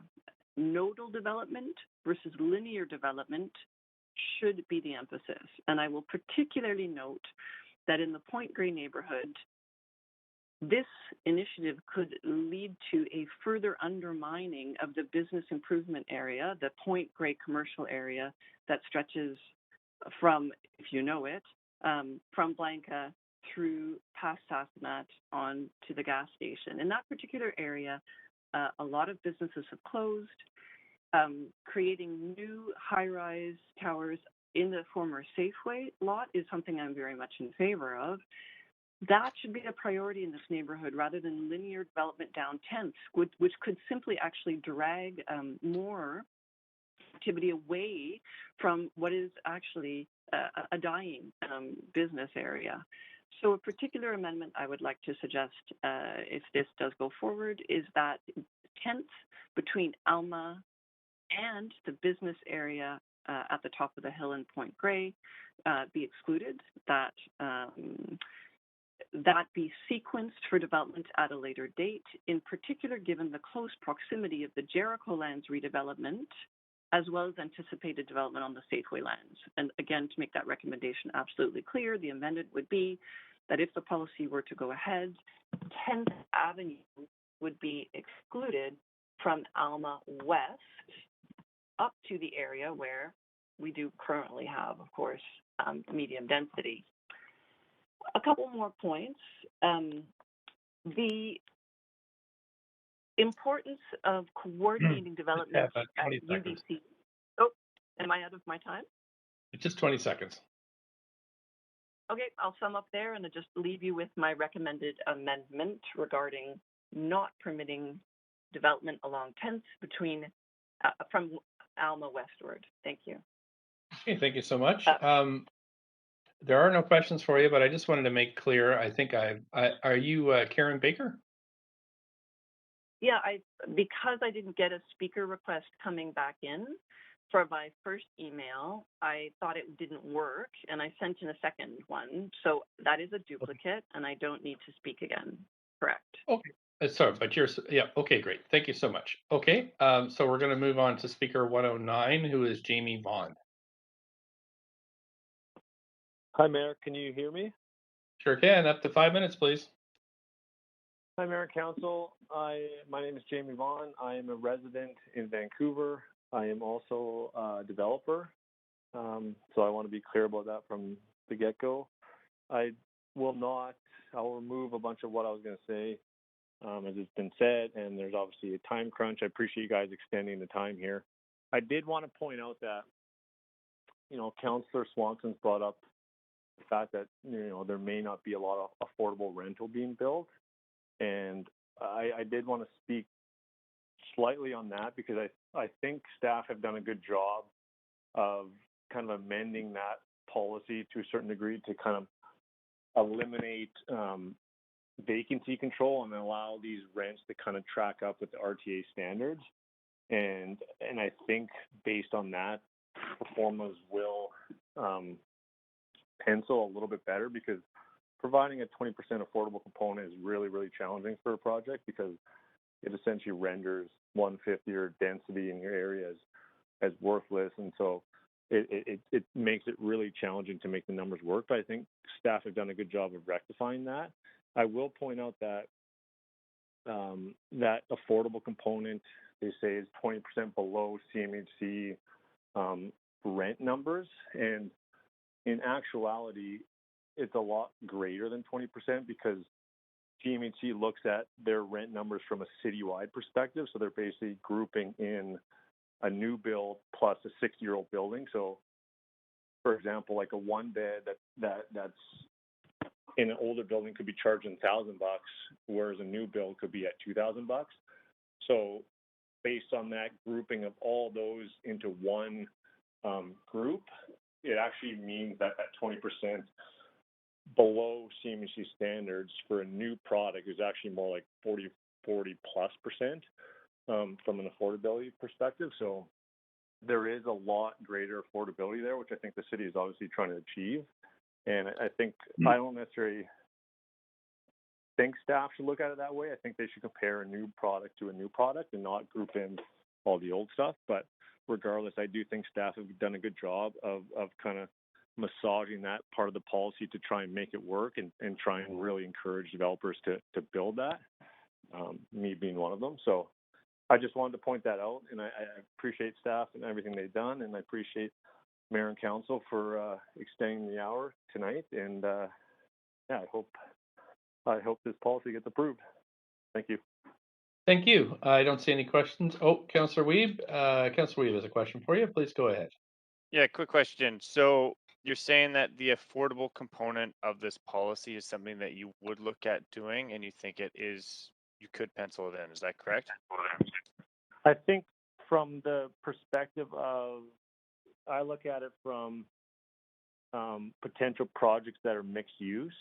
So you'd be kind of located next to a C2 zone, but in an RS zone, that those would require 20% affordable units. And I think based on the fact that affordable component has changed slightly from staff perspective, I think it does work a lot better. I think if there is vacancy control put back in, if there's amendments from council on this particular piece, I think you're going to really make it impossible to make it work, because as my expenses rise, and you're telling me now these units, their rents are basically set forever, it's going to basically make it impossible to make it work. So I think staff have done a good job of that, and I think in these mixed-use projects next to C2 zones, I do think you will see people build projects with an affordable component to them. And I appreciate that insight. It pencils better than it did before. So. Okay. Thank you. That's it for questions. Appreciate you phoning in tonight. And we're going to move to speaker 110. Speaker 110 is Penny Noble. Hello. Hi there. Up to 5 minutes, please. Great, thank you. So I am a Vancouver resident, Kitsilano specifically, in the upper part of Kitsilano. I'm not sure how articulate I'm going to be at this time of night. It's way past my bedtime. But I do want to thank all of you for your hard work, both staff, council, and mayor, because this is not an easy process. I am speaking against this proposal, although I do agree with many of the concepts. Walkable communities, lower rentals, more amenities, better transit, improvements in our climate, trying to do something about climate change. But I just do not think that this is what's going to happen with this proposal. The other night, the staff had admitted that most of the housing contained will not be below market rental. And I think after listening for 3 nights to many of the people speaking for this, they're simply seeing the word affordable or below market and thinking that's what's going to happen.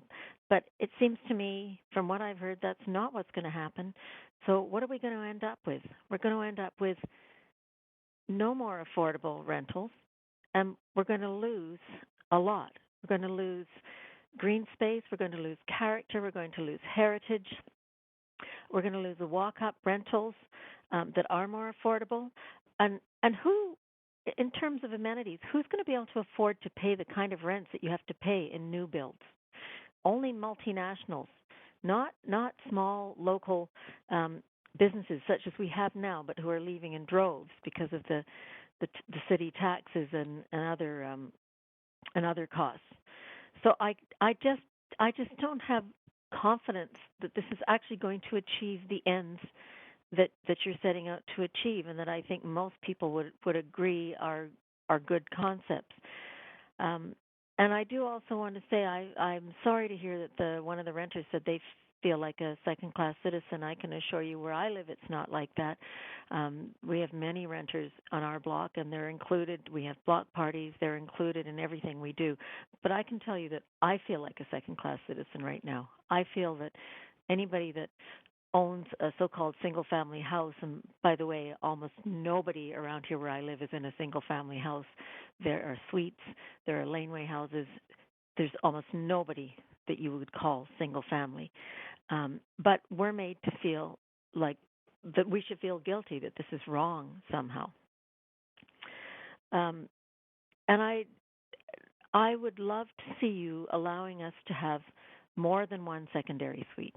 It doesn't have to be a basement suite, but to have 2 secondary suites. It could be an attic, a above floor suite, as well as a laneway house. I think there's a lot more room for, even though it's already fairly dense in the area I live, I think there's room for it to be more dense.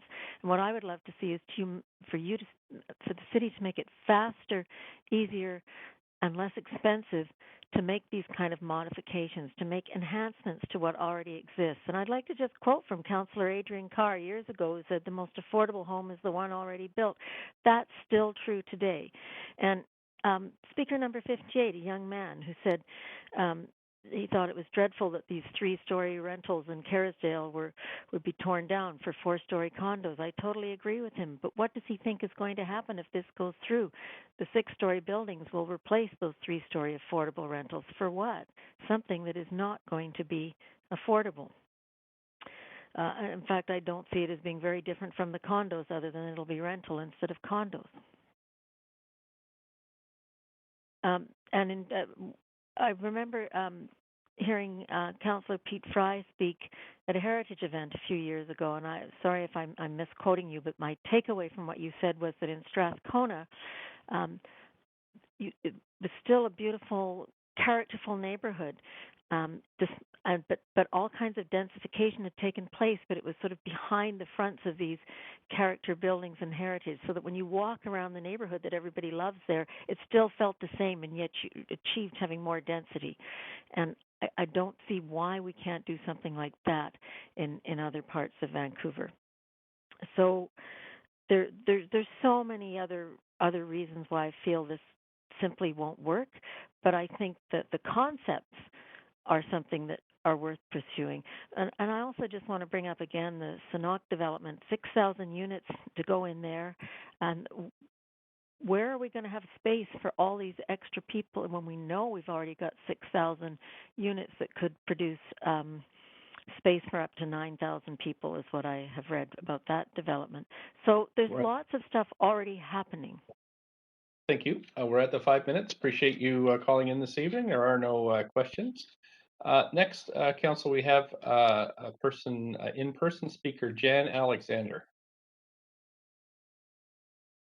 Hello, Mayor and Council. My name is Jan Alexander, and I'm here because I work really hard in my community to develop good relationships, and I really believe in ground-based architecture where communities can be very strong and collected and connected to nature. I am opposed to this proposal partly because I'm really concerned about unintended consequences. I really looked at the map of the entire city. I feel that north, south, east, and west across the city, we will have developments of real concern and real impacts on our neighborhoods, the people living in them. I looked at the map of my neighborhood, and really, I prepared a map here, and I mounted it on foam core just to show. I don't know if you can see it in the camera, but everybody will be familiar with what colloquially has been called the blue line map. Sorry, speaker, you'll have to go back to the microphone because we can't hear you. Okay, I'll just put this here. Locally, I think what people have been calling this, those who happen to know about it, really, because so many people are not aware of these changes that have been proposed in our communities. But I put together this blue line map because I figured out that that blue line in my neighborhood is taking up about 33% of the housing, the individual properties in my neighborhood. And then I kind of thought, well, how many houses are they? So we made a big, huge map and mounted it this big so we could look at the actual individual addresses and count them up. Well, I think there are about 1,400 properties in my neighborhood that'll be impacted by this if it proceeds. That's 1,400 properties. How many houses? You know, with this new duplex zoning that we could be building, that could be 4 households there on those 1,400 properties. How many properties, rentals are we trying to encourage in the neighborhood? What if instead of making these rentals and rental buildings just in this one area along the arterials, but what if we took our whole neighborhood and did what we might call, well, lots of people call it gentle density, but let's not be gentle about it at all. Let's get some carrots going here. Maybe change the FSR, drop the FSR to maybe, I don't know, say 0.4 or even what it was before, 0.5. And then have some carrots. Let's put some carrots out there that anybody within our community, like maybe a family wants to put another rental on their property, or a developer, a small developer, put together 1 or 2 lots and have some carrots. Like if you keep a big, huge, massive tree, you get some zoning density for that. You put a rental on there, you get some zoning density for that. And just keep cranking it up. I think the character zoning really worked. Some good properties are going forward for that. I think that took it up to a point, up to maybe 8.5. I know a really good project that's going at 33rd and Larch, Birmingham and Wood. Some great architects are working on that. I went and walked it the other day with a potential buyer, and I think it's got real possibilities. And I don't think it would really take much. When I say unintended consequences, I'm very concerned about, as many of us are aware, anybody living on arterials or in the Cambie area, they don't know what to do. They don't know whether to stay in their neighborhood. They're facing having maybe someone knock on their door, wants to put together a land assembly. These things take years and years and years of uncertainty. and people having to, my gosh, engage in multi-million-dollar decisions with their neighbors instead of being so secure in things like aging in place. You know, just today I had a call from a neighbor, so excited, just feel so joyful, they just had a baby. Well, my gosh, I'm hoping I get to know that baby for maybe, I don't know, the rest of my life. Because, you know, at the same time, I was actually fielding a medical call from another friend who first met me when I was 3 days old. I came home from the hospital, she came across and saw me in my baby carriage. We are still friends today. Those are the types of strong, solid relationships that we need in our neighborhoods to keep us able to age in place and have families helping each other. It takes trust, it takes knowing each other, it takes long-range planning. And wouldn't it be great to do all our planning with landscape architects who do understand? I don't know, maybe we could open up some creeks around the neighborhoods and maybe have the focus around those, or just really get away from these really tall buildings. Having 6-story buildings overlooking the rest of the neighborhood, I think that's very unfortunate. I think I'd like to know where are the kids going to play? When we develop these kind of projects, it's all about families. I think that's great. Let's get the families onto the single-family lots, or maybe put a couple of them together, maximum maybe 100 feet. Then it's not too big a development. And unlike some large projects, we could have lots of individual owners. Thank you very much. You're at your 5 minutes, so I don't see questions for you, but do want to thank you for your participation tonight. Appreciate it. And with that, I'll move on to the next speaker. We've got speaker 112, who is Terrell Rothery.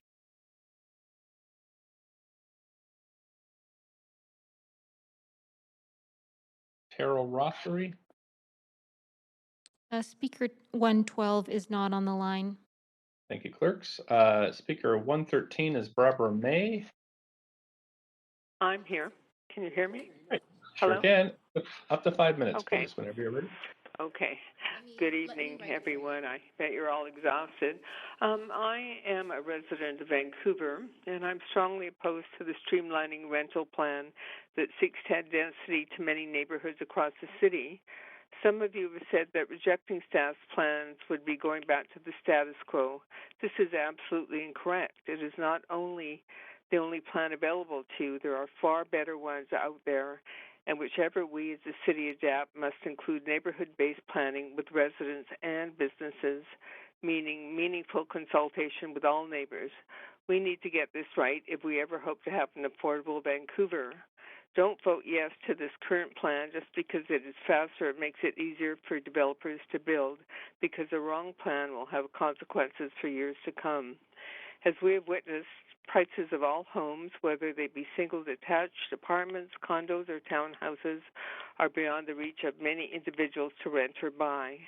City staff's answer is to build as much as possible, as fast as possible, under the Quick Start plan in as many neighborhoods as possible. But building more doesn't fix the problem, as we have seen time and time again, and building quickly across the city will continue to push prices upwards. A friend of mine recently sold her mother's house, which was on the Canby corridor, for $8 million for a regular house. I mean, things are getting crazy. Looking at page 10 of the SRP referral report, even the social housing envisioned along the Blue Line streets is too expensive for many people who work in nearby shops and support the local economy. Please don't ram this housing plan through without thought to individual neighborhoods, housing needs and types, and most importantly, affordability. We don't have a housing crisis, we have an affordability crisis. Let's make a better plan together. On my block, out of the 20 houses located on my block, 6 are rental. The people who live in those houses are family with young children, multi-generational families, students renting individual rooms, and pet owners. Within the same block, there are several secondary suites available, as well as laneway houses. Many of these renters have lived in the neighborhood for years and are part of our community. If this plan goes through, my street is one of the streets that would be affected by this rezoning, and all those renters would be forced out. with nowhere to go but more expensive houses. So I would really consider this plan very carefully, and I would also split it into three ways. I don't think that a business shopping area should be paired together with rentals on arterial streets. It causes a lot of confusion, and I think the public needs to be aware of what's happening to their city. Thank you. Thanks for your time this evening. There are no questions for you, so I will move on to the next speaker. Council, we've got speaker number 114, Michael Butler. Hello, can you hear me? Sure can. Up to 5 minutes, please, whenever you're ready. Great. Thank you so much, Mayor and Council. I know it's going pretty late, so I'll try to keep it short. I am strongly in support of this bill. Bottom line is Vancouver does need more affordable properties. I just found a new rental 3 months ago, and I can assure you the process was very difficult, and I had to go way over my budget just to find somewhere to live, which was problematic to say the least. I think ensuring housing security for everyone on the economic strata is a necessity for a healthy economy and a healthy culture. And, you see artists, restaurant workers, people that you might not think are essential, but I would say definitely are essential for a healthy culture and economy, are leaving the city in droves simply just because they can't afford to live here anymore. I think without affordable housing, the economy and the culture will begin to stagnate in Vancouver. The housing market here is, I believe, hyperinflated. I looked at the average price of a house in the city, and MLS Stats says that it's just under $1.5 million, which is just like unbelievable to me. I think it's completely unsustainable, and it's really disheartening for a lot of people. Like, I'm 26, and I moved here 6 years ago from Calgary with the hopes of going to school, starting a family, buying a house, and a lot of those things just seem completely out of reach for me when I'm just struggling to pay rent every month. I think that I do agree with some of the people that are opposed, just with a few of the issues. I think environmental sustainability and obviously like congestion and traffic needs to be kept in mind. Green space and sightlines need to be preserved as much as possible. And obviously continuing to work on public transport and bike lanes, things like that will help a lot with the congestion. Just to conclude, I think the things that make the city great are, being threatened by the unaffordability of living here. And yeah, I think, we do need to preserve the greenness, and that's one of the most beautiful parts of this city.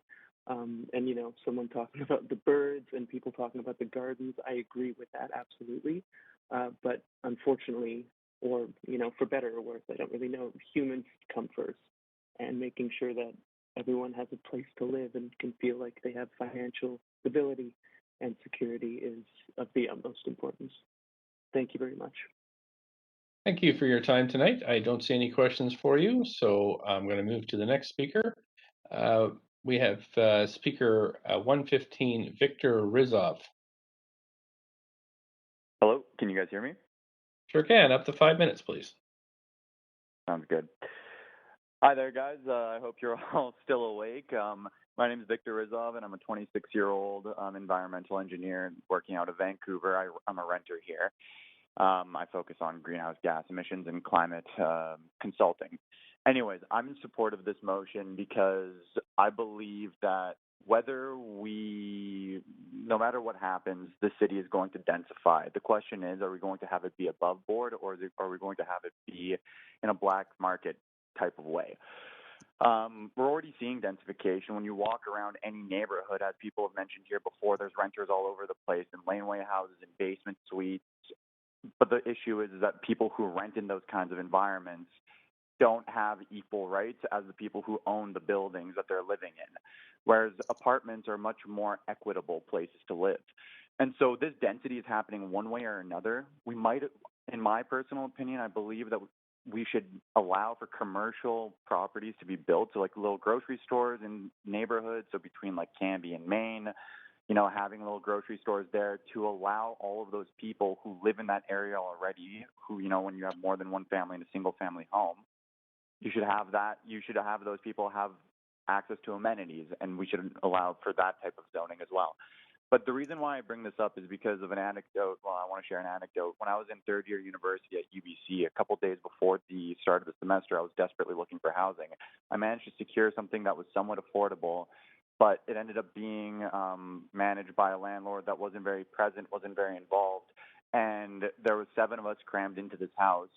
And there was, I hate to bring it up, but there was mummified rats in the walls. It was very, very disgusting conditions. And the thing is that I ended up getting kicked out of that house because the city got wind of this house, and my landlord basically kicked me out so that he could make it all look like it was up to code in there.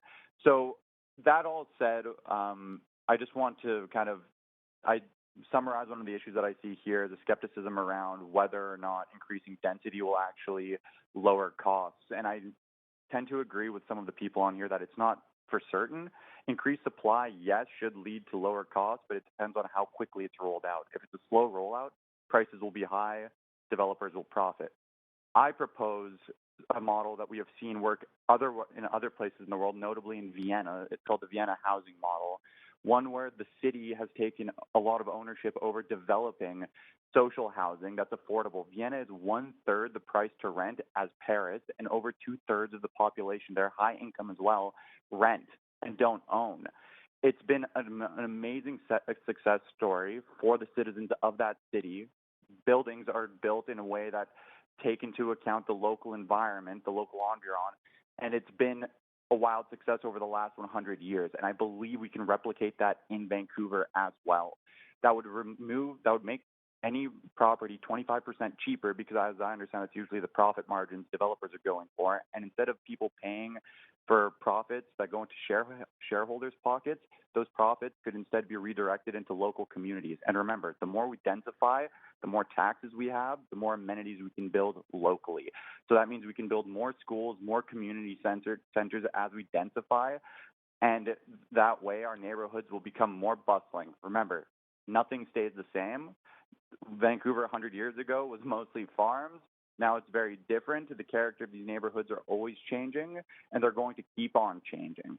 And that is just the nature of us being a young country, and that is what we're going to witness here. So for all those reasons, I vote, or rather, I don't vote on it for anything. That's your guys' job. I support this motion, and I would really recommend and urge you guys to look at the Vienna housing model. Thank you very much. Thanks so much for your time this evening. We don't have any questions for you, so I'll just thank you for your participation tonight. Council, that's the end of our list of speakers that are registered. So I know there are a number of speakers on the line though, so I'm just going to move to the next part of this meeting. So we're going to call 3 times for additional speakers. I'm just going to make my first call now. So if there are any additional speakers of this item who wish to speak to council, please call toll-free 1-833-353-8610, participant code 56723# before the close of the speakers list. This number is on Twitter and on live stream.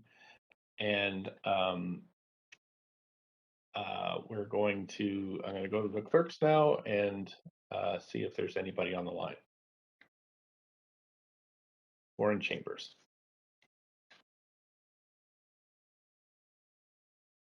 Just 1 second, council. We have Max Kittner on the line. Okay, Max Kittner, please go ahead, up to 5 minutes. Hi, thank you, Mayor. I am in support of this motion. We are honestly wasting our time with public hearings that can bring out the worst of Vancouver. As a 22-year-old renter who has lived on both the east and west side of the city, we really need action. People are being displaced because of the lack of housing, and it will only get worse with your continued inaction. Housing justice is climate justice, and this proposal is a small but tangible step that we can achieve. Thank you. Thank you so much for that. I don't see any questions for you.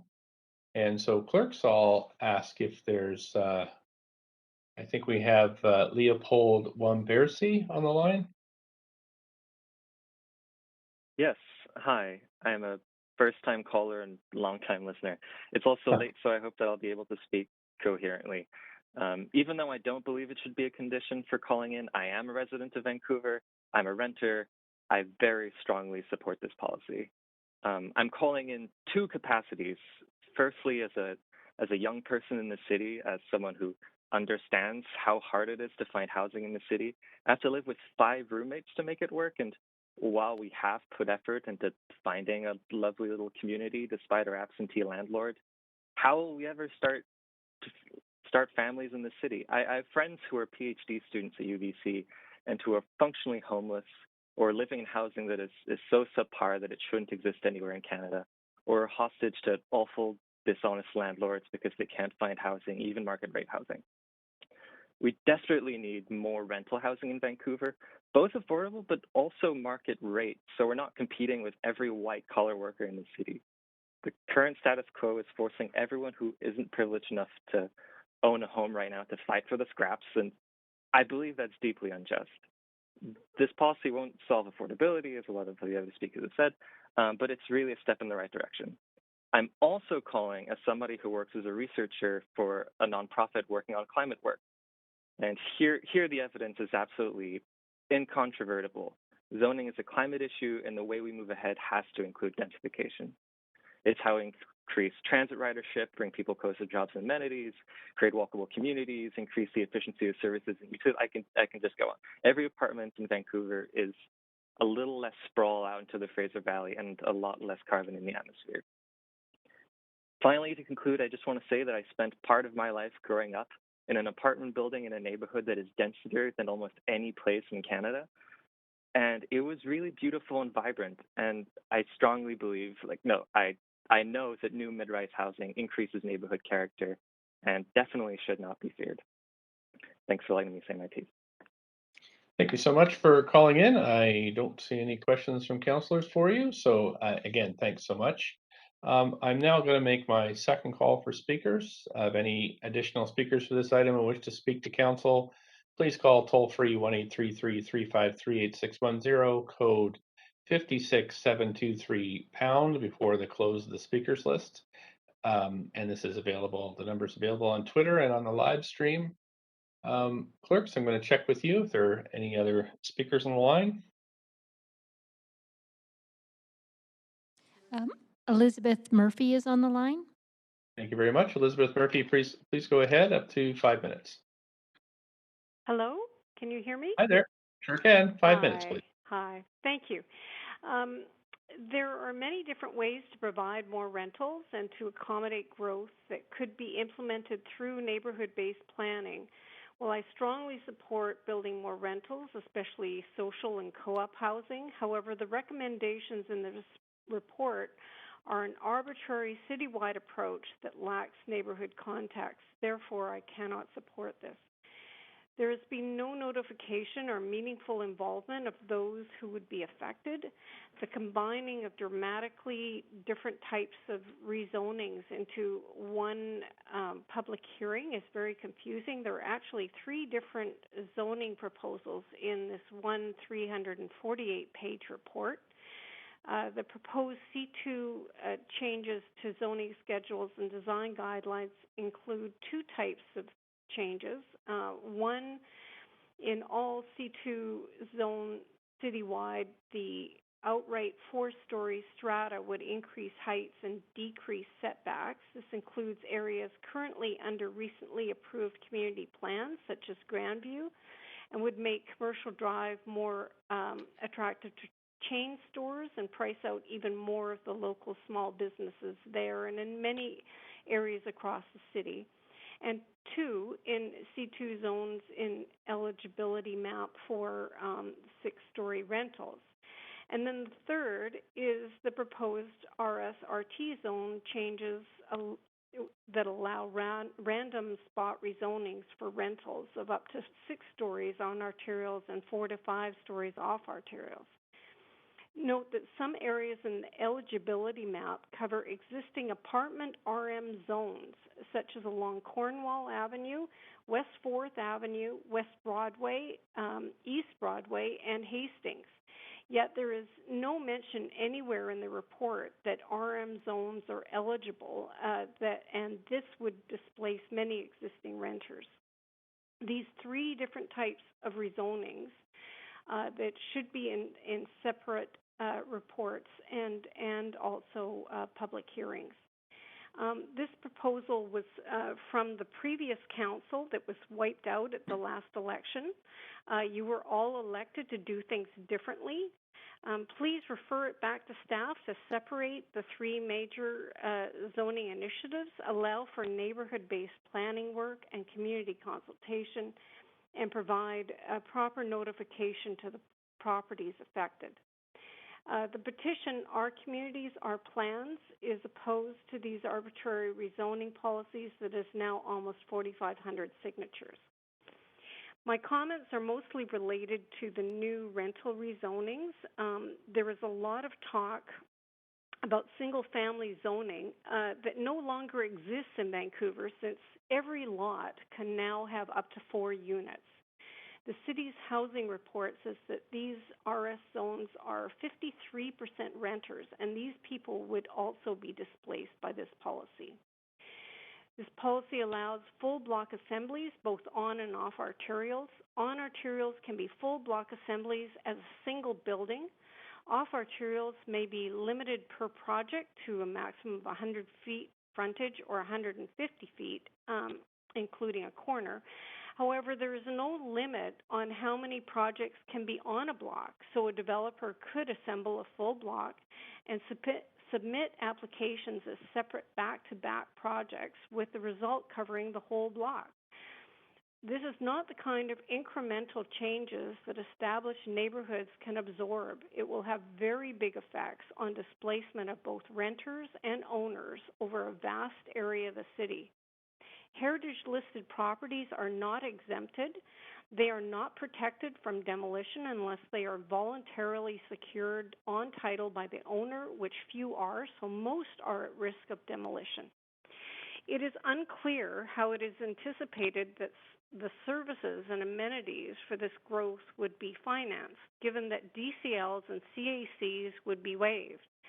This is particularly problematic for neighborhoods also proposed to get a lot of increased growth from other major projects like the Jericho lands or other neighborhoods that are already amenity deficient throughout the city. For example, Norquay was rezoned a decade ago, and they are still waiting for any of the amenities they were promised, even though they were underserved before their rezonings. Funding is already insufficient for schools, and parents have to compete in lotteries. Thanks so much for your time. You're at your 5 minutes, but Councillor Hardwick has questions for you. Go ahead, Councillor Hardwick. Thanks very much. Just want to make sure that I've got this right. So your recommendation is that we refer back, split it into 3, because as you outlined, we're dealing with 3 separate rezoning chunks within this report. Undertake proper community level consultation and make sure that notification is done more thoroughly. Did I get it all? Yes, and meaningful community consultation at a neighborhood-based level, for sure. Yeah, that's what really needs to happen, and it was totally missing in this whole process. It seems like, as some of the other speakers have mentioned, that it's just lazy. It's a lazy way of just trying to roll out a plan without really thinking it through and all of the impacts that this is going to have. And each neighborhood can have, different solutions to providing more development, depending on what they have existing, what kind of housing stock they have, what other major projects are going on in their area. what kind of amenities they already have, how much more they're going to need over time. Like all of these things need to be planned out. And of course, as you've pointed out many times, and council has requested but has not yet received, we still need the data. We need to know how much growth we are going to have, and this is not just on straight data, but actually we need to do the proper analysis and figure out exactly what is going to be projected, and how that can be distributed so every neighborhood can take a reasonable amount that they can absorb and still keep the things that are important and worth keeping, and making sure that we have the infrastructure to support whatever we need to make sure that every community is successful and walkable and has all of the needs it has. But growth is not benign. It has effects on the environment, regardless of how energy efficient it is. The amount of development we have affects the environment, the embodied carbon that we are creating. And everything we demolish, everything we build has a carbon footprint. So we better make sure that what we're building is what we need, and it's going to be affordable to the people that need it, the local people that need to be housed, and for current and future generations. Like, we need to be thinking not just a 10-year plan, a 30-year plan. We need to be building things that will last 100 years. Like, these buildings that we're knocking down now have been around for over 100 years. I live in a house that's designated heritage, and it's over 100 years old, 110 years old. So and it's been restored so it can last another 100 years. So that was one of the things I just wanted to touch on. Sorry to interrupt you, but you mentioned something, no worries. and that was that heritage properties are at risk of demolition. Yes, Seriously? because, well, unless they are designated, like when they're just on the list, they aren't protected from demolition until they are designated on title. And like, for instance, my own place was a week away from demolition, even though it was a listed heritage building. But as the new owner, I was able to do a heritage project with the city instead. It's now permanently protected on title, and I won a heritage award for it, and also did an infill. I built a duplex on a separate part of the property, and also put in suites. So I think that there's ways that we can grow and accommodate for growth and rentals and owners. Thank you so much.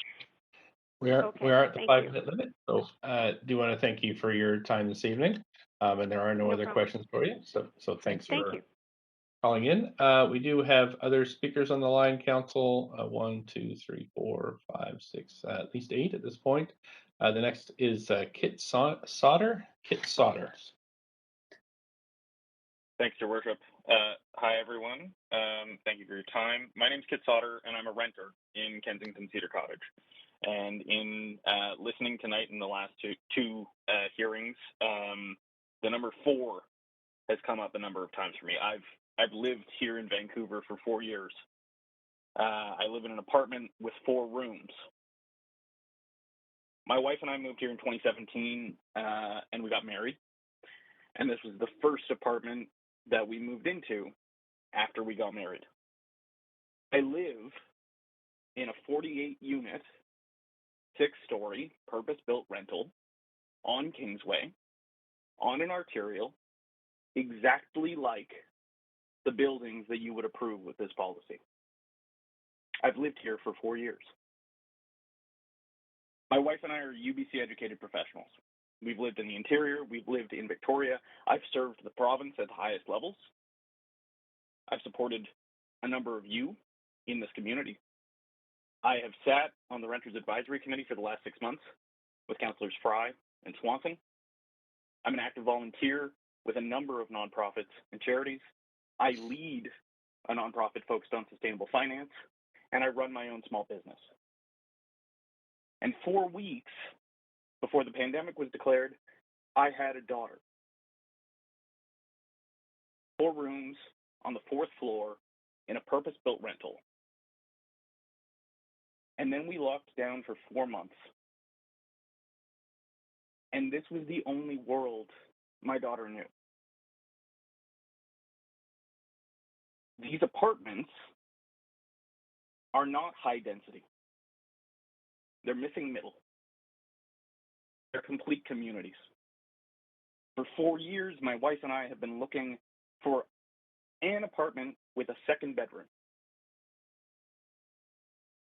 A week ago, we signed a rental agreement to move across the hall because everyone on our floor knows us, and our property manager held the unit because we know everyone in our building. We haven't been able to find 2 bedrooms for less than $2,500 in 4 years. This apartment is not too large. It is just short enough that a little girl can hold her father's hand and climb a staircase. The elevator ride is just short enough that she can learn to count to 4. And she cries it out every time we get to our floor. We have spent the better part of 2 years making sure that we walked the 4 blocks in our neighborhood to Betard on Fraser, to Pallet on Night, to make sure that our local community businesses were supported. So I want to remind all of you that this is the beginning of the 4th year of your term, that you got elected, almost all of you overwhelmingly, on a commitment to affordability, to tackling climate change, and to building spaces for Vancouverites of all walks of life.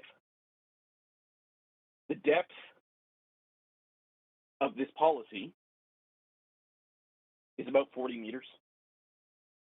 The impact of buildings like mine is a replication of these 48 units, with not just 48 renters, but families. My neighbors, who are archaeologists, with a cat next door, who I take care of every time they go out into the field. The sisters across the hall, who work in game design and television, who made sure that we got their unit to have a home for our little girl, so that my wife and I could stop sleeping on the floor of our 1-bedroom and den. So this is your 4th year. This is one policy that isn't perfect, but will have an impact, and I encourage all of you to support it. Thank you. Thank you. You do have questions, Councillor Kirby-Young, up to 5 minutes.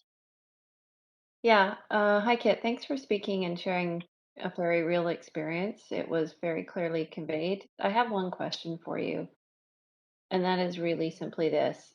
It has been suggested by a number of speakers, and council may be responsive to the suggestion that council should either A, potentially refer this back to staff or components of it, or potentially alternatively refer it to the Vancouver plan for inclusion in different study. I wonder if you can comment on what you think that would mean as a real family and in terms of rental in the city overall from a broader policy perspective. Thanks, Councillor. The real impact is going to be the question of whether or not we become a family of 4. The real impact is whether or not we find another unit with 3 bedrooms or 2 bedrooms and den so that we can have a second child. And the real impact is we already lost our closest group of friends who have all moved to the suburbs. My sister, who is moving to Victoria, because none of them could find stable rentals and stay in this city. So that's the real impact if you delay. Okay. That's very clear. Thanks. I'm going to keep it short because it's late, but I really appreciate you speaking to council. Thanks so much.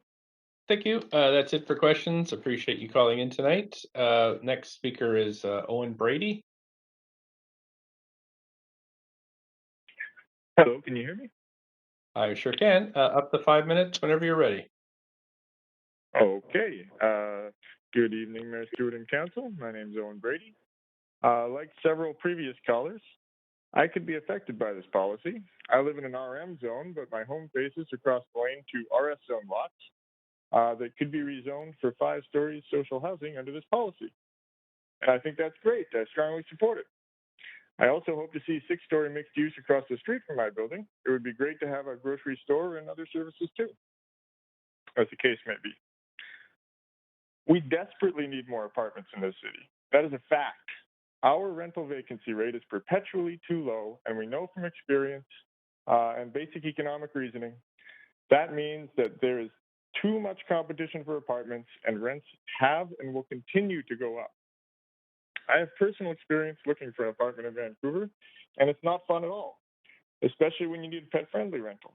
This policy is a no-brainer. When we build more new rentals, we know that people move out of existing apartments, creating vacancies in older homes that are more affordable. While it's true, as Councillor Swanson says, that rents in these apartments will reset to market rates on turnover, how much those rents go up is a function of the vacancy rate. This policy is not a big departure from the status quo. People have been accustomed to rental rezonings in Vancouver since at least 2012. It's really disappointing how genuinely unambitious these policies actually are, and how much they have been cut down from the original policy that Council approved in 2019, and even the interim policy that preceded it. The people who always say the sky is falling continue to say the sky is falling, no matter how many West Side streets get excluded from this and other proposals. We should be trying to make policy that is actually meeting the real needs of Vancouverites, not trying to make policy that is as small as possible in order to try to appease those who will never be appeased. Many of those opposed to the SFP have talked a lot about consultation. This policy actually was covered by several news outlets that I'm aware of during the consultation periods. I know that some of the residents' associations were involved outside of the first open house in early 2020 in Kitsilano. There were several neighborhood consultations. I have also seen several editorials in different outlets, all of them opposing and often misrepresenting this policy. But I, along with thousands of others, participated in many of these consultations. They were really well done. Planning staff did a great job. The truth is, this policy has been consulted to death. I also think this policy brings a refreshing element of fairness. People care a lot about fairness, and often people living on the east side feel that west siders get special treatment when it comes to deciding which neighborhoods will not see any change. I think the way this has been arranged, with focused consultations in several neighborhoods, but a policy that is fair and applied equally to all, is a feature, not a bug. So instead of putting this policy on trial against a hypothetical that doesn't exist, I would like you to think about what it would look like to reject this policy, or refer it, which is basically rejecting it at this point. I mean, it's been on the go for 2.5 years. So over the last decade, we know that most development in Vancouver has been detached houses and duplexes. People get displaced all the time from this unsecured rental. We know that hasn't worked. Rebuilding houses into new houses and renovating character homes is not producing affordability. This council passed a motion saying that renters should not be forced to live on polluted arterials. Did you mean it? This is the smallest possible step toward that goal. If you can't support this, you don't mean it. This council voted for the Climate Emergency Action Plan. Was that sincere? The city is not on track to achieve its emissions targets. If we can't build more rental apartments in transit-accessible locations, there is no way we can meet our goals. Households do not disappear because apartments are not built for them. They move to Langley, where they are much more likely to drive. Or they move to Houston because Vancouver's been adding a lot of tech jobs, the third fastest growing in North America. But if there's nowhere for them to live, eventually employees and employers alike are going to get frustrated and move to other jurisdictions in North America, which, almost universally will have higher emissions. We have a real chance to lead here, to show other cities how you can build a affordable, and climate-friendly cities. You've heard recently how difficult it is to fit Council's priorities into a 5% budget increase. Council directed staff to bring the SRP forward more than 2 years ago. Council did not intervene to redirect staff during that time. It would be a huge waste of taxpayer dollars and the time of everyone who participated in good faith, like myself, in the many phases of consultation that went into these recommendations. If you're serious about climate change, you have heard that these energy-efficient wood frame parking light buildings are key to meeting our climate targets. Referring this plan is the same as defeating it at this point.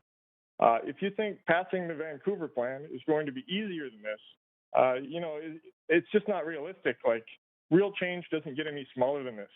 I've been in some of the Vancouver plan workshops, and they're talking about 6 to 12-story buildings. Whether that's preferred away from transit nodes or more focused growth near transit nodes.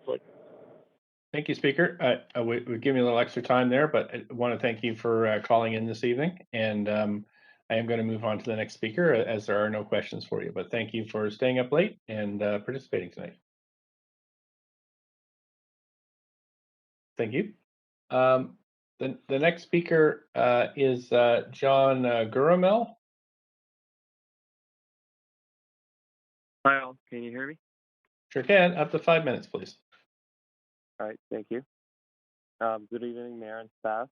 Even though this call has lasted for the last 4 hours, I've patiently been waiting to express my strong support of the application for streamlining rental around C2 sites. Everyone has echoed many of their concerns, and I would like to share some of mine that are similar. I am a young graduated worker living in the west side of Vancouver, whom grew up in the West End. I agree that we have to build buildings that last 100 years, as the previous speaker has spoken their opinion. However, the population of the city has increased. How are we to cope with the issues at hand? Because of the increased population in the city, are we just supposed to move away because we should not demolish the little 4 to 6 story high buildings? Come on, that's like 4 units of floor at 16 units, which is potentially 16 to 25 people. So I think we need to start increasing those numbers. I'm feeling like everyone that I've known is slowly being pushed out of the city due to the increase of prices. And core downtown is getting more and more expensive. This is due to us working class people not having enough options. My family did not move out of the 1 bedroom that we lived in for 14 years because the rent prices just kept getting more and more expensive. However, there weren't any new affordable buildings. I'm hoping City Hall will enact policy changes that will help me and other Vancouverites stay in our community of Greater Downtown. We have wanted to move out to a bigger place for my family for many years, but like I said, that didn't take place for a long time. And this proposed policy would facilitate the construction of purpose-built rental in the midst of a housing crisis that has been going on for years, putting more units into the market to create competitive pricing rather than driving the prices up with what's out there. I look forward to living in the beautiful core downtown with a vibrant and resilient neighborhood. Thanks for listening to me, and I hope you have a wonderful evening after voting in the support of this policy. Thank you so much for your time tonight. There are no questions for you, so I'm going to go to the next speaker. We have the next speaker after my second call is Vic Khanna. Hello. Hi there. Up to 5 minutes, please. Hi, thanks. I'm a Vancouver resident. I live in Shaughnessy. Grew up in East Vancouver, Kingsway and Joyce. A couple of disclaimers. So one is I'm vice chair of Vancouver DPAC, and I'm speaking not on behalf of Vancouver DPAC. I'm speaking as a resident of Vancouver. That's the first disclaimer. Second disclaimer is I do own a C2 property, and I am other on this. I would support it with 2 amendments. So one is that this is a master plan that adds great thing of rental density into our residential areas. So as a master plan, it should not be siloed without the involvement of schools. We want to make sure our schools' facilities have spaces for kids. Today, we have too many kindergarten lotteries. And yet, we have other areas of the city that have lots of school space. So there's an imbalance of how our density has grown, where the kids used to be and where there are no kids now. So as a master plan, this really should be amended to talk about schools. That's the first point. Second point is family-centric housing is mentioned in the 348 pages, but I haven't not read it. So I'm counting on professionals to look at residential areas that are not on commercial streets. So this is not part of the shopping areas, but part of the other plans. So in those plans where we're taking residential neighborhoods that are inside, density is good, residential density is good, rental density is better. Now, let's talk about what type of, layout. There's a big shortage of 2 and 3 bedrooms in the city. So we want to be more family-centric in terms of the prescription for the mix of the percentage of 2 and 3 bedrooms. Today's downtown percentage type of 35% is a minimum of 2 and 3 bedrooms, and then we do not dictate how many 2 bedrooms and how many 3 bedrooms. So what ends up happening is there's only 2 bedrooms being built. So that's kind of where we want to look at in terms of family-centric. So that would be the Second Amendment. And that's it. Thank you for listening. Okay, thank you for your time this evening. I appreciate it so much. And I don't see any questions for you, so we'll move on to the next speaker, who's James Tang. James Tang.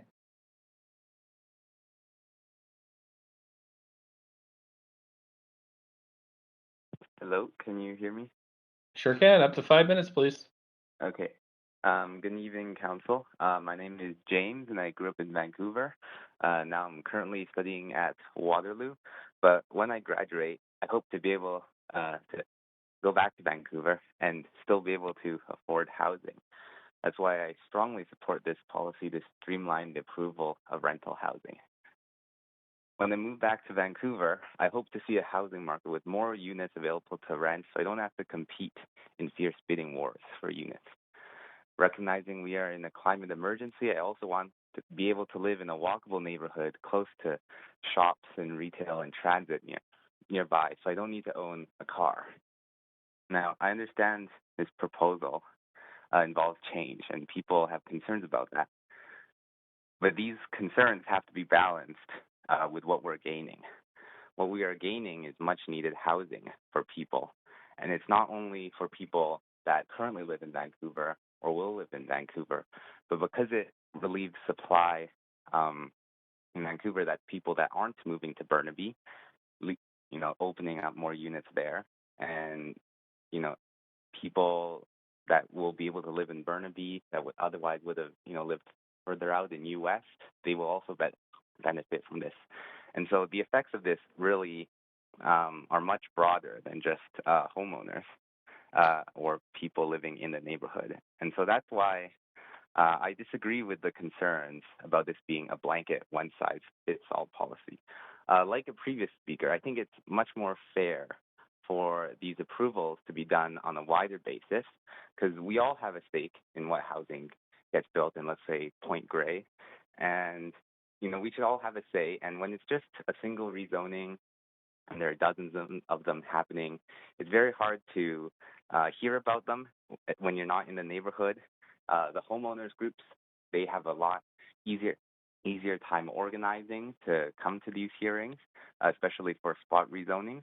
And with these broader rezonings and these broader plans that are publicized, especially in the news, you get a much more diverse group of speakers who that you usually don't hear from.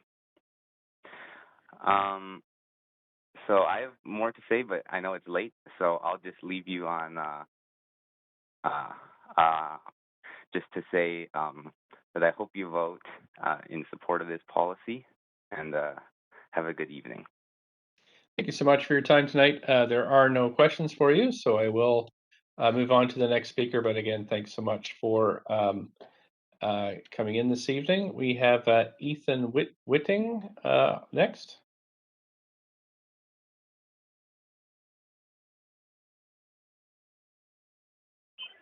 Hello. Hi there. Hello. You're up. Hey. 5 minutes. Yep, please go ahead. Thank you. Hello, Mayor and staff. How are you guys doing tonight? My name is Ethan Whiting, and I am from Vancouver. I went away to University at Queen's in Kingston, Ontario. I've recently come back, and now I'm residing in Vancouver. And I simply cannot believe how crazy our rental housing prices are. We need more rentals in the city to help accommodate young residents like myself.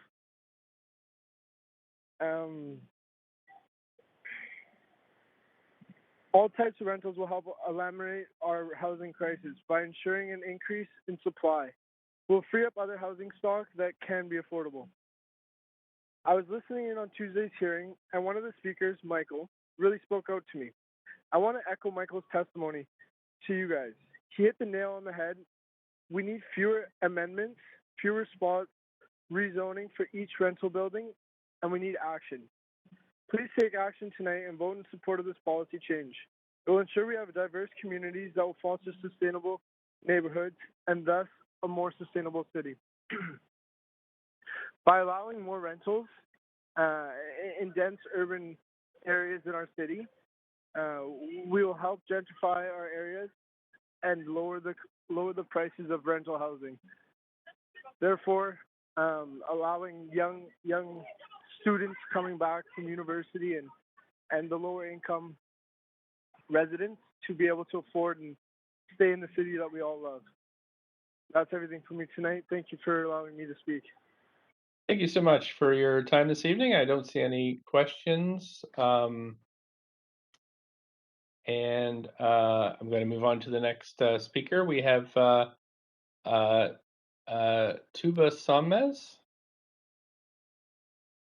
Hi there, can you hear me? Sure can. Yep, up to 5 minutes whenever you're ready. Hello, Mayor Stewart and Council. Like so many others, I've also wanted to call in to show my support of this application. I've lived in the West End for the last 9 years, and it's really becoming very difficult to live here with the ever-increasing rent prices. We need more rentals in the city. There's too much demand and not enough resources, which is resulting in these unreasonably high prices. I know many of my friends and family friends that had to move out of the city, and the only reason is just so hard to find secure housing. Although this project is not going to decrease rent prices, it is a step in the right direction. Thank you for listening to me tonight. Thank you. There are no questions for you, so we'll move to the next speaker. Thanks. We have Devin Hussack. Hello. Am I on? Yes, you are. Please go ahead up to 5 minutes. All right. Thank you very much. I know we're all tired, so so I just want to say I completely agree with one of the previous speakers who noted that there are real consequences to when we tear down buildings and what we tear down in our region, and that concerns me because I think when we go and we don't approve homes in Vancouver, we lead to mountains of trees being torn down and farmlands being, I can't think of the word, the soil being turned over to build housing hours down the street, hours down the highway, where carbon-intensive vehicles travel back and forth every day, as opposed to building in a city where, I know we all like our lawns, but they're not very sustainable either. Now, you've heard a lot of stories over the last few days, very personal, touching ones, and I don't want to reiterate everything you've heard because it's late, and frankly, as one of the first speakers said, I believe he was the fellow who worked as a developer with Councillor Hardwick's father, actually, said, you already have the data. And that means it's time to act. We've all seen the city planning process. There's been little else to do over the last few years. However, it's really the next year you need to think about. And how will voters react in our city to years of planning, all this time, for even the most smallest measure to be referred back to city staff for more years of planning. As speakers have highlighted, these delays have had real effects where four-floor strata buildings have been built instead of six-floor rental buildings because it's easier. Admittedly, as a homeowner, me and my family can endure that, but my friends who are renters certainly can't. And nor can local businesses. Look at Modern Burger, who sold their property on West Broadway and moved a few blocks to the east. Now, granted, this is good for me. It gives me the opportunity to enjoy their mini burgers and shakes more often. Yet I wonder what would happen if this process would have been made easier for them. What if they could have built a rental building and partnered with a developer and still owned their property? They could have returned to the community and kept their vital role in it instead of coming to mine. Now, there's a reason your staff felt comfortable bringing forward the small change now, and that's because it'll help these local store owners build back better from the pandemic. Imagine, as businesses are now returning, they could have kitchens that are set up to use alternative forms of gas, and their buildings would be better insulated to help them keep costs down. That's one of the benefits of the set forms of the buildings before you. They've been designed by your staff to be more energy efficient, and in addition to being more livable. That has a direct benefit for the renters who will call these places home, these families. And I can guarantee you they'll feel far more comfortable and have more light than they would in a basement suite. Those green roofs and amenity spaces will help unite these buildings and slowly rebuild Vancouver's communities. Now I know some speakers have expressed fears these small changes could shatter that very thing. Then again, I remember 4 years ago, duplexes seemed scary too, and now apparently they're being embraced by some of their harshest critics. Which goes to show there's always fear when it comes to change, even small changes. I understand that. We've all been through a lot lately.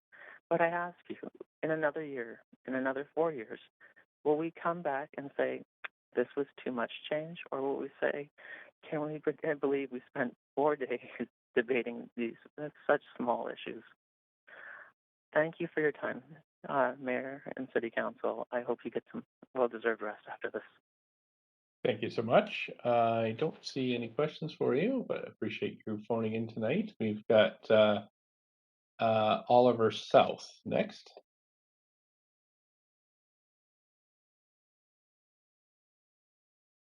Oliver South has disconnected. He's not on the line. Okay, the last individual I have on my list is Richard Nantel.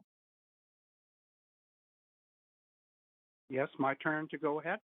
Please go, up to 5 minutes. Yeah, Mayor, members of council, I'm completely opposed to this dramatic rezoning process that you're trying to impose on the citizens of Vancouver with very little public input. And it just seems like another Vision Vancouver done deal that you're imposing on neighborhoods, residents, and ratepayers. I don't think we've been building Vancouver up to the sky and around Lodi Mall and Brentwood and Oak Ridge and everything like this. And we've been creating more and more units, but none of it's affordable. And I get the idea that we should have purpose-built rental in this city. I think that we should have co-op housing projects. I get all that. But the fact is, not everybody in Canada can live in this city. And what's the logical conclusion of where we're going here? Are we going to create like a Manhattan city with no residential neighborhoods, and we're just going to fill up the landfills of the province with torn down housing that is affordable? I don't think increasing the housing supply is going to really increase affordability in this city. And I just don't really think that I like the process that's happening right here. We have community plans, we had Vancouver plans, and all these public input plans, and it seems like our Department of Densification and city councils in the last 20 years basically selectively take what they like from community involvement and public involvement and residential involvement and completely disregard what people are really wanting, and that is to maintain vital and unique neighborhoods in the city without trashing them and mowing them down with bulldozers bulldozers and putting them in landfills. I think that the city, the residents of this city, and the citizens of this city don't mind putting selective co-op and purpose-built rental in this house, but it has to be, it can't be, we can't give you, city council, a blank slate to do whatever it wants on spot rezonings and basically demolish the city in a way that you think is valid and appropriate as opposed to what we think, right? I think you have to start listening to the broader public opinion out there, and that is that a lot of people in this city, like the parking tax initiative and all that, don't like the direction of where this council is going, or the majority of members on this council are taking us. And again, I would urge you to not approve this zoning initiative, which has massive implications for so many neighborhoods that have, tried to, basically have public input into the process and are basically slammed in the face with done deals like this. And I would say that you better vote no to this or prepare to go on the next civic election next November. Thank you very much for your time. Thank you. There are no questions for you. Thanks so much. I am going to call a third and final time now, Council, for participants. It is 11:40, and so we'll give 5 minutes for folks to call in. So I'll come back to you at 11:45. Just so you know, with the way this is going this evening, we have a slightly different process. There will be then another 15-minute waiting period that will come after this, after we close the speakers list. So 11:40, we will see you at 11:45.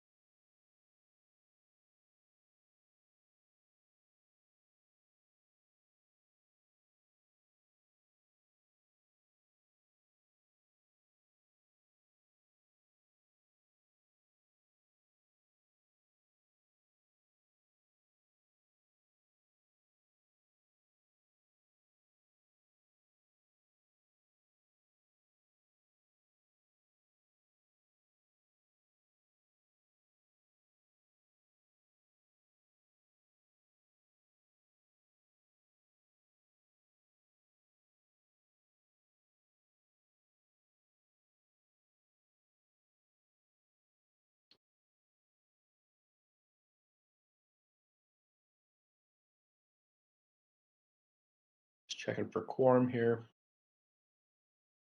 1, 2, 3, 4, 5, 6, 7. I think we've got quorum. Okay, clerks, I'm going to check and see is anybody else phoned in or come to chambers for the last 5 minutes? We have nobody on the line and no one in the chamber. Great, thank you so much then. So seeing there are no additional speakers, the speakers list is now closed. So council, as it's been a long hearing, the clerks have advised that we have a slightly different process here. So anyone who wishes to submit a written comments to council must do so within the next 15 minutes. So we will keep the council meeting open in order to allow people 15 minutes to send in written submissions. The comments can be submitted in writing through our online web form at vancouver.ca/public-hearing-comments. And of course, the clerks are tweeting that link out once again, vancouver.ca/public-hearing-comments.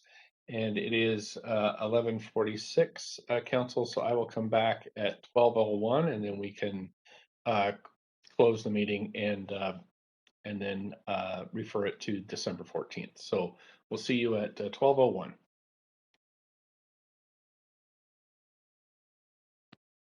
Mayor, can I just clarify if we're sending it December 14th or to the next council meeting? It'll be in my script, I have December 14th, but I will double check with clerks when I come back to you next. Be great, thanks. Okay, thank you.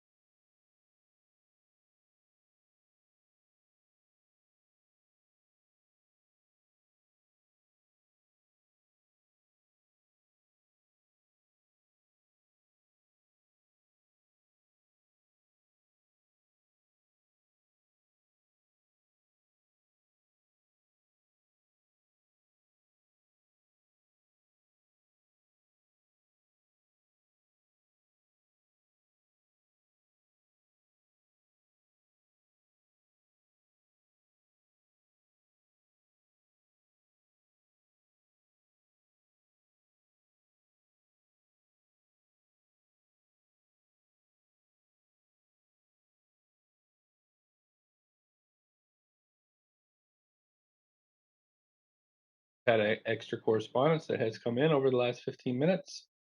And as we've stated at the beginning of the meeting a few times, December 14th at 6 p.m. is the date we would be reconvening this meeting. The reason why is because we have another round of questions, at least one round to staff, and leaving enough time to debate what's been a fairly well-attended public meeting. So Point that's of why. procedure?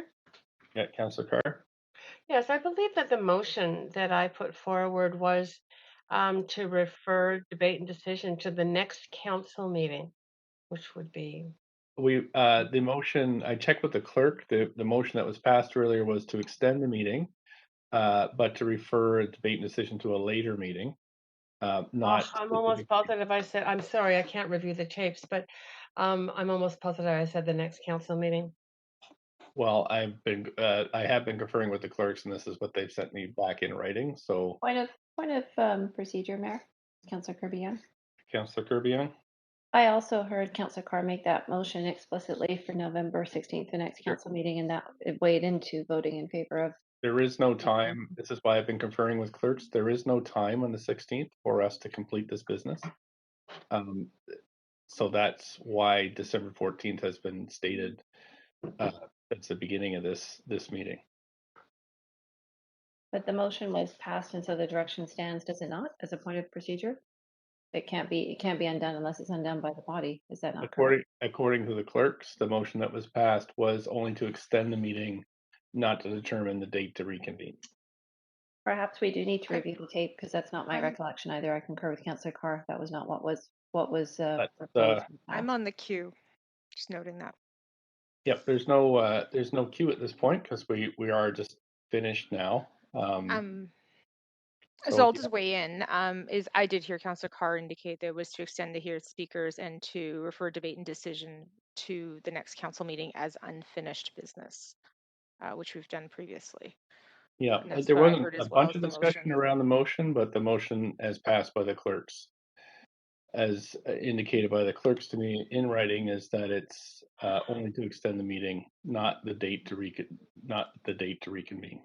Do we need to point of procedure? Do we need to propose a motion to review the tape then, or to challenge the chair? Because I'm quite clear on the motion. You can challenge the chair if you want. It's not really a ruling because this date has been established since the beginning of this meeting of December 14th, because that's the only time available, and that's I know that I read it at the beginning of my script, and I know that because it's in my script, and I've got it in my script now that December 14th is the date that this will be reconvened. But we had a motion subsequent to that, and a council motion and direction.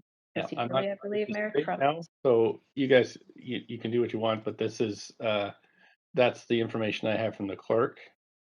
And so what we're doing now is the public comments that we've received will be assembled by the clerk and distributed to council members prior to the decision. So now we're recessing and continuing this meeting on December 14th. And I believe the clerk's that's at 3 p.m. on December 14th. And that's the other thing to remind you is that it's important you don't engage in any discussion about this until we've actually finished with the item between now and then. Okay. So as a point of procedure, can you advise, Mayor, please, what council's recourse is to review the motion that was actually put forward? There's no recourse at this point, really. I mean, it's there is no room on the 16th meeting to do this. There hasn't been since the beginning, and that's why the date was at the beginning of the, was expressed at the beginning of this meeting. It's in my script, and I've said it a couple of times, I think, through this meeting. There's also another public hearing on the night of the 16th, a different public hearing. So that's why there's a time crunch. Yes, I understand that, but it's also up to council how we get through the business, and we have committee as well the following day. while public hearings are set well in advance, though. So, I mean, I understand that, Mayor, but procedure is no different that council has taken previously, and we've dealt with Oh. things for the full agenda before then finished business. So I'm just it's all set, understand. council. There's really, so really we've completed the business. We're recessed now, so that's it. Thanks and have a good night, and thanks for staying up late to finish this item. When did we recess? Do we need a motion to recess? No, you don't need a motion to recess. We're all done. Because we finished the requirements of the public hearing and it was expressed at the beginning of the meeting that this, if not finished, would finish on December 14th. So, I've been conferring with the clerks all evening on this, and so that's where we are. Okay. Thanks, then. Thanks, everyone. All right. Thank you. Good night.